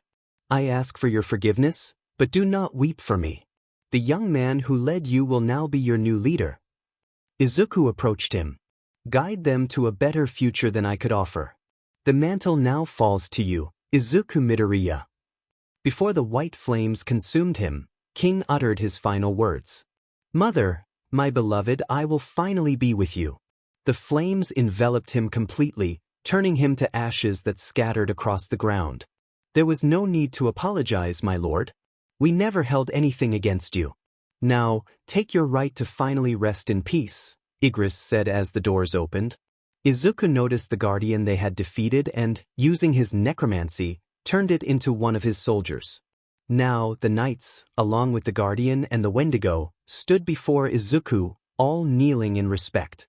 Now we are at your service, Lord Midoriya, and we will help guide the people along the path to the promised land. We await your orders, they proclaimed. Lord Midoriya. Doesn't sound so bad after all, Izuku replied with a smile. We see the sorcerers healing Izuku's wounds from the previous battle. Once they finished, only a few scars remained on his chest and face. Once everything was ready, Izuku stood up. Alright, now that everything is set, let's go. Suddenly, Izuku collapsed to the ground, overwhelmed by pain coursing through his body. His form began to glow as cracks appeared all over him. Ah, he cried out in agony. What is happening to me? It hurts so much. The others grew concerned for their Lord Igris. My lord, what is happening to you? In front of Igris appeared Kurai. Seeing Izuku, he approached him, knelt to his level, and placed a hand on Izuku's head. This made Izuku's body stop glowing, and the cracks disappeared along with the pain. Do not fear, I am a friend. Izuku is my bearer. He has no reason to fear me, Kurai assured them. What just happened? Tank asked. This is because Izuku's physical body cannot handle so much power. His body is not equipped to bear it, which is why you must finish this quickly. I do not know how much longer I can keep him stable without the guardians of Izuku's body noticing, Kurai explained. How many levels do I have left to complete? Izuku asked. You only have 2 left, but the last one is the most difficult. You will be fine, Kurai replied. Izuku stood and looked at his knights. Nah, I win. Alright, I will be watching in case things get out of hand, Kurai said before disappearing into the darkness. Alright, gentlemen, what are we waiting for? Those last 2 bosses won't defeat themselves, let's go. Izuku declared. They all moved toward the door, which closed behind them once they entered. Now they were in a new level, which felt strange to Izuku since they usually had to ascend stairs, but not here. The place was entirely unusual, galaxies filled the sky, and the floor resembled that of a ballroom, with several towers of light surrounding them. Suddenly, something fell from the sky with great force, causing the entire area to tremble. Before Izuku and the others stood the boss of this level. It stood about 2 meters tall, its body adorned with constellations and visible stars, while glowing golden roots seemed to form its skeleton. It had wings and wielded a sword. Everyone be careful. We don't know how powerful this creature is. We need to proceed with caution, Izuku warned. Without hesitation, the creature charged at them. Everyone watch out. Izuku shouted. The creature's attack was blocked by the shield of the largest knight, who unsheathed his sword to strike back. However, the creature caught his sword and drove it into the ground, trapping it. I want the wizards and archers to attack from a distance, while the melee fighters stay with me to engage. Izuku commanded. The wizards led the archers to safer positions to attack. The archers readied their arrows, while magical circles appeared on their arrows thanks to the wizards. Attack! Izuku shouted. The archers released their arrows, successfully hitting the creature. As the arrows embedded themselves in its body, they began to explode, inflicting more damage. The large knight, whom we will call Berserk, saw that the creature was distracted and kicked it, using his strength to free his sword. Attack its legs and wings so it can't escape. Archers and wizards, keep attacking. Izuku ordered. Izuku prepared to charge at the creature, but suddenly felt pain in his right arm. Looking down, he saw his arm turn completely black, with golden cracks beginning to appear. Not again, please, he groaned. Suddenly, a black and gold sword began to manifest from his right arm. Well, that's new. Let's see how effective you are, Isuku said, gripping the sword with both hands as it became surrounded by blue and purple lightning. Fire black plus Bakai, gun fight plus Bakai, speed run 50%, he declared.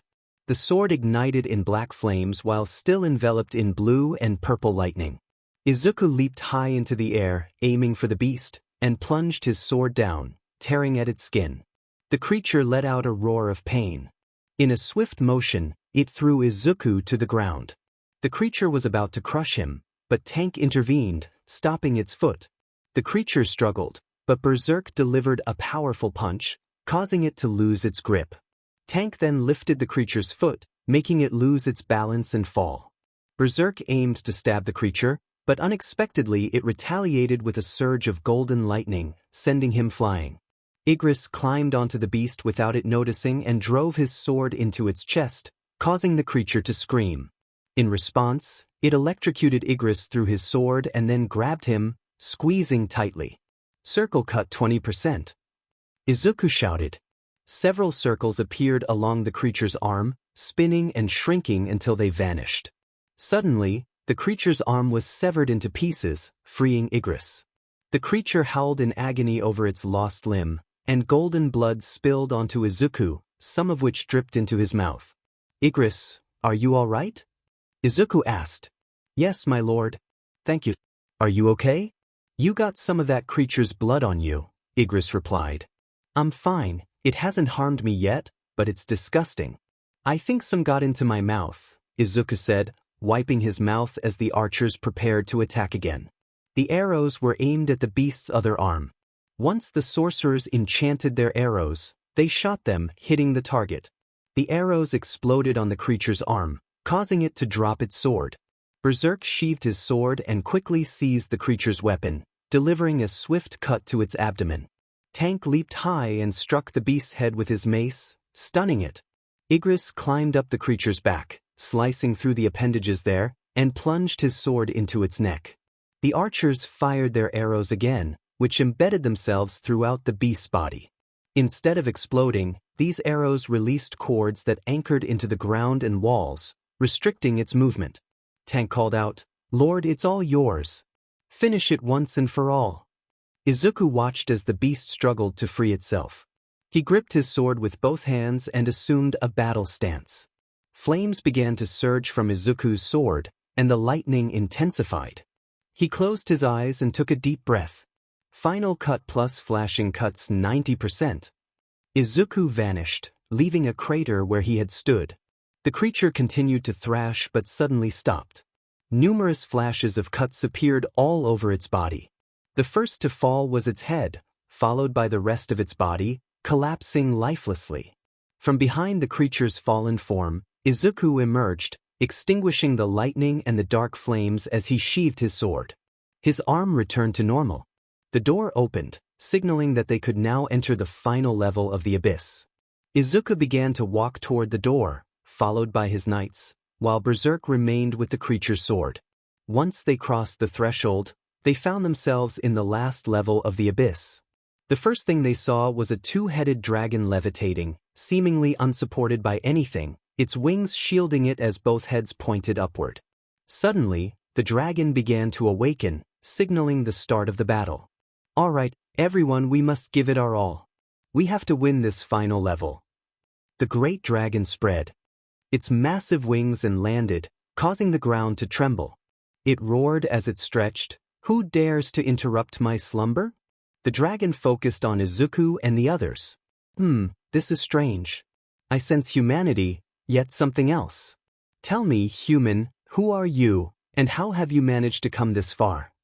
My name is Isuku Midoriya. I have traversed all the doors of the abyss and defeated its bosses. Now only you remain. Allow me to introduce myself. I am Dragon Lord Palisadesex, and you have come far. Igris, Tank, and the others, rest now. I will handle this. My lord, are you sure you can take on this dragon alone? It does not seem like an opponent to take lightly, Igris cautioned. Don't worry, Igris. You and the others have helped me enough in the previous level. It's time for me to do this on my own. Let your word be law and order, my lord. Gentlemen, you heard the Lord, he will handle this alone. With that, all the shadows faded, leaving only Izuku with the dragon. Dragon Lord remarked, "You know, it was rather foolish to order your knights away." "It's time to do things myself," Izuku replied. "I have seen many fall before me, all due to their pride. You will not be the exception." The Dragon Lord spread his wings and raised his arm, manifesting red lightning that formed into a spear. "Die!" The Dragon Lord hurled his spear at Izuku.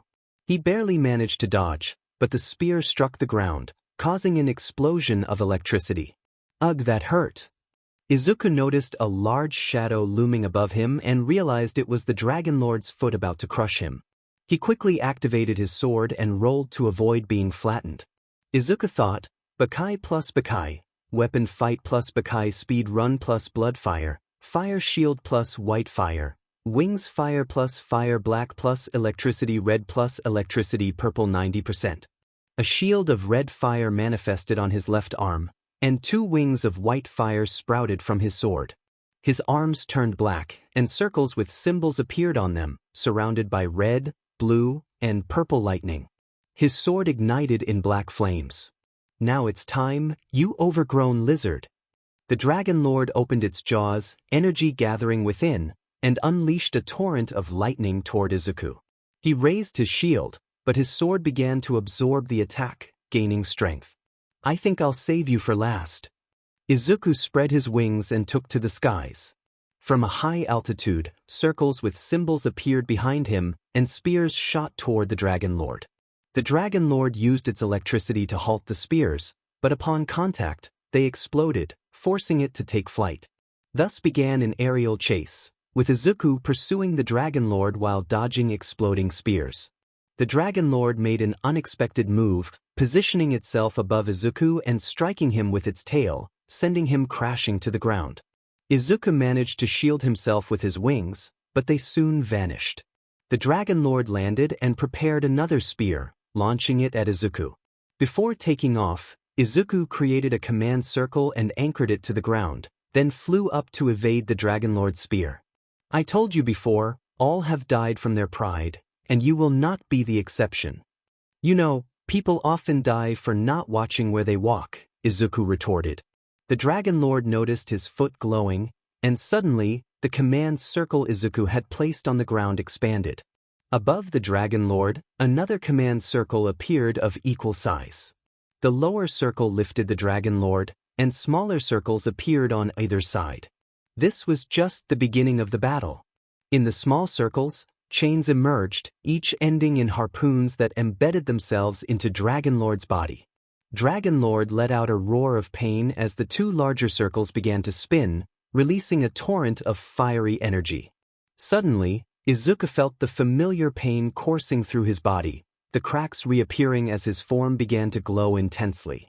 This time, the sensation was more overwhelming, and he felt his physical body responding in a different way. Seeing the circles about to fade, Izuku braced himself against the pain and itchiness to complete the attack.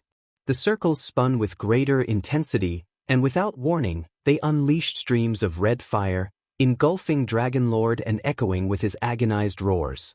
Izuku struggled to cope with the intensifying pain as tentacles of color erupted from his back, thrashing wildly.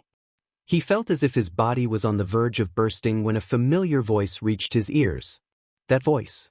"It's Esdeath," he thought, drawing strength from her words, which eased his suffering. "I can't fall now, not when I've come this far. I must hold on a little longer." The glow surrounding Izuku began to fade, the cracks disappeared, and the tentacles retracted back into his body. He collapsed to the ground, exhausted but holding onto his sword, while the command circles vanished.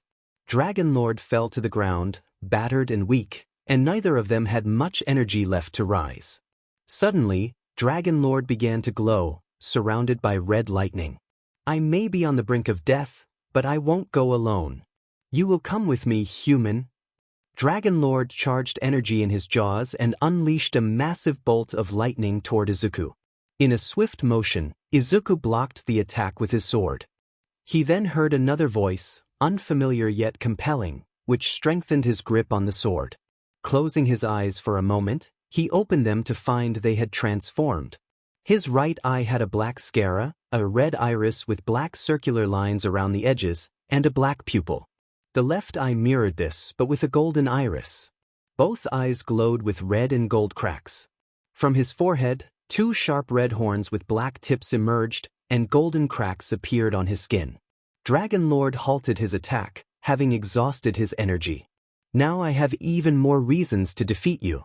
There's a fool in the physical world trying to take what is rightfully mine, Isuku declared, gripping his sword with both hands as golden lightning surged from it. You've made your final attack, now it's time for mine. Final cut 100%, he shouted, and the area erupted in chaos. The ground shattered, and Dragonlord's body was left charred and split in two. Izuku breathed heavily, his horns shrinking, his eyes returning to normal as he deactivated his powers. Before him, a door opened, radiating a brilliant light that made it hard to see, so he shielded his eyes. Once the brightness faded, he found himself in a dark void, facing Kurai, who was applauding him. Congratulations, Izuku. You've passed all the levels of the abyss. That means you're ready for the final step. You know what it is, right? Yes, it's time for me to see how my world is faring without me. These vacations were fun, but now it's time to get to work. A white door formed in front of him and swung open, revealing Hayeko aiming a weapon at Izuku's physical body, still in the incubation chamber. What a welcome you have for me. Let's see if you're more than just a talker, Izuku remarked. Once Izuku awakened from the incubation chamber, he opened a portal and stepped through with his armor. Now, he stood inside a volcano with Kurai and the armor behind him.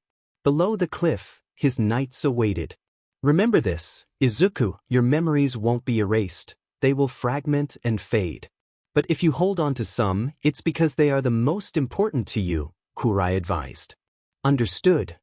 Izuku stood at the edge of the cliff and leaped into the searing lava, consumed by its heat.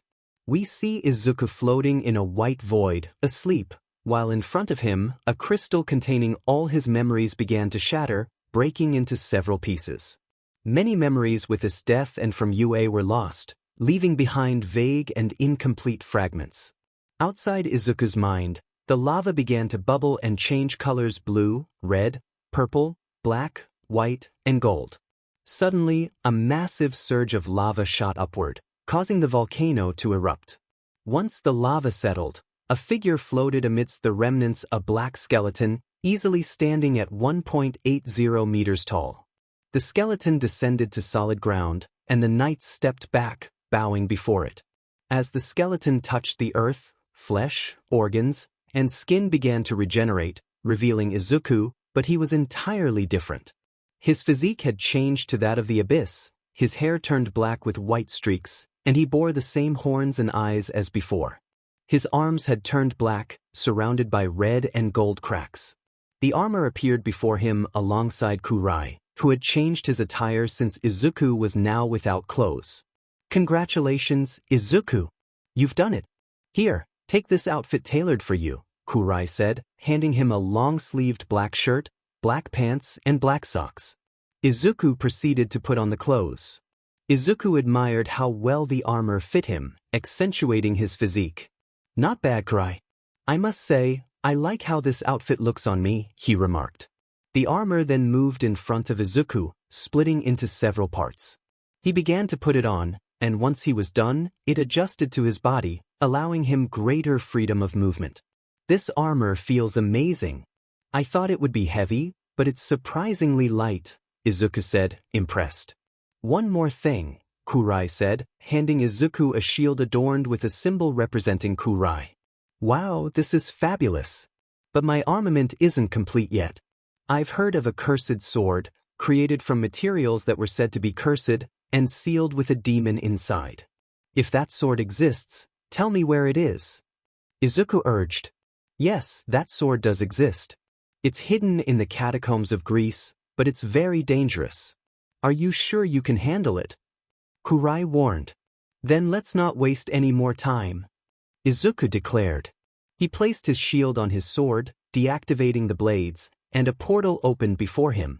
"The others can rest, I'll call them when I need them," he said, as the knights vanished, leaving just Isuku and Kurai. Without hesitation, they stepped through the portal. They arrived at the entrance of the catacombs, which were rumored to be sealed. People were gathered, waiting for them to open. Suddenly, a portal opened behind them, alarming the crowd. Izuku and Kurai emerged. "Don't be afraid, we mean you no harm. We're just passing through," Kurai reassured them. "We don't have time for this," Izuku added. From his back, two large hands emerged, pushing the crowd aside and breaking down the entrance. "I advise you to leave, things are about to get intense," he warned, and the two proceeded into the catacombs. "It will be easy to find, it's a tourist spot, so it should be visible," Kurai said. "As if it were that simple. It's been hidden for thousands of years, it can't be in plain sight," Izuku replied. They soon spotted a growing red light. "See? I told you, the ancient sometimes draws attention," Kurai pointed out. "Just be quiet and let's go," Izuku said as they approached the red light, revealing the sword encased in a glass display. Without hesitation, Izuku shattered the glass and reached for the sword. "Izuku, think carefully. That sword has infected many of my previous wielders. What makes you think you won't fall into the same trap?" Kurai cautioned. "Come on, Kurai. There's something called trust. Besides, I'll be fine, I promise," Izuku insisted. As he grasped the sword, he suddenly doubled over in pain, collapsing to the ground unconscious. In his mind, Izuku awoke to find himself in a pool of blood, chaos surrounding him. Well, look who we have here, a new victim," a voice sneered. "So, you're the infamous demon sealed in this sword," Izuku said, recognizing the voice. "Finally, someone knows my story, but it's a shame this is where your journey ends," the demon replied. Before Izuku could react, he fell to the floor, unable to move. "Here's the deal. I take your body, and all traces of you vanish just like that. I can already sense the blood of innocence. This time, I'll revel in it," the demon gloated. Just as it was about to leave, it heard laughter. It turned to see Izuku grinning. "What's so funny, human? Do you find it amusing that your existence will be erased?" the demon asked. "Not at all, Apocalypse. I just find your words amusing," Izuku replied. "How do you know my name?" "I thought it had been erased," the demon questioned. "Let's just say I'm a good historian." "But enough games," Izuku said, rising to his feet. Behind Apocalypse, a cross appeared, and chains emerged, binding the demon. It struggled to break free, but the chains began to burn it. Smaller crosses appeared on its hands and feet, causing it to scream in pain. "Now listen closely, demon. I am in charge here. You will obey me, or I will erase your existence completely. Is that clear?" Izuku commanded. The demon remained silent, so the chains and crosses ignited, intensifying the pain. All right. From now on, I will obey you in everything you say," Apocalypse conceded. But since I don't trust you yet, you'll stay like this, and this place will undergo some changes," Izuku declared. He vanished from his mind, returning to the physical world. "I did it. Now I have a magnificent sword," he exclaimed, finding Kurai waiting with a mace ready to strike. "I'm glad to hear that, Izuku. I never doubted you," Kurai replied. "Let's talk about that later. I want to try something," Izuku said, summoning the sword he used to defeat Dragon Lord. He took the new sword and brought them close together, but something prevented them from merging. Izuku exerted more force, causing the ground to tremble as the swords began to emit red and gold lightning. "Oh no, Izuku, I don't think that's a good idea," Kurai started, but was cut off by a massive explosion that shook the area. Outside, people were speaking with an officer, describing how a man in armor and another larger figure with a mace appeared from a black vortex. Suddenly, they heard a tremendous explosion, followed by a torrent of fire erupting from the catacombs. Inside, Izuku and Kurai were on the ground, beginning to rise.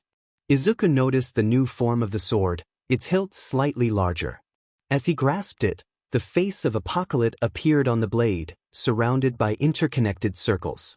I'd say I'm ready for my crusade now, Izuku declared. Let's get out of here before we attract more attention, Kurai advised. They exited the catacombs and found themselves surrounded by military forces. Let's not make this complicated. Let me go and no one will get hurt, Izuku stated. Put down your weapons and place your hands where we can see them, the officer commanded. Well, don't say I didn't warn you, Izuku replied, drawing his shield and sword. He pulled on the strap of the shield, and the blades extended, spinning as the designs on the sword began to glow. Let's go! Dance chapter. Narrator, tremors rippled across the country, disrupting ecosystems and capturing the attention of news outlets everywhere. Alongside this, two other stories emerged. Some speculated that the seismic waves were connected to the two individuals who had entered the catacombs of Greece, where a great red beam had erupted. These two individuals vanished, leaving behind injured officials. Meanwhile, Japan faced scrutiny from the United Nations due to the actions of its heroes and government. The country was under investigation, and the government, along with the Hero Association, had authorized heroes and military forces to hunt down Esdeath and her team for acts of terrorism and treason, making them the most wanted alongside Izuku. Shay, thank you all for coming to this meeting despite our current situation. Shay stood with the top 10 heroes, the UA teachers, and the director. Shay, I appreciate you taking the time to attend this unexpected gathering. Endeavor, let's get to the point. What have the higher-ups said? Shay, they will keep the UN occupied while we search for Esdeath and her team. Hawks, so far, we haven't found anything. Their second base is well hidden. But what about Izuku? I heard he returned from the dead. Ryuko, how do we know that's true? That sounds like a rumor. What about the two individuals who appeared in the catacombs of Greece? Are they also responsible for the seismic waves? Shay, one question at a time. That theory is entirely true. Izuku Midoriya is alive. Aizawa, Shay, we can't entertain absurd theories. You shot him in the chest. Shay, let's just say I have someone who supports that theory. Shay snapped his fingers, and the door opened to reveal Hayeko. The heroes tensed, ready to attack, but Shay stopped them in time. Shay, don't worry, he's an ally. He betrayed Esdeath and her team and was tasked with sabotaging Esdeath's plan and eliminating Izuku. Apparently, Esdeath arrived just in time and had him in an incubation chamber. Mirko, so what happened? Why did everything turn out differently? Hayeko, I don't know what happened. I had Izuku in my sights, but suddenly he woke up, and a black tentacle burst through the incubator along with my arm. When I was about to shoot again, the chip was pierced, so I quickly went to remove it, but Lady Nagant shot me in the leg. Hayeko, apparently, the AI in that base intercepted my calls with Shay. Luckily, I escaped. The last thing I saw was Izuku crossing through a black portal with an armor that seemed to come to life. Kamui Woods. So the one in the armor is Izuku. But who was the other person with him? Didn't they take away his quirk? The video showed him creating hands made of darkness, along with that massive beam that erupted. Shay, we still don't know, but now that Izuku has a quirk, he's very dangerous. He knows every weakness of the top 10 heroes and his teammates. Midoriya excels at analyzing his enemies. Just by observing their attack style, he learns their patterns. He doesn't need much time to counter them. That's why he's considered a threat, especially with the quirk he possesses now. Endeavor, so what's the plan? Shay, simple. We'll counteract this with this. He pulls out a small bag containing a green hair strand. Shay, this is the one for all extracted from Izuku. With this, we can defeat AFO and Izuku. Hayeko will carry this burden. Endeavor, how do we know he's reliable? Can he handle AFO? Even All Might struggled to stop him, and we don't know Midoriya's current power level. Shay, please trust me and Hayeko. I know he has made mistakes, but we're human, it's normal. All Might, would you do us the honor? Shay tossed the bag of hair to All Might, who caught it but then threw it onto the table. All Might, I'm sorry, but I don't want to be involved anymore. Shay, be careful with what you say, All Might. All Might, at this point in my life, your threats don't faze me. Do whatever you want with this, I no longer care. He tossed his hero card aside. I resign from being a hero. Everything is lost for us. There's nothing left to hide. All our dirty laundry has been aired. All Might, I'm going home to have a quiet time. Good luck to you all. All Might stood up and left. Shay took the bag, stood in front of Hayeko, and spoke. Shay, Hayeko, I grant you the honor of carrying the power that has passed through generations. But I want you to know that this power comes with a burden. Are you sure you can handle it? Hayeko, don't worry. I promise to bear this power and accept the burden that comes with it. I won't let you down again. Shay, you better keep your word. Shay handed the hair to Hayeko, who swallowed it without hesitation. Shay, congratulations, Hayeko. You're now one of us. Now we see Esdeath and her team in their base, reviewing footage of recent events while searching for a signal from Izuku on the computer. Esdeath, any sign of Izuku? Aiko, none boss. There hasn't been any signal since the last time. Aoi, the guy knows how to hide, even the Eye of God can't find him. How are the others doing? Have they found anything? Rumika, girls, I just found something. Sending it now. Rumika shared news about an ancient volcano that had just erupted. Rumika, the cause of its eruption is unknown. This volcano had been inactive for decades, and for it to erupt suddenly is unusual. Rin, according to my family's books, that volcano was used in rebirth rituals. You would enter the lava and emerge as a new person, but your memory would be lost or erased. Only the most important memories would remain. At that moment, the computer began marking several red points across Japan. Aiko focused her gaze to see what was happening. Esdeath, what's going on now? Aiko, the computer is going haywire. Several heroes and villains are being killed. They're falling like flies. Aoi, check if there are cameras in those areas. Aoi found videos of some heroes and villains being attacked.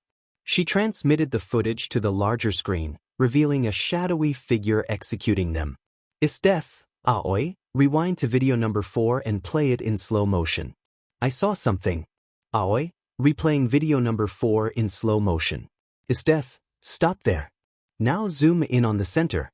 Aoi followed Esdeath's instructions, and they could see Izuku in armor, striking down a hero with his sword. Anoka, target confirmed. What do we do now, boss? We can't go out, they're looking for us too. At that moment, the red dots disappeared, indicating that Izuku had finished. Aiko, the number of heroes and villains is approximately 100. Leon, 100 defeats in just a few hours. That's incredible. Kana, that's some speed.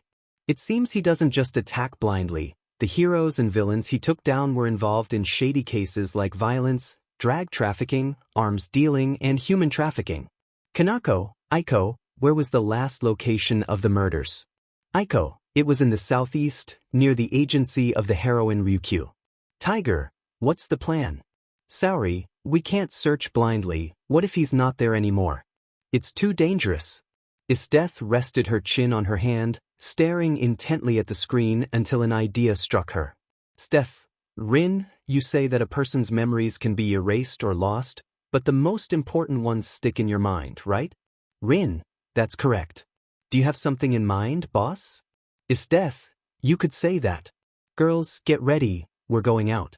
Narrator, we see Izuku in front of the computer, catching up on current events. It's incredible how the credibility of heroes has fallen in just a few days. Izuku, it's amazing how easily this all collapsed. Years of hard work, people silenced to keep everything quiet, all their efforts crumbled with just a click. Suddenly, he felt arms wrap around his neck, pulling him into an embrace, and a head rested on his shoulder. Out of the corner of his eye, he saw it was Esdeath. Izuku, what are you doing? Esdeath, can't I hug someone important to me? Izuku, it's fine, it's just that I don't have many memories. I only remember fragments of how we met and when we ended things. By the way, why are you so attached if we broke up? Esdeath, because I want to rekindle what we had. This is a good opportunity to start fresh. I also want to help you recover your memories. Now that we're a team, we need to support each other, don't you think? Izuku, you're right. What are the rest of the team doing? Esdeath, they're fine, I sent them to rest. We've had some hectic days and you should rest too. Esdeath, We can't think about our next plan if we're fatigued. Izuku, I'm fine, Esdeath. Esdeath, Izuku, since you got here, you haven't rested. You must be exhausted after taking down so many heroes and villains in such a short time. Izuku, if I rest, will you leave me alone? Esdeath, only if you sleep with me in the same bed like old times. And I won't take no for an answer. Izuku, sighs fine, let's go rest then. Izuku stood up from the chair, and Esdeath led him to her room.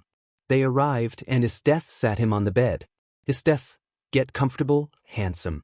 I'm going to change. Esdeath went into the bathroom, and Izuku relaxed, removing his armor and leaving only his clothes, which fit him well. Moments later, Esdeath emerged. Esdeath, tell me Izuku, what do you think of my new outfit? Izuku, Esdeath, what are you doing dressed like that? Esdeath, I promised to help you remember your memories. Here's one. When we slept together, we used to do it without clothes to feel each other's warmth. Plus, we took the opportunity to be NTMT. Esdeath, I want to relive those old times. Don't you? Esdeath climbed onto Izuku and began to kiss him, and they both fell onto the bed. Izuku started to explore, and they shared a moment of closeness. Now we see Shay in her office, scratching her head as paperwork piled around her desk. Both she and her employees were overwhelmed.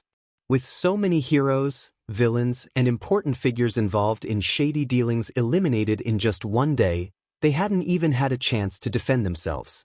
All they saw was a dark streak, and everyone was taken down swiftly. If she was already neck-deep in problems, now she was overwhelmed. Shay, this is a mess after another. I want the newly graduated heroes from all the hero schools to be promoted to higher ranks, close to the top 10. XF, but boss, those heroes are very inexperienced. Even though they've graduated, they still don't understand the risks. Shay, it doesn't matter, we're short on heroes, and the few villains that survived are taking advantage of that. XF, understood, boss. We'll promote them. Shay, by the way, how is Hayeko's training with One for All going? XF, it's going very well, he's making significant progress. At this rate he'll master it completely. Shay, that's good, but what about All Might? Has he made any moves or talked to anyone? XF, no boss. So far he's living like a civilian, doing grocery shopping, going to the park to feed ducks, and meeting with Gran Torino, but it's just normal conversations, nothing important. Shay, alright, keep an eye on him. What have you found out about the security cameras? XF, nothing, it seems someone took them before we could. We're still searching for the culprit. Shay, alright. That's all for now, you can go. We see Izuku and Esdeath in bed, wrapped in a sheet and embracing each other. Izuku, wow, that felt amazing. Esdeath, and you, even without your full memories, knew how to hit my weak spots. Izuku, well, I only remember the most important things, so that counts as an important memory. Esdeath, by the way, do you know what our next plan will be? Izuku, that's right. I call it the Fall of the Pillars. I'll explain it more when we're all gathered. Esdeath, I like the sound of that name. Izuku, by the way, Esdeath, what is the name of your team? Esdeath, actually, we don't have one. We've been given several names, but we never bothered to choose one for the squad. Izuku, how about the Valkyries or the New Valkyries? It could be either. Esdeath, I like how that sounds. It fits better. I'll take that name. Izuku, I'm glad you liked it. Now let's rest, I feel exhausted. Esdeath, see? I told you that would leave you tired. Izuku, I don't think that exhausted me, but anyway, good night, Esdeath. Esdeath, good night, Izuku. As the narrator describes, we see Esdeath waking up. She hears the bathroom door open and sees Izuku, who is completely naked and slightly wet, indicating he just showered. Esdeath, what a welcome. Any woman would think you were making love with one of Zeus's descendants. Izuku, what are you talking about, Esdeath? I just had a great teacher who polished every part of my body. Esdeath, and he did a great job. Just look at you. You used to heat me up, and now you make me feel like the 4th of July. Izuku, Come on, Esdeath, you're going to make me blush if you keep this up. At that moment, Kanako opens the bedroom door. Upon seeing Izuku completely naked, she blushes deeply and covers her face with her tablet. Kanako, and nervously, excuse me, I didn't know you were busy. I think I'll come back later. Esdeath remembers her conversation with Kanako. Esdeath, not at all, Kanako. In fact, you arrived at the perfect moment. Esdeath gets out of bed, takes Kanako by the hand, and pulls her inside, closing the door behind them. Esdeath stands behind Kanako and begins to playfully tease her, which surprises Kanako and makes her gasp. Esdeath, your figure is so soft and fluffy, Kanako. They're like clouds. Izuku, don't you want to come and feel them? Don't worry, I won't get mad. She and I already talked about it. Izuku, Esdeath, what are you doing? What did you two talk about? I'm confused. Esdeath, well, let's just say Kanako and I had a little chat about you. One thing led to another, and we ended up sharing you. Esdeath continues to tease Kanako, who starts to let out soft sounds. Esdeath, don't just stand there, Izuku. I know how hard you're trying not to get too excited. Why not come and join us?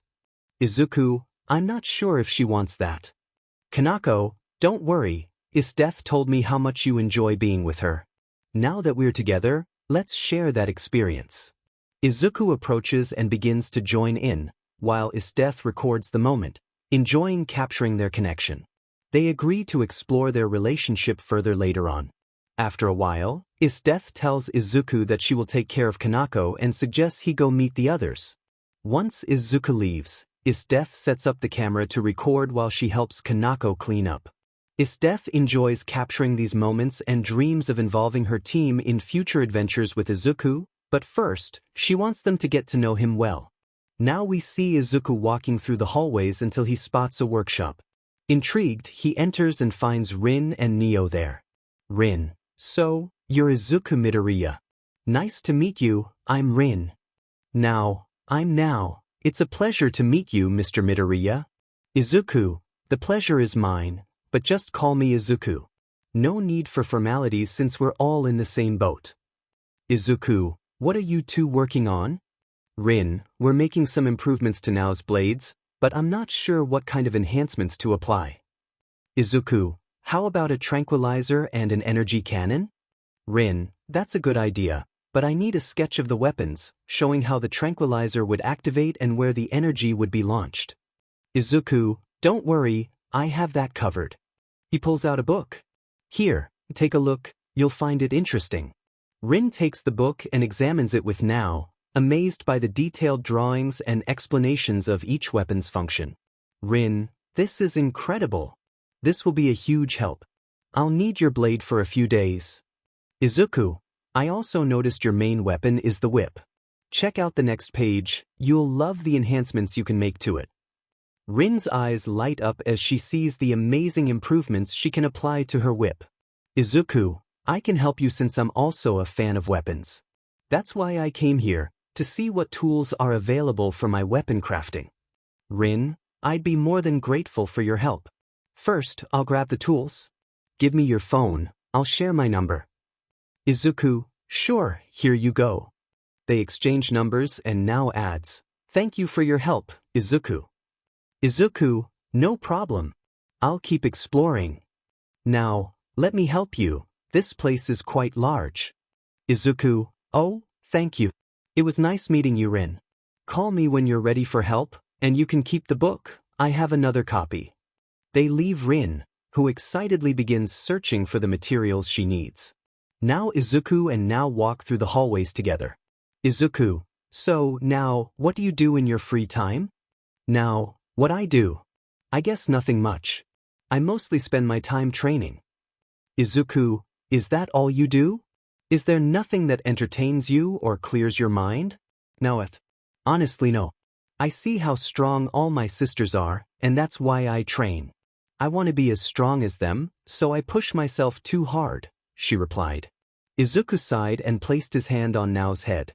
It's great that you want to be strong like your sisters. I understand that, but if you overexert yourself, your body will reach a point where it can't take it anymore. You need to take things easy. You're strong enough to handle things as they are. Do you really think so? Now asked, looking up at him. I believe it, and Esdeath believes it too. She saw a lot of potential in you when she took you in. You know you're strong. You don't need to prove it to anyone else because your family knows how strong you are. Besides, there's always time for everything. Enjoy your youth. You never know when we might leave this world. So, now, tell me, what would you like to do? Izuku finished, giving now a warm smile. That smile brought back a cherished memory, and without realizing it, tears began to fall. Dad. Now suddenly hugged Izuku. He was surprised but, for some reason, didn't pull away. Instead, he reciprocated the hug and began to gently slide her hair. Okay, everything's fine, he reassured her. After a few moments, they separated. I've always been interested in video games. I even have a console, but I've never had the time to play them, now confessed. Why don't you go play? I'll be fine. I have a good sense of direction, Izuku encouraged. Are you sure you don't need help? I tend to get lost too, now said. Don't worry, go have fun, he replied. Now gave him one last hug before heading to her room. Izuku continued exploring until he came across a door labeled Shooting Range.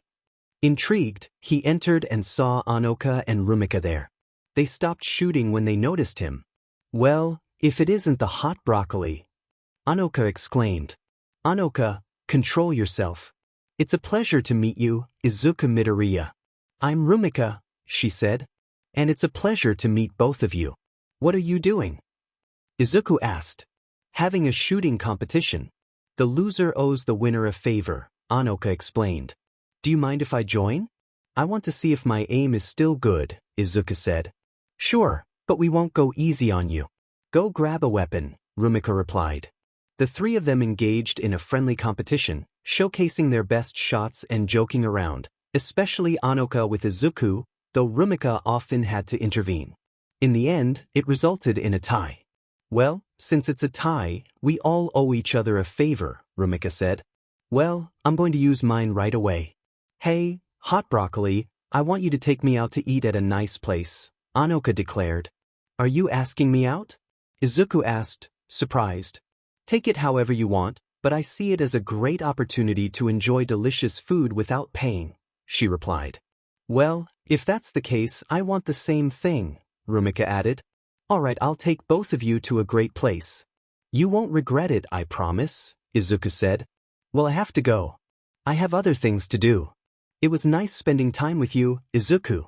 I hope we can do it again, Rumika said before leaving the two alone. Now, hot broccoli, what do you want to do? Anoka asked. How about we chat a bit to get to know each other? Izuku suggested. Sounds good, Anoka replied, going to grab some drinks before they settled down to talk. Tell me, how did you end up on Esdeath's team? Izuku asked. To understand that, I need to tell you about myself. I came from a wealthy family. I had a privileged childhood, but as I entered my teenage years, my parents started acting strangely towards me. They would make insinuations or say things with double meanings. At first, I didn't get it, but over time, I started to realize what was happening. I thought they were just trying to be trendy with me, but I was wrong. One day, I woke up to find my parents talking to a man who gave them a large sum of money while they signed a paper. That's when I realized they had sold their daughter, but it was too late. I was already in that man's hands, about to be exploited. But then Esdeath and some agents showed up to dismantle the place. She saw me and said I had great potential, so I joined her forces and became part of her team. After a few missions, I became one of the best along with the others. Then came that dreadful day. Kei, the idiot Hayeko, and I went on a mission. Everything was going great until something triggered Hayeko, and the mission went downhill. An explosion rocked the place, and Kei and I were severely injured. We were saved, but now I'm stuck using these prosthetics, Anoka explained. Wow, you've been through a lot. I admire you. Not many come out of those situations, but you never gave up. You found a way to rise again, and that's why you have my respect and admiration.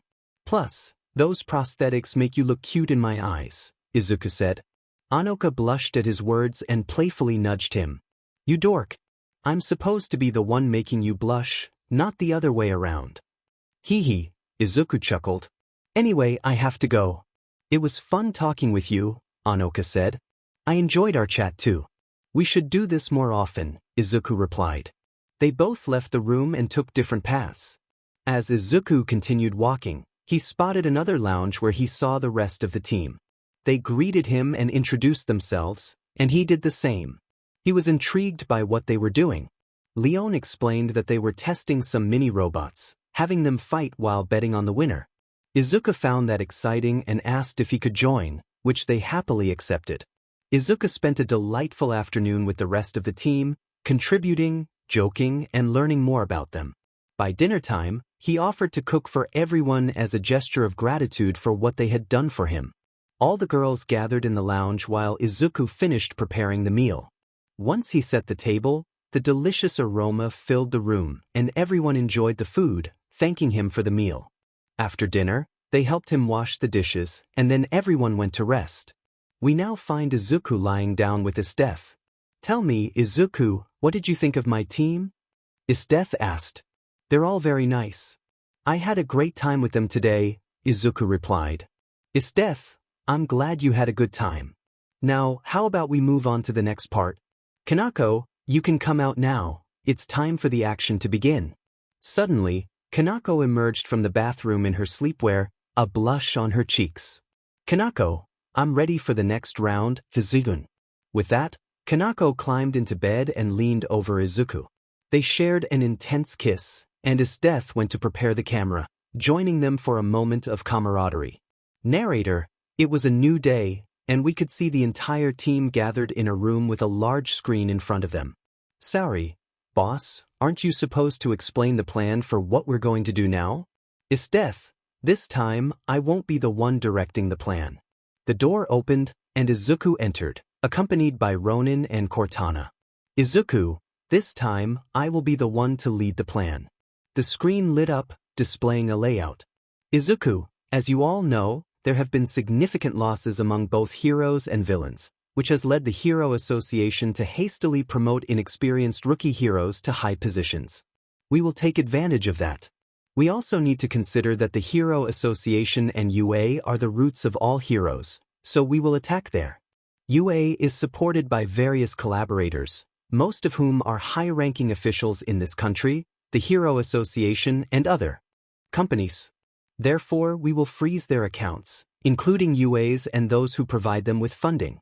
Izuku, we will also hack all their communications with the outside world, preventing them from calling for reinforcements from neighboring countries. We will make Japan disappear from the map for an entire day and night. Other countries will also be unable to communicate with Japan, and we will block all escape routes land, sea, and air so no one can enter or leave. Izuku, once that is done, we will split into several groups. Group A will handle eliminating the high-ranking officials, Group B will destroy the Hero Association, and Group C will take care of UA. I have already chosen the groups based on their skills and abilities.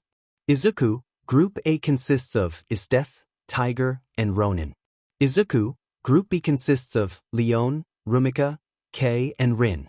Izuku, Group C consists of Anoka, Aiko, Aoi, and Nao.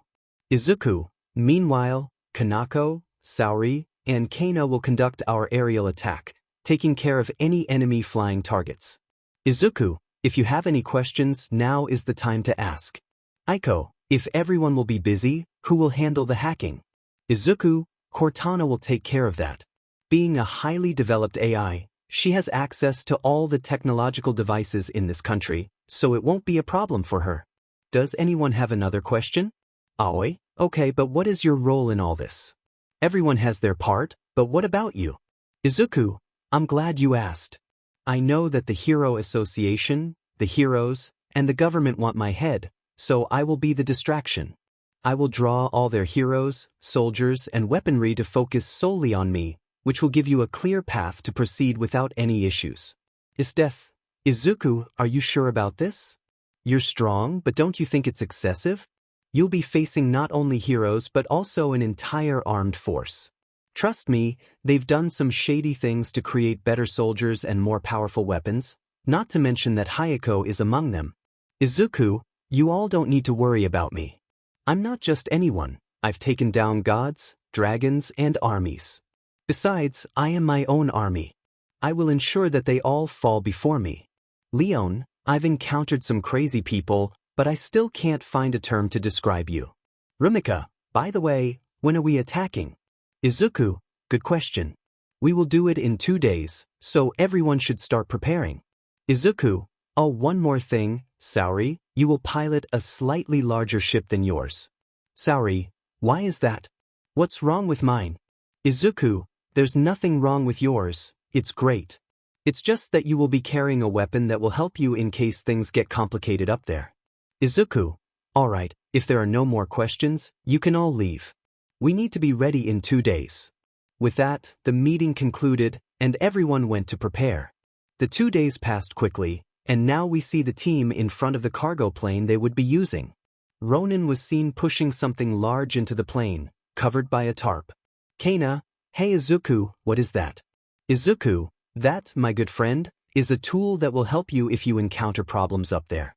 Izuku, I want you all to give it your all. I don't want you to hold back for even a second.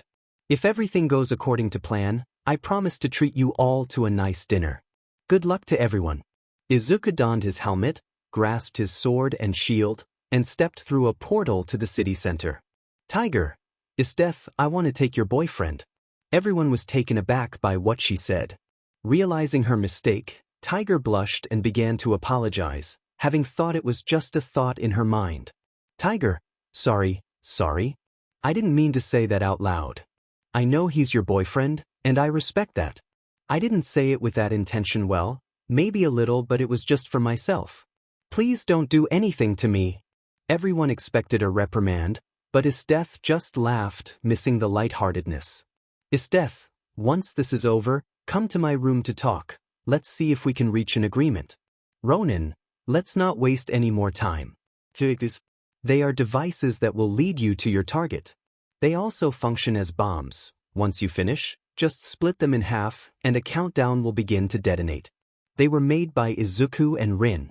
Rin, I must admit, Izuku is quite skilled with his hands. Everyone looked at her oddly. Rin, but not in that sense.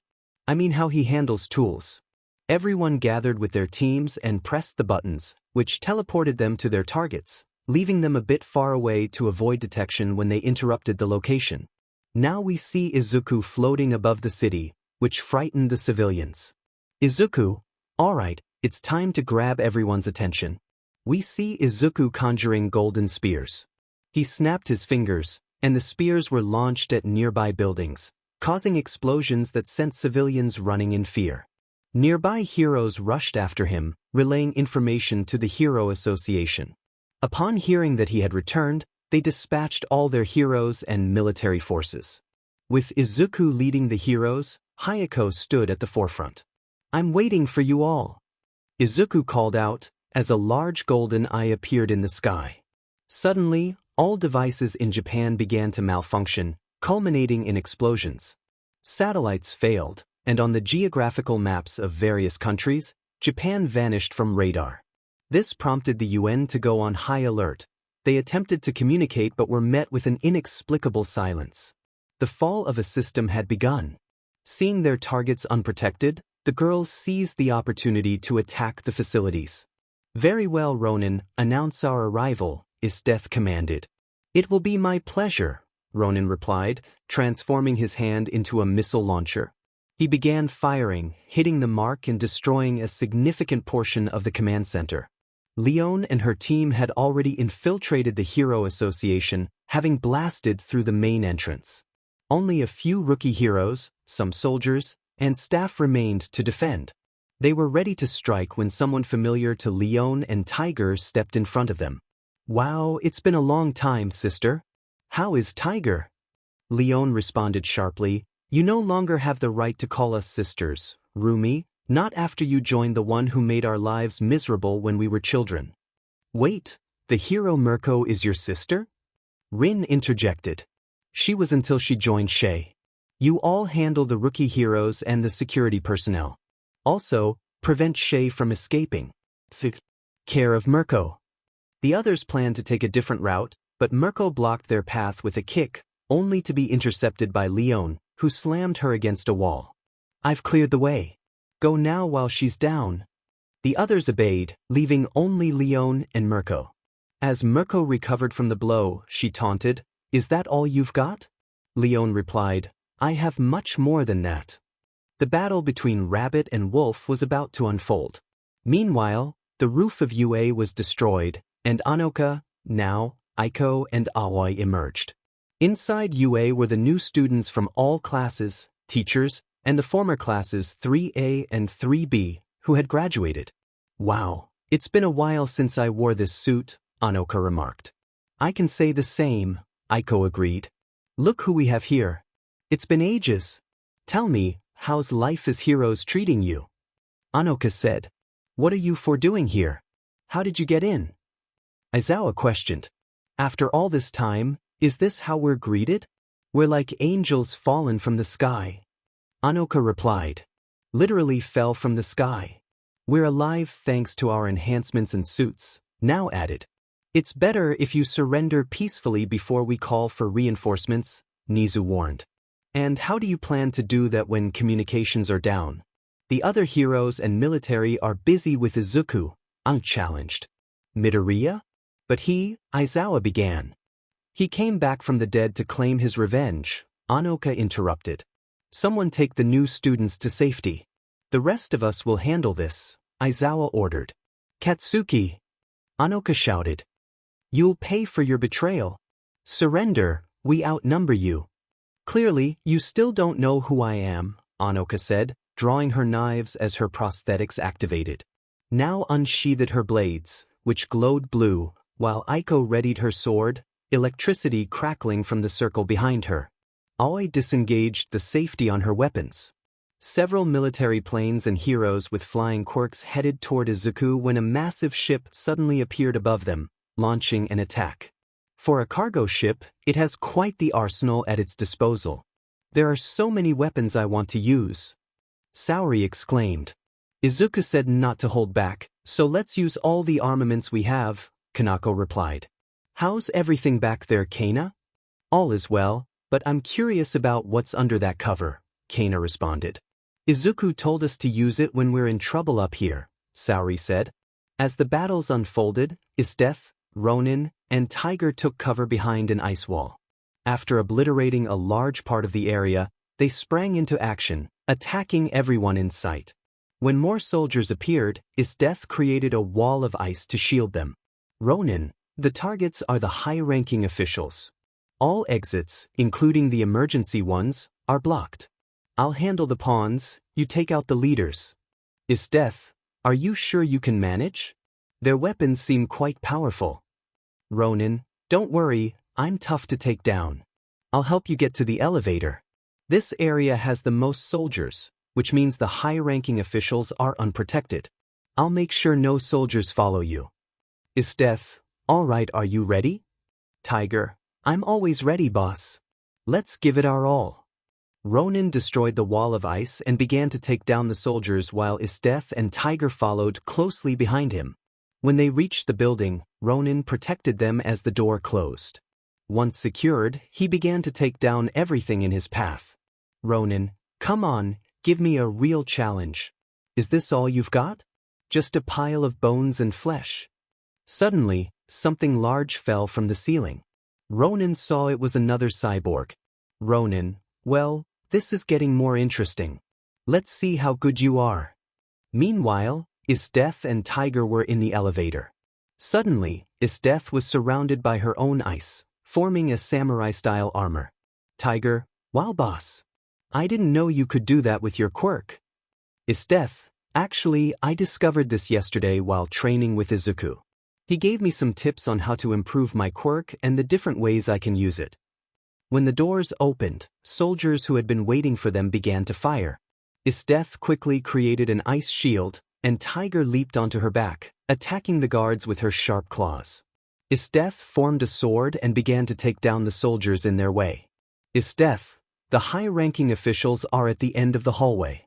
Tiger, let's not waste any time, let's go. Suddenly, a loud crash echoed through the building. Tiger, What was that? Esdeath, it's probably the place collapsing from all the damage. We can't waste any time. Esdeath and Tiger ran through the hallways until Ronin burst through a wall, fighting another robot. Ronin, sorry, but this guy is tough to take down. Ronin noticed the robot's cannon was about to fire at Esdeath and Tiger, so he grabbed its cannon and redirected the shot at the door at the end of the hallway. Ronin, sorry about that. I'm off to another place. Ronin activated the boosters on his back and began to break through walls, using the other robot as a shield. Esdeath and Tiger rushed to see the area where the missile had exploded. Upon entering, they found the place in ruins and several soldiers down, indicating they had been waiting for them. Esdeath, Tiger, take out the rest.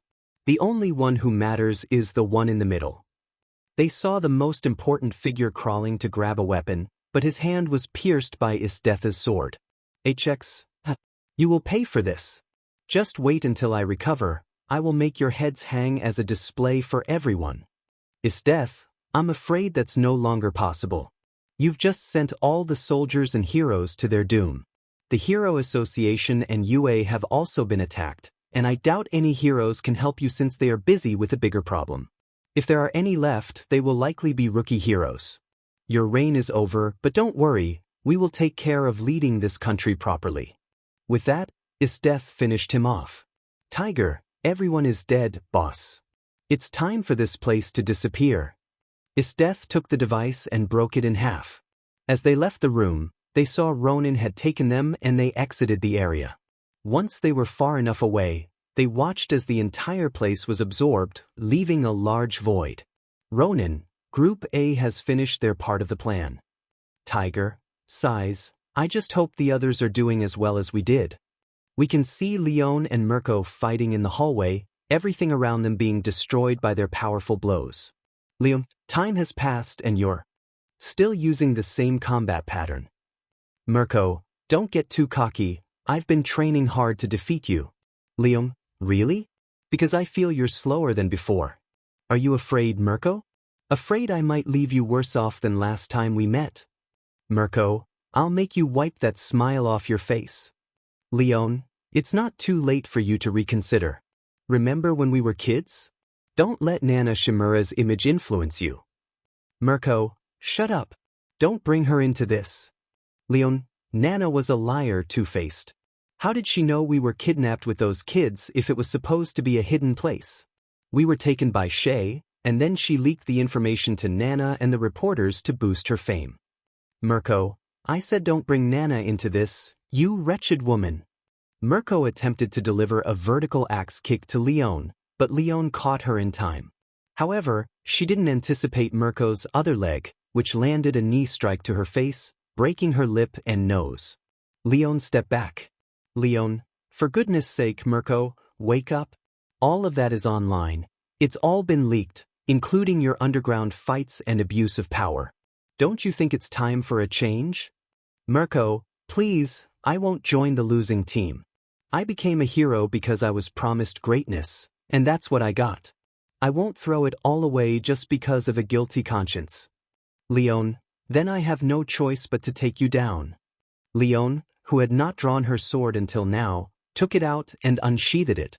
Leon, before I end you, let me say this. You never managed to defeat either of us because you focused only on fighting with your legs. That's what led to your complete defeat. If you want guaranteed victory, you must train every part of your body. And this time will be no different. Mirko attacked again with her lunar bow, but Leon was faster and caught her leg, delivering a powerful blow to her knee. Then she slammed her to the ground, dragging her across the floor like a broom, and began smashing her against the walls. To finish, she launched her into the air. Leon, cutting air, 5%. Leon used her sword to create a gust of wind towards Mirko, resulting in a cut on her stomach from the attack. Mirko fell to the ground, injured. She tried to get up, but her body wouldn't respond, and she couldn't feel her left leg. Mirko, what did you do to me? Answer me, because I can't feel my leg.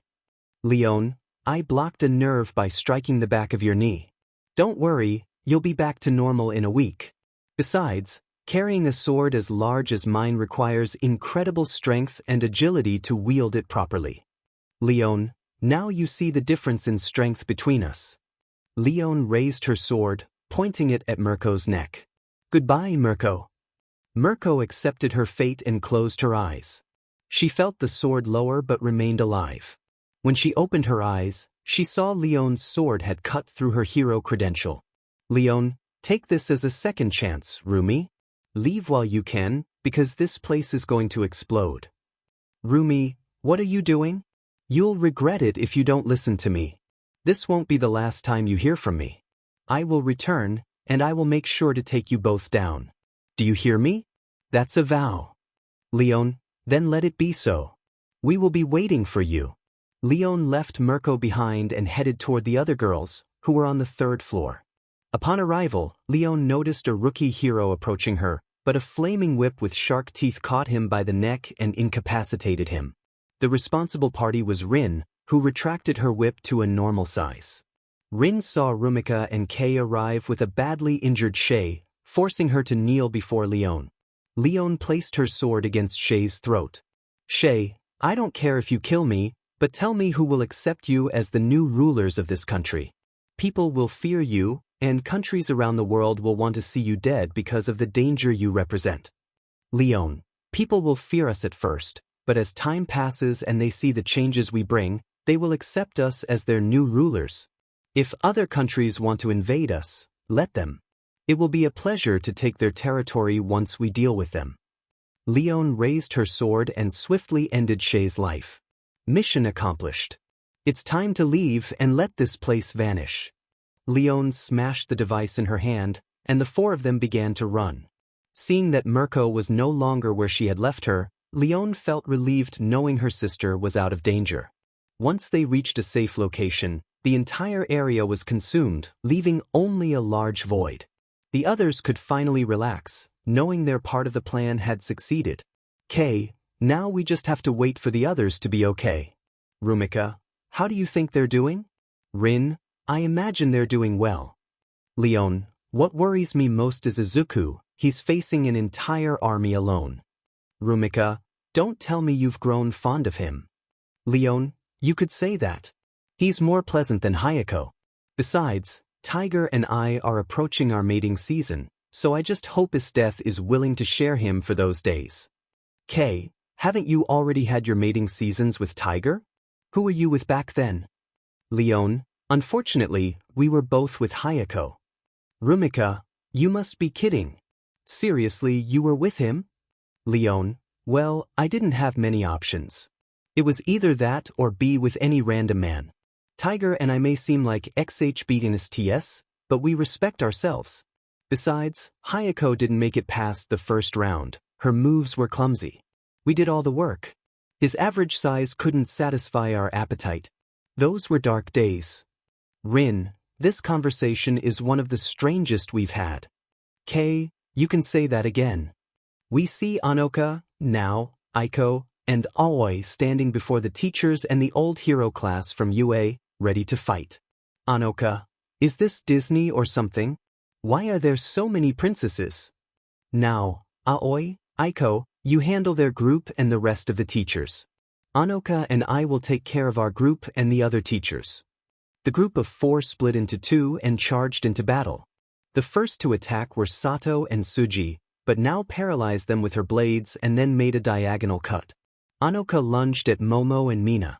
Momo, who had created a sword, was about to strike, but Anoka snatched it away. She had to dodge a stream of acid from Mina, then quickly threw the sword, embedding it in Momo's ribs. Momo was about to rise, but Anoka greeted her with her blades, stabbing her in the stomach. Anoka, there's the problem. You attack to win, while we attack to kill, so there are no limits for us. Anoka pulled her knives from Momo, allowing the loss of blood to take its toll. Aiko blocked a strike from Tetsu with her sword. Tetsu, how could you? I thought we were friends. Aiko, that was your mistake, you thought. By the way, do you still remember why there shouldn't be any iron or aluminum during a lightning storm? Tetsu, because it's a material that attracts lightning. Aiko, that's right. Aiko's roulette began to spin as more lightning emerged. Aiko, goodbye, Tetsu. Aiko's sword filled with electricity. When Tetsu activated his quirk, he was met with a jolt of electricity, followed by a move from Aiko's sword that sent him flying. However, he had to dodge a massive hand that was about to crush him. It was Kendo. Aiko had to avoid several swipes, then had an idea and stopped moving. Kendo took advantage and tried to crush her, but the electricity from the roulette paralyzed her. Aiko was about to pierce her with her sword, but Monoma jumped in the way. It was futile, as Aiko pushed through and pierced them both. Aoi faced off against Setsuna and Tagaru, realizing their plan was to deplete her ammunition. Aoi switched her weapons for a sawed-off shotgun and a knife. A punch from Setsuna was coming, and she was about to use her knife but missed. Tagaru appeared behind her, and Aoi quickly turned and shot him in the stomach, taking him out of the fight. Setsuna was distracted by this, which Aoi used to her advantage, throwing her knife into Setsuna's eye, causing her to scream in pain. Aoi reloaded her shotgun and finished her off with a shot. Now found her blades stuck with tape, courtesy of Siro, but suddenly her blades separated, and energy began to manifest in the shape of a bowling ball. This accumulated energy. A blast shot towards Siro, knocking him out of the fight. Suddenly he had to dodge a kick from Ida. He was about to retaliate when Nao caught him with her blades, and with her other hand, she gathered energy and shot it, sending him flying. Anoka was engaged in a battle with Aizawa, dodging explosions from Baku. In a moment of distraction, Aizawa caught her with his bindings, but Anoka quickly freed herself, grabbing one of Aizawa's bindings and pulling him toward her. In a swift motion, she struck at his ribs. Anoka noticed Bakugu preparing another explosion and threw Aizawa at him, causing Aizawa to take the full force of the blast. "Come on, Bakugu. Is that all you've got? You seem a bit slower than usual," Anoka taunted.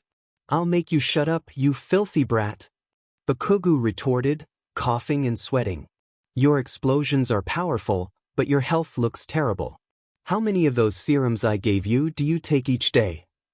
"I used them all up, but I need more, so you're going to get them for me or else," Bakugu threatened.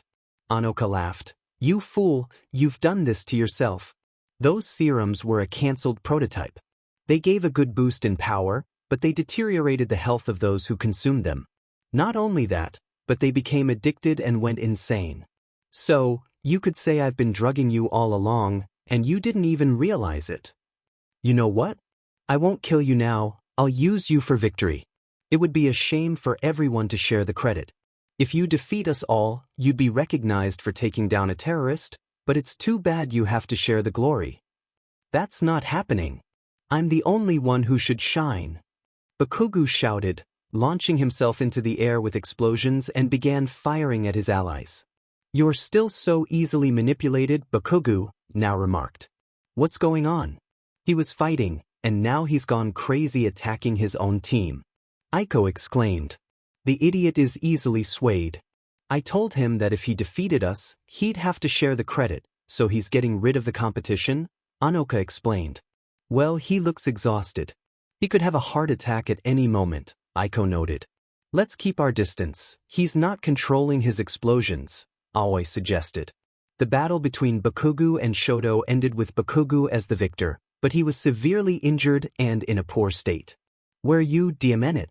I'm not finished with you," Bakugu yelled, only to be met with a barrage of bullets to his legs. Seeing Aoi, he prepared to unleash an explosion, but Aiko suddenly appeared in front of him, delivering a diagonal cut from his face to his chest. "You'll regret this," Bakugu screamed. "Well, what are you waiting for? Here I am," Anoka challenged. Bakugu was about to charge at her when Nao immobilized him with her blades. Anoka rushed in and began striking him all over. She stepped back as Nao deactivated her immobilization. Bakugu turned to retaliate with an explosion, but was hit by 2 energy blasts that sent him flying, causing him to hit his head. "Great job, team. That wasn't as hard as it seemed," Anoka said. "Girls, watch out," Aoi warned as Bakugu got back up and unleashed a powerful explosion. Anoka quickly pulled Nao out of the way, taking the full brunt of the attack herself. Though her suit protected her, The prosthetics on her legs were completely destroyed. Bakugo approached her with another explosion ready. "It's time for you to go to hell, you disgusting brat," he shouted. Just as he was about to unleash his most powerful explosion, Hayeko appeared beside him and sliced off both of his hands, causing him to scream in desperation. He was then pierced by Nao's blades, and she gathered energy in one of her blades, launching it at his face, burning part of it. "No, I can't die. I was supposed to defeat you all and be celebrated as the greatest hero. Everyone was supposed to be at my feet. I can't die like this, not now." Bakugo protested. As he continued to struggle, Aoi tackled him to the ground. Aoi aimed a double-barreled shotgun at him, and without saying a word, began firing at his face, disfiguring it with the first shot. But she didn't care. She wanted him to be unrecognizable when they buried him, covering him in blood. "That hurt. That's enough, You're out of bullets, and there's nothing left of his head," Anoka said. "Well, let's blow this place up," Aoi declared. "But first, let's get the survivors out." "Someone has to tell the story," Anoka replied. Once they had rescued those who were still alive, they placed them in a safe location. Hayeko activated the bomb and flew back to join the others, leading to the UA's permanent destruction. "God, I'm so tired. I can't feel my legs," Anoka admitted. "It's never too late to make a joke about your condition, right?" "Nutties. Well, let's head to the meeting point, but the question is, who's going to carry me since I can't walk?" Anoka asked. Hayeko looked at Nao and Aoi, but they both had their fingers up their noses. "Fine, I'll carry you the whole way," Hayeko said with a sigh. "Yay!" Anoka cheered. Now we shift to the skies, where parts of military planes, helicopters, and heroes with flight quirks were plummeting to the ground, lifeless. This was due to the massive enemy ship hovering above them, mercilessly taking them out. "Get to the roof. Kanako, activate the turrets," Saori commanded. "Understood," Kanako replied, activating the turrets. The heroes on top of the ship were taken down by the turrets, but then the ship shook from a missile strike. Luckily, it had a shield protecting it, but it wouldn't hold forever. "Menet, more enemy ships. How many flying heroes does this country have?" Saori exclaimed. "I think it's a good time to use that weapon we have here, don't you think?" Kana suggested. "Alright, let's use it." "Kana, you'll handle it," Saori instructed. "Got it," Kana said, moving to the weapon and removing the cover, surprised by what she saw. "Kana, you and I are going to have so much fun." The ship's hatch opened, and the heroes took the opportunity to enter. However, as soon as they set foot inside, they were completely destroyed. Then, something emerged from the ship and began to take down all the enemies. The cause of this chaos was a mech piloted by Kana. "Kana, oh my god, this is so much fun. I've always wanted to pilot a Gundam since I was a child." Kana pulled out some shotguns from the mech and started firing at the heroes and the planes, dodging red feathers that came her way. "Kana, wow, it's been a while since I've seen you, Hawks. Aren't you going to give your senpai a nice hug?" "Hawks, how about they just surrender? There's already enough chaos, don't you think?" "Kana, look who's talking. You have no right to speak about morality." "Hawks, I wanted to do this the nice way, but it seems that's no longer an option." Hawks transformed two of his wings into swords. "Kana, let's see who comes out on top." Kana put away her shotguns and pulled out a blue hilt. Suddenly, a yellow sword emerged from it, followed by a chain with several small discs. Hawks charged at her, ready to finish this with a single strike, but his attack was blocked by the sword. The energy sword began to burn his wings, forcing Hawks to retreat. "Kana, don't underestimate me, Hawks. Have you forgotten that I was a huge fan of these robots in my adolescence?" "Hawks, I had forgotten that part of you a long time ago." The two engaged in a sword fight, evenly matched, Hawks with his incredible sword skills and Kana with her knowledge of Gundam and energy sword techniques. Seeing more heroes approaching, Kana launched two missiles that released smaller missiles toward the targets, hitting them squarely. "Kana, energy sword at 100%. I must admit, you've become quite strong, but it's time to end this." The energy of Kana's sword surged as she charged at Hawks. Knowing what was about to happen, Hawks did not back down and went all out against Kana. Kana raised her sword against Hawks, who tried to shield himself with his wings. As he felt his wings burning, he stopped exerting force, leading to their destruction and a significant cut on his body. Hawks. Kana, instead of being angry or frustrated, I actually feel happy. Deep down, I wanted someone to stop me, I just didn't want to admit it. Thank you, Senpai, for freeing me from my chains. Hawks began to fall with a smile on his face, watched by Kana. Kana, you can rest now, Hawks. Be free. Now it's time to finish this. Release all the missiles you have at the targets attacking the ship. Several missiles launched from the robot, releasing mini-missiles toward the remaining heroes and planes, completing her part of the plan. Saori, we did it, girls. Great job. Kana, that's right. I just hope Izuku will gift me this robot as a thank you. I would be more than happy. We see the center of the city, where Izuku was completely destroyed. Several heroes and soldiers lay dead in the streets, and buildings were in ruins. It was total chaos. Now we see Izuku fighting against what remained of the top 10, Hayeko, and All for One. It seemed the League of Villains had joined the battle as an opportunity to take down the heroes and Izuku. Izuku, come on, is this all you have against me? I'm still standing strong, and I've taken down almost all your reinforcements and allies. Hayeko, what are you talking about? Izuku, did you really think I would attack just like that? I was merely a distraction while you all fell for it. Endeavor, what do you mean you were the distraction? Izuku, the government, the High Command, the Hero Association, UA, they were all our main targets. But to leave them unprotected, someone had to draw attention away from them. Hayeko, that's impossible. We would have received a notification about their attacks. Izuku, poor fool, you still don't realize it. We hacked all their communications, both externally and internally. Japan has been off the map for an entire day and night. At that moment, applause echoed from AFO. FO, I must say, I'm impressed, kid. It's clear you thought of every detail without error. I've never seen so many heroes dead since my debut as the #1 villain. You've surpassed me, FO, but there is only room for one ruler. Hayeko, I won't let that happen. I'll take care of you myself. Hayeko activated One for All again, but something unexpected happened. He fell to the ground, writhing in pain, as a sphere of various colors emerged from him. Izuku, it's the One for All. FO, so he had it all along. What a disappointment. The sphere hovered in front of Izuku for a few seconds before shooting off in another direction. Hayeko, what happened to me? Why don't I feel the One for All anymore? Izuku, it seems it rejected you as its new bearer. Regardless, you were going to die anyway. If someone has that power along with their own, they won't reach their 40s. Izuku, but don't worry, I'm not going to kill you. I hold no hatred for someone as insignificant as you. Instead, I'll leave you as a nice gift for the girls.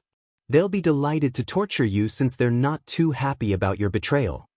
At that moment, a hole appeared beneath Hayeko, and several tentacles grabbed him. Hayeko, no. Please, have mercy. Hayeko was absorbed by the hole. Izuku, Endeavor, it's best you leave. There's nothing left for you to fight for. The heroes and villains will cease to exist very soon, so go be with what little family you have left and don't look back. Endeavor was about to protest but then saw the scene around him, piles of bodies on the ground and a destroyed city. He understood everything and turned to leave. FO, I suppose it's just you and me now. But they were mistaken. A voice echoed, and before them stood a man with long red hair and a strange outfit. Kurai, oh no, not him again. Izuku, wait, Kurai, do you know him? Kurai, of course. His name is Antares. He's a demon, one of the strongest until I defeated him. Since that day, he has faced every one of my successors, growing stronger over time. Izuku, demon, this is going to be complicated. FO, don't get distracted, kid. FO was about to attack. Izuku was met with a powerful blow from All Might. Izuku, All Might, what are you doing here? All Might, Wow, you've certainly caused quite a scene, Midoriya. Don't worry, I'm here to help. I'll take care of AFO. All Might, I know you hate me and I understand why, but let me correct my mistakes, even if it costs me my life. All Might charged into battle against AFO, and Isuku tried to intervene but was blocked by Antares. Antares, your opponent is me now. He summoned his sword. This time, I will finish you off for good. Isuku, well, what are you waiting for? Come here. Antares attacked Isuku with his sword, but Isuku blocked it with his shield. Antares saw Izuku's sword coming for his stomach, so he jumped and delivered a double kick to Izuku's shield, knocking him to the ground. He placed his foot on the shield and began to apply pressure while aiming his sword at Izuku's head. Antares, any last words? Izuku, always watch the hands, not the face. Antares noticed that Izuku no longer had his sword. Reacting instinctively, he turned around just in time to barely block Izuku's sword with his own. Izuku took advantage of this moment and began charging energy into his shield. By the time Antares realized what was happening, it was too late. Izuku, rule number 4, never lose sight of your true objective. Izuku's shield released a massive burst of energy that sent Antares flying. Izuku quickly grabbed his sword and charged at Antares. Antares recovered swiftly, drew his sword, and a fierce duel ensued. Antares, I must admit, I'm starting to enjoy this. Izuku, it's good to hear that because I'm having fun too. In the distance, the city was illuminated by bursts of light, accompanied by explosions and collapsing buildings, indicating that their battle was serious. The intensity of the fight reached its peak until suddenly, a tremendous explosion of power swept through everything nearby. Now we see Antares lying against a rock with his own sword, a smile on his face. Antares, I lost, but at least I had a good fight. I must admit you are strong. Izuku, you are strong too. Just look at what you did to me. I barely managed to win. My armor is nearly destroyed, I have injuries all over, and you broke my shield in two. You've earned my respect. Antares, you can leave like a true warrior. Antares, that's all I wanted to hear. Live your life, Izuku Midoriya. With that, Antares turned to dust. Izuku sat down, exhausted, and saw All Might in his weakened form approaching him, lying down beside him. All Might, you fought well, Midoriya. Izuku, you can't take all the credit, you fought hard too.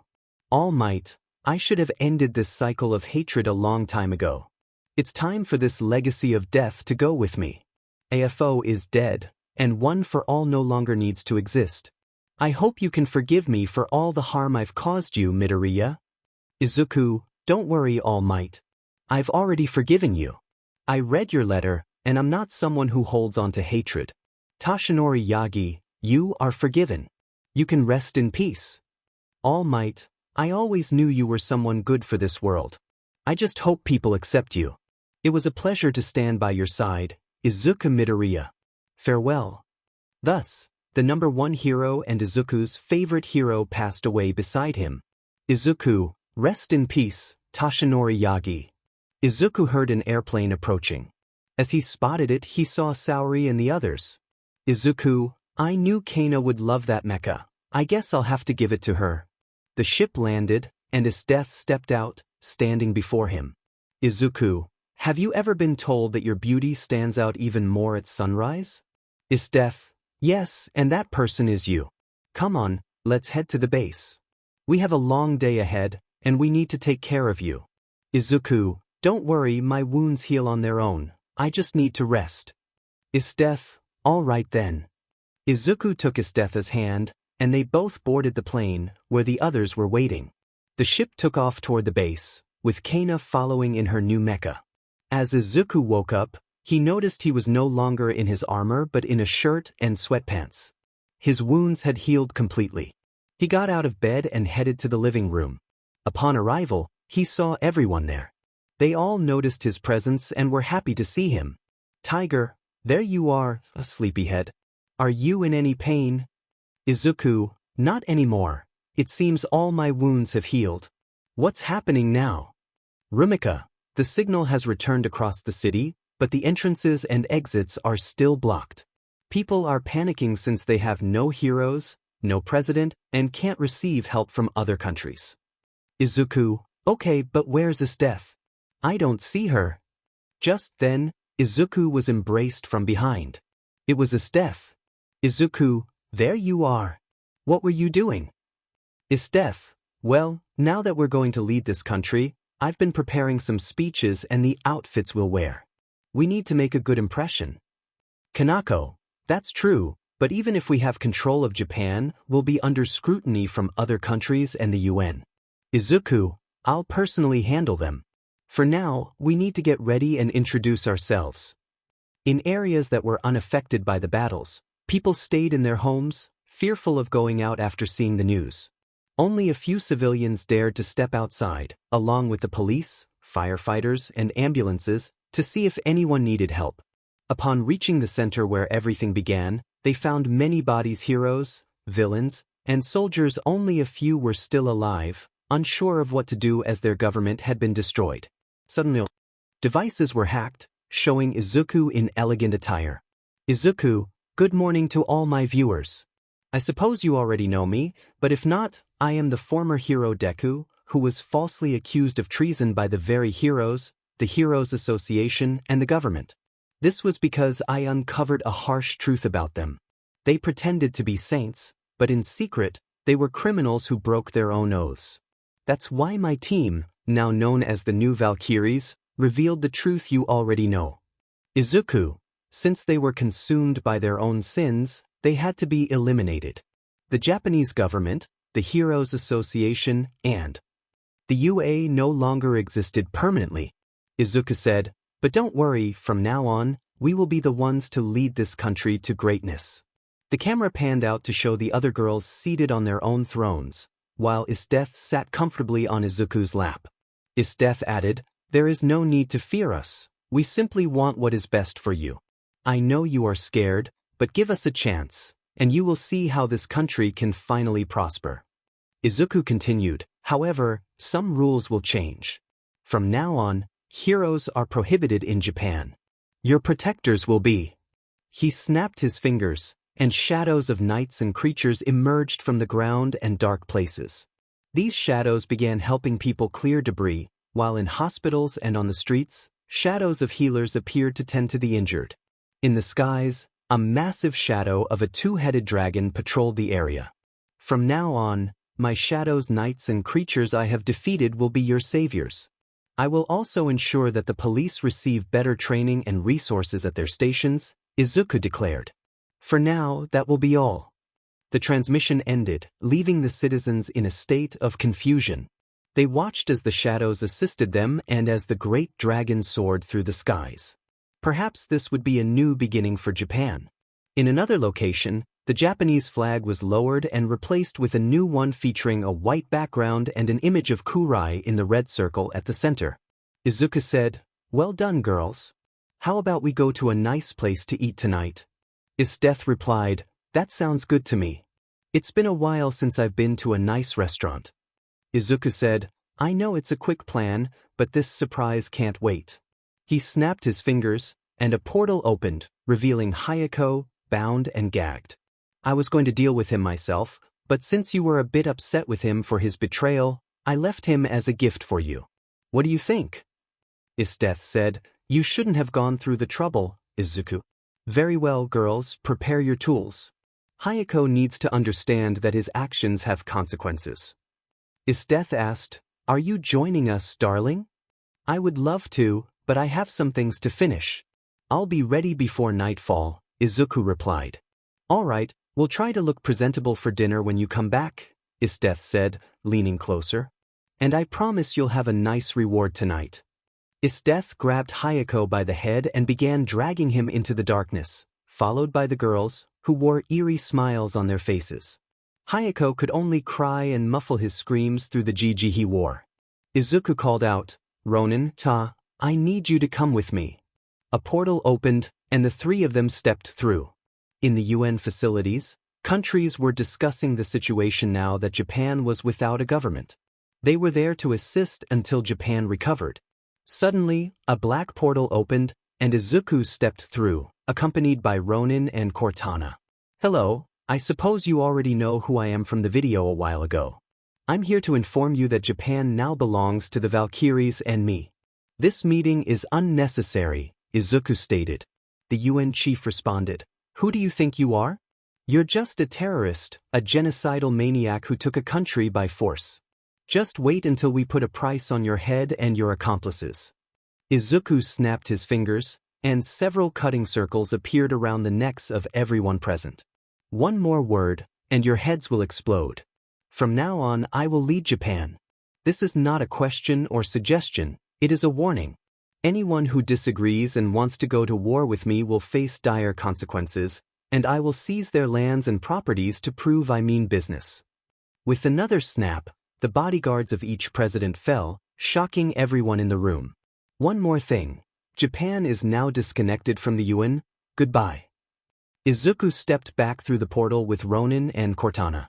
Upon arriving at their base, he could hear screams of agony, realizing the girls were having fun with the gift he had given them. He decided to prepare for the evening.